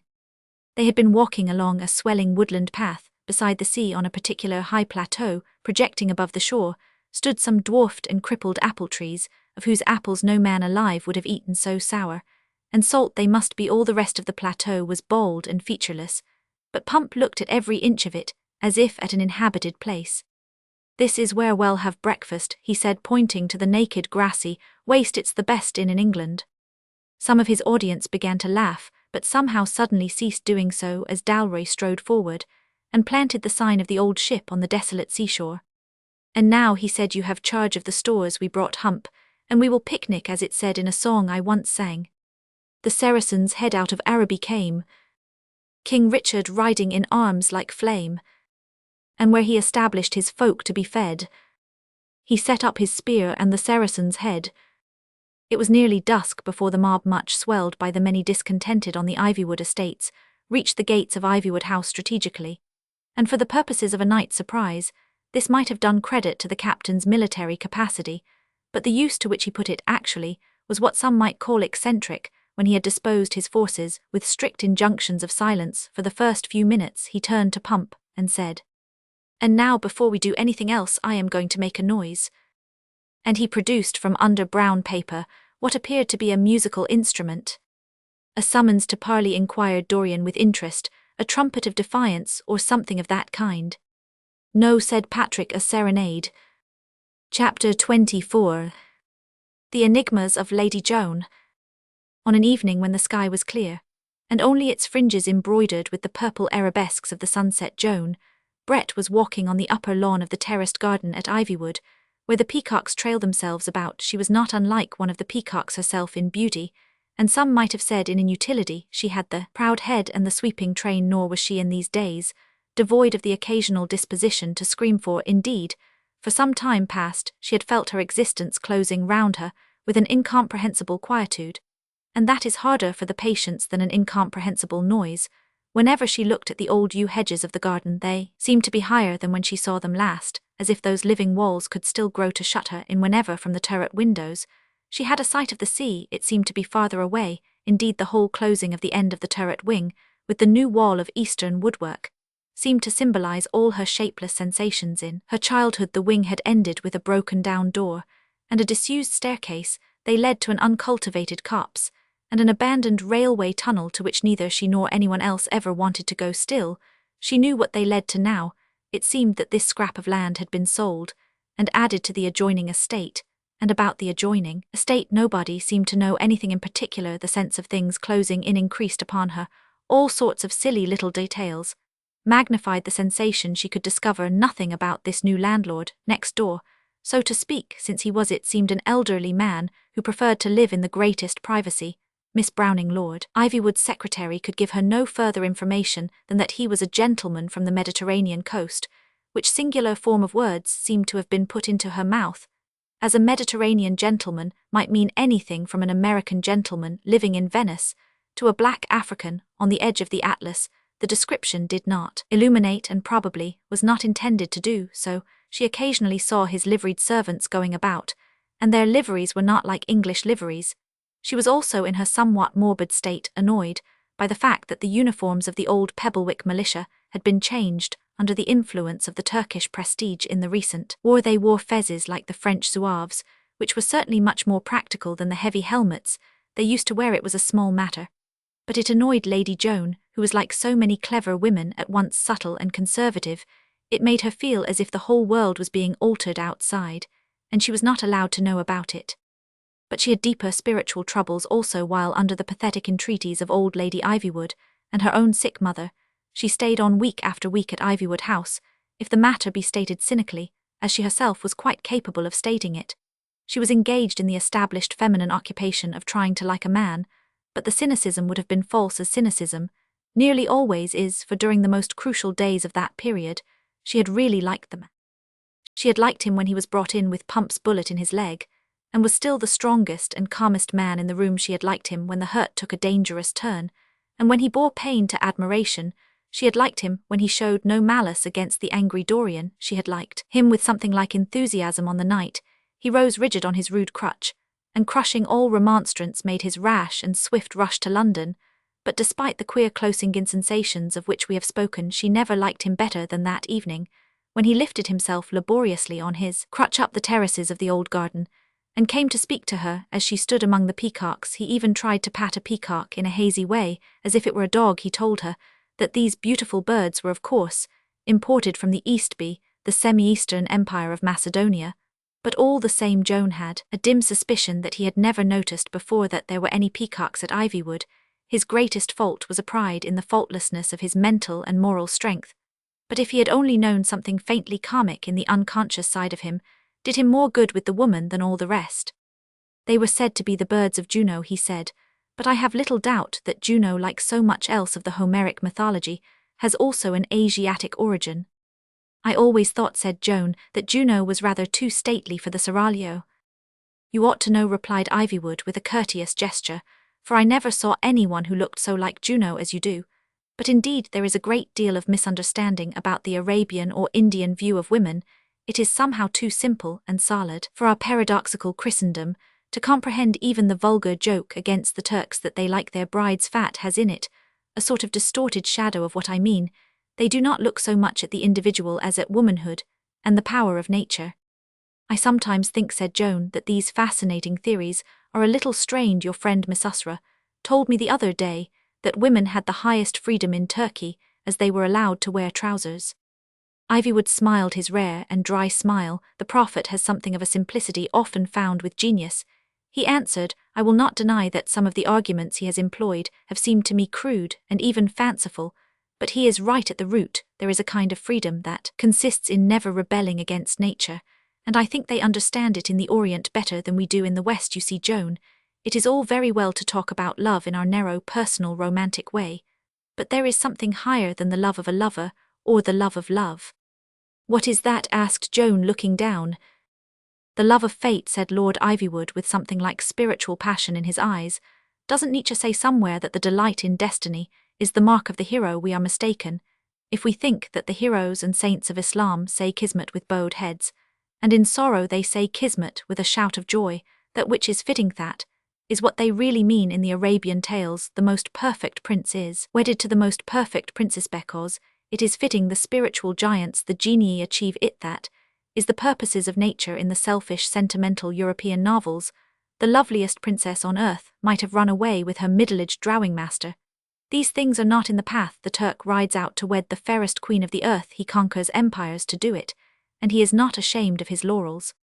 The crumpled violet clouds around the edge of the silver evening looked to Lady Joan more and more like vivid violet embroideries, hemming some silver curtain in the closed corridor at Ivywood.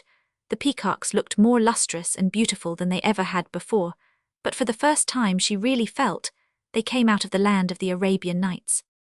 Joan, said Philip Ivywood very softly in the twilight, I'm not ashamed of my laurels. I see no meaning in what these Christians call humility. I will be the greatest man in the world if I can, and I think I can therefore something that is higher than love itself, fate, and what is fitting make it right that I should wed the most beautiful woman in the world, and she stands among the peacocks, and is more beautiful and more proud than they. Joan's troubled eyes were on the violet horizon, and her troubled lips could utter nothing but something like don't. Joan, said Philip again, I have told you you are the woman one of the great heroes could have desired. Let me now tell you something I could have told no one to whom I had not thus spoken of love and betrothal.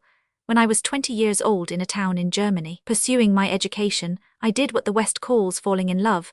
She was a fisher girl from the coast, for this town was near the sea. My story might have ended there.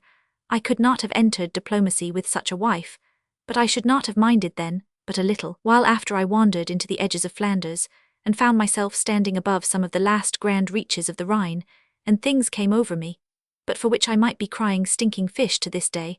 I thought how many holy or lovely nooks that river had left behind and gone on. It might anywhere in Switzerland have spent its weak youth in a spirit over a high crag, or anywhere in the Rhinelands lost itself in a marsh covered with flowers, but it went on to the perfect sea, which is the fulfillment of a river. Again Joan could not speak, and again it was Philip who went on. Here is yet another thing that could not be said, till the hand of the prince had been offered to the princess. It may be that in the East they carry too far this matter of infant marriages, but look round on the mad young marriages that go to pieces everywhere, and ask yourself whether you don't wish they had been infant marriages. People talk in the newspapers of the heartlessness of royal marriages, but you and I do not believe the newspapers. I suppose we know there is no king in England, nor has been since his head before Whitehall. You know that you and I and the families are the kings of England, and our marriages are royal marriages. Let the suburbs call them heartless, let us say they need the brave heart. That is the only badge of aristocracy. Joan, he said very gently, perhaps you have been near a crag in Switzerland, or a marsh covered with flowers, perhaps you have known a fisher girl, but there is something greater and simpler than all that, something you find in the great epics of the East, the beautiful woman, and the great man and fate. My lord, said Joan, using the formal phrase by an unfathomable instinct, will you allow me a little more time to think of this, and let there be no notion of disloyalty, if my decision is one way or the other. Why, of course, said Ivywood, bowing over his crutch, and he limped off, picking his way among the peacocks. For days afterward Joan tried to build the foundations of her earthly destiny. She was still quite young, but she felt as if she had lived thousands of years worrying over the same question. She told herself again and again, and truly, that many a better woman than she had taken a second-debiest, which was not so first-class a second-debiest, but there was something complicated in the very atmosphere. She liked listening to Philip Ivywood at his best, as anyone likes listening to a man who can really play the violin, but the great trouble always is that, at certain awful moments, you cannot be certain whether it is the violin or the man. Moreover, there was a curious tone and spirit in the Ivywood household. especially after the wound and convalescence of Ivywood, about which she could say nothing, except that it annoyed her somehow.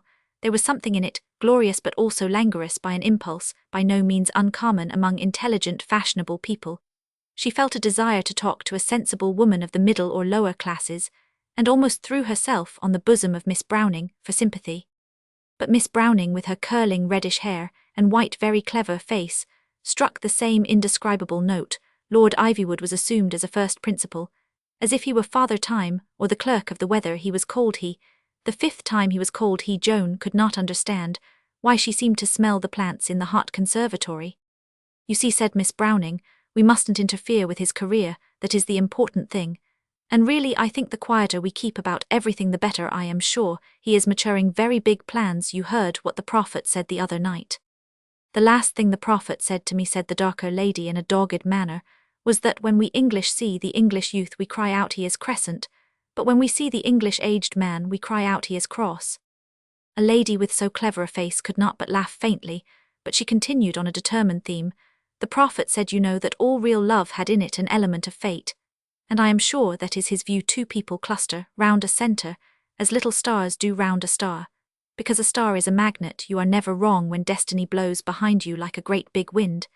And I think many things have been judged unfairly. That way it's all very well to talk about the infant marriages in India. Miss Browning, said Joan, are you interested in the infant marriages in India? Well, said Miss Browning, is your sister interested in them? Ill run, and ask her, cried Joan, plunging across the room to where Mrs. Mackintosh was sitting at a table scribbling secretarial notes. Well, said Mrs. Mackintosh, turning up a rich-haired resolute head more handsome than her sister's. I believe the Indian way is the best when people are left to themselves. In early youth, any of them might marry anything. We might have married a nigger, or a fishwife, or a criminal. Now, Mrs. Mackintosh, said Joan with black-browed severity, you well know you would never have married a fishwife. Where is Enid? She ended suddenly. Lady Enid, said Miss Browning, is looking out music in the music room, I think. Joan walked swiftly through several long salons, and found her fair-haired and pallid relative actually at the piano. Enid, cried Joan, you know I've always been fond of you. For God's sake, tell me, what is the matter with this house? I admire Philip, as everybody does. But what is the matter with the house? Why do all these rooms and gardens seem to be shutting me in and in? And in, why does everything look more and more the same? Why does everybody say the same thing? Oh, I don't often talk metaphysics, but there is a purpose in this. That's the only way of putting it. There is a purpose, and I don't know what it is. Lady Enid Wimpole played a preliminary bar or two on the piano, then she said, nor do I, Joan, I don't indeed. I know exactly what you mean, but it's just because there is a purpose that I have faith in him and trust him. She began softly to play a ballad tune of the Rhineland, and perhaps the music suggested her next remark. Suppose you were looking at some of the last reaches of the Rhine where it flows. Enid, cried Joan, if you say into the North Sea, I shall scream. Scream, do you hear, louder than all the peacocks together. Well, expostulated Lady Enid, looking up rather wildly, the Rhine does flow into the North Sea, doesn't it? I dare say, said Joan recklessly, but the Rhine might have flowed into the Round Pond before you would have known or cared. Until what? Asked Enid, and her music suddenly ceased. Until something happened that I cannot understand, said Joan, moving away. You are something I cannot understand, said Enid Wimpole, but I will play something else if this annoys you, and she fingered the music again, with an eye to choice. Joan walked back through the corridor of the music room, and restlessly resumed her seat in the room with the two lady secretaries. Well, asked the red-haired and good-humoured Mrs. Mackintosh, without looking up from her work of scribbling, have you discovered anything? For some moments Joan appeared to be in a blacker state of brooding than usual. Then she said in a candid and friendly tone, which somehow contrasted with her knit and swarthy brows, no, really, at least I think I've only found out two things, and they are only things about myself. I've discovered that I do like heroism, but I don't like hero worship. Surely, said Miss Browning in the Girton manner, the one always flows from the other. I hope not, said Joan. But what else can you do with the hero? Asked Mrs. Mackintosh, still without looking up from her writing, except worship him. You might crucify him, said Joan with a sudden return of savage restlessness. As she rose from her chair, things seemed to happen then. Aren't you tired? Asked the Miss Browning who had the clever face. Yes, said Joan, and the worst sort of tiredness, when you don't even know what you're tired of. To tell the honest truth, I think I'm tired of this house. It's very old, of course, and parts of it are still dismal, said Miss Browning, but he has enormously improved it. The decoration with the moon and stars down in the wing with the turret is really. Away in the distant music room, Lady Enid, having found the music she preferred, was fingering its prelude on the piano. At the first few notes of it, Joan Brett stood up like a tigress. Thanks, she said with a hoarse softness, that's it, of course, and that's just what we all are. She's found the right tune now. What tune is it? Asked the wondering secretary. The tune of harp, sackbut, psaltery, dulcimer, and all kinds of music, said Joan softly and fiercely, when we shall bow down and worship the golden image that Nebuchadnezzar the king has set up. Girls, women, do you know what this place is? Do you know why it is all doors within doors and lattice behind lattice, and everything is curtained and cushioned? And why the flowers that are so fragrant here are not the flowers of our hills? From the distant and slowly darkening music room, Enid Wimple's song came thin and clear. Less than the dust beneath thy chariot wheel, less than the rust that never stained thy sword. Do you know what we are? Demanded Joan Brett again. We are a harem. Why, what can you mean? Cried the younger girl in great agitation. Why, Lord Ivywood has never. I know he has never. I am not sure, said Joan, even whether he would ever. I shall never understand that man, nor will anybody else. But I tell you, that is the spirit, that is what we are, and this room stinks of polygamy, as certainly as it smells of tuberoses. Why, Joan, cried Lady Enid, entering the room like a well-bred ghost, what on earth is the matter with you? You all look as white as sheets. Joan took no heed of her, but went on with her own obstinate argument. And besides, she said, if there's one thing we do know about him, it is that he believes on principle in doing things. Slowly he calls it evolution and relativity, and the expanding of an idea into larger ideas. How do we know he isn't doing that? Slowly getting us accustomed to living like this, so that it may be the less shock when he goes further, steeping us in the atmosphere before he actually introduces.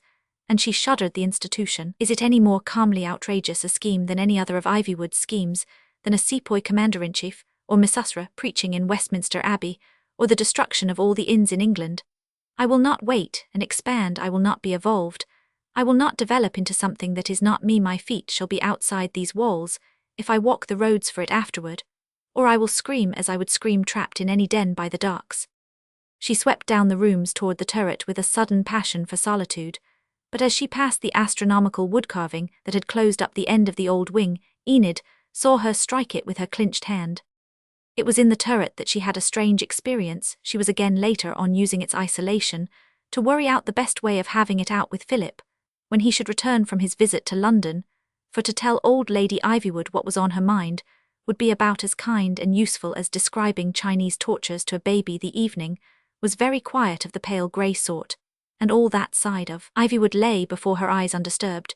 She was the more surprised when her dreaming took note of a sort of stirring in the grey-purple dusk of the bushes, of whisperings, and of many footsteps. Then the silence settled down again, and then it was startlingly broken by a big voice singing in the dark distance. It was accompanied by faint sounds that might have been from the fingering of some lute or viol.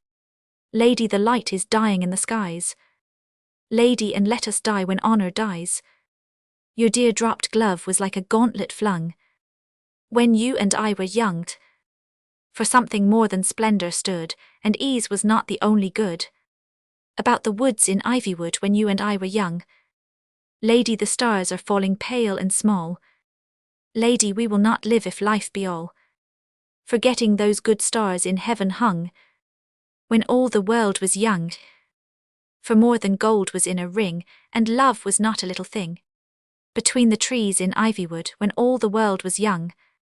The singing ceased, and the bustle in the bushes could hardly be called more than a whisper, but sounds of the same sort and somewhat louder seemed wafted round corners from other sides of the house, and the whole night seemed full of something that was alive, but was more than a single man.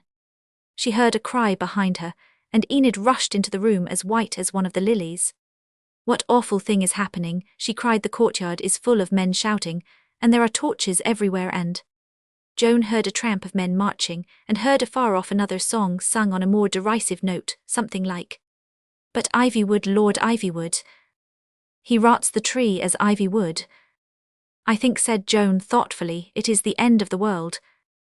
But where are the police? Wailed her cousin. They don't seem to be anywhere about. Since they wore those fezzes we shall be murdered, or... 3 thundering and measured blows shook the decorative wood panelling at the end of the wing, as if admittance were demanded with the club of a giant Enid, remembered that she had thought Joan's little blow energetic, and shuddered. Both the girls stared at the stars and moons and suns blazoned on that sacred wall that leapt and shuddered under the strokes of the doom. Then the sun fell from heaven, and the moon and stars dropped down and were scattered about the Persian carpet, and by the opening of the end of the world, Patrick Dalroy came in carrying a mandolin. Chapter 25. The Finding of the Superman. "I've brought you a little dog," said Mr. Dalroy, introducing the rampant Quoodle. "I had him brought down here in a large hamper labelled Explosives, a title which appears to have been well selected." He had bowed to Lady Enid on entering and taken Joan's hand, with the least suggestion that he wanted to do something else with it, but he resolutely resumed his conversation, which was on the subject of dogs. "People who bring back dogs," he said, "are always under a cloud of suspicion. Sometimes it is hideously hinted that the citizen who brings the dog back with him is identical with the citizen who took the dog away with him. In my case, of course, such conduct is inconceivable, but the returners of dogs, that prosperous and increasing class, are also accused." He went on, looking straight at Joan with blank blue eyes, "of coming back for a reward. There is more truth in this charge." Then, with a change of manner more extraordinary than any revolution, even the revolution that was roaring round the house, he took her hand again and kissed it, saying with a confounding seriousness, "I know at least that you will pray for my soul." "You had better pray for mine if I have one," answered Joan. "But why now?" "Because," said Patrick, "you will hear from outside, you may even see from that turret window, something which in brute fact has never been seen in England, since poor Monmouth's army went down in spirit, and in truth it has not happened since Saladin and Coeur de Lion crashed together. I only add one thing, and that you know already: I have lived loving you, and I shall die loving you. It is the only dimension of the universe in which I have not wandered and gone astray. I leave the dog to guard you," and he disappeared down the old broken staircase. Lady Enid was much mystified that no popular pursuit assailed this stair or invaded the house, but Lady Joan knew better. She had gone on the suggestion she most cared about into the turret room, and looked out of its many windows on to the abandoned copse and tunnel, which were now fenced off with high walls, the boundary of the mysterious property next door. Across that high barrier she could not even see the tunnel, and barely the tops of the tallest trees, which hid its entrance from sight. But in an instant she knew that Dalroy was not hurling his forces on Ivywood at all, but on the house and estate beyond it.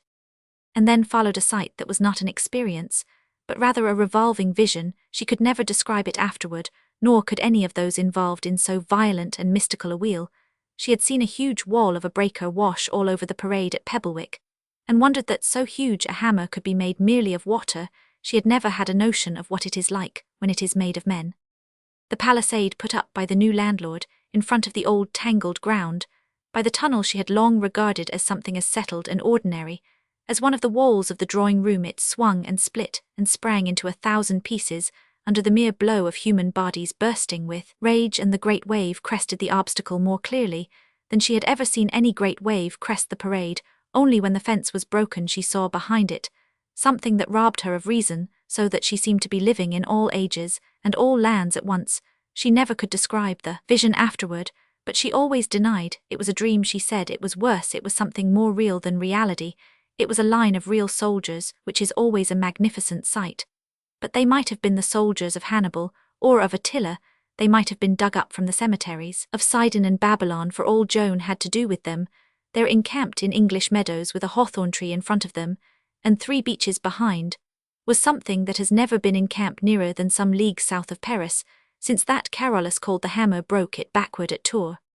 There flew the green standard of that great faith and strong civilization, which has so often almost entered the great cities of the West, which long encircled Vienna, which was barely barred from Paris, but which had never before been seen in arms on the soil of England. At one end of the line stood Philip Ivywood, in a uniform of his own special creation, a compromise between the sepoy and the Turkish uniform. The compromise worked more and more wildly in Joan's mind. If any impression remained, it was merely that England had conquered India and Turkey had conquered England.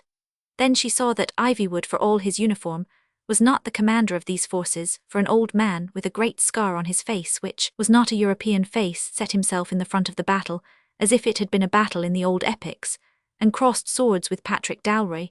He had come to return the scar upon his forehead, and he returned it with many wounds, though at last it was he who sank under the sword thrust. He he fell on his face, and Dowry looked at him with something that is much more great than pity. Blood was flowing from Patrick's wrist and forehead, but he made a salute with his sword. As he was doing so, the corpse, as it appeared, laboriously lifted a face with feeble eyelids, and seeming to understand the quarters of the sky, by instinct Oman Pasha dragged himself a foot or so to the left, and fell with his face toward Mecca. After that the turret turned round and round about Joan, and she knew not whether the things she saw were history or prophecy. Something in that last fact of being crushed by the weapons of brown men and yellow secretly entrenched in English meadows had made the English what they had not been for centuries. The hawthorn tree was twisted and broken, as it was at the Battle of Ashdown when Alfred led his first charge against the Danes. The beech trees were splashed up to their lowest branches, with the mingling of brave heathen and brave Christian blood. She knew no more than that, when a column of the Christian rebels led by Humphrey of the Sign of the Ship burst through the choked and forgotten tunnel, and took the Turkish regiment in the rear. It was the end. That violent and revolving vision became something beyond the human voice or human ear. She could not intelligently hear even the shots and shouts round the last magnificent rally of the Turks. It was natural, therefore, that she should not hear the words Lord Ivywood addressed to his next-door neighbour, a Turkish officer, or rather to himself. But his words were, "I have gone where God has never dared to go. I am above the silly supermen, as they are above mere men. Where I walk in the heavens no man has walked before me, and I am alone in a garden. All this passing about me is like the lonely plucking of garden flowers. I will have this blossom, I will have that." The sentence ended so suddenly that the officer looked at him as if expecting him to speak, but he did not speak. But Patrick and Joan, wandering together in a world made warm and fresh again, as it can be for few in a world that calls courage frenzy and love superstition, feeling every branching tree as a friend with arms open for the man, or every sweeping slope as a great train, trailing behind the woman, did one day climb up to the little white cottage that was now the home of the Superman.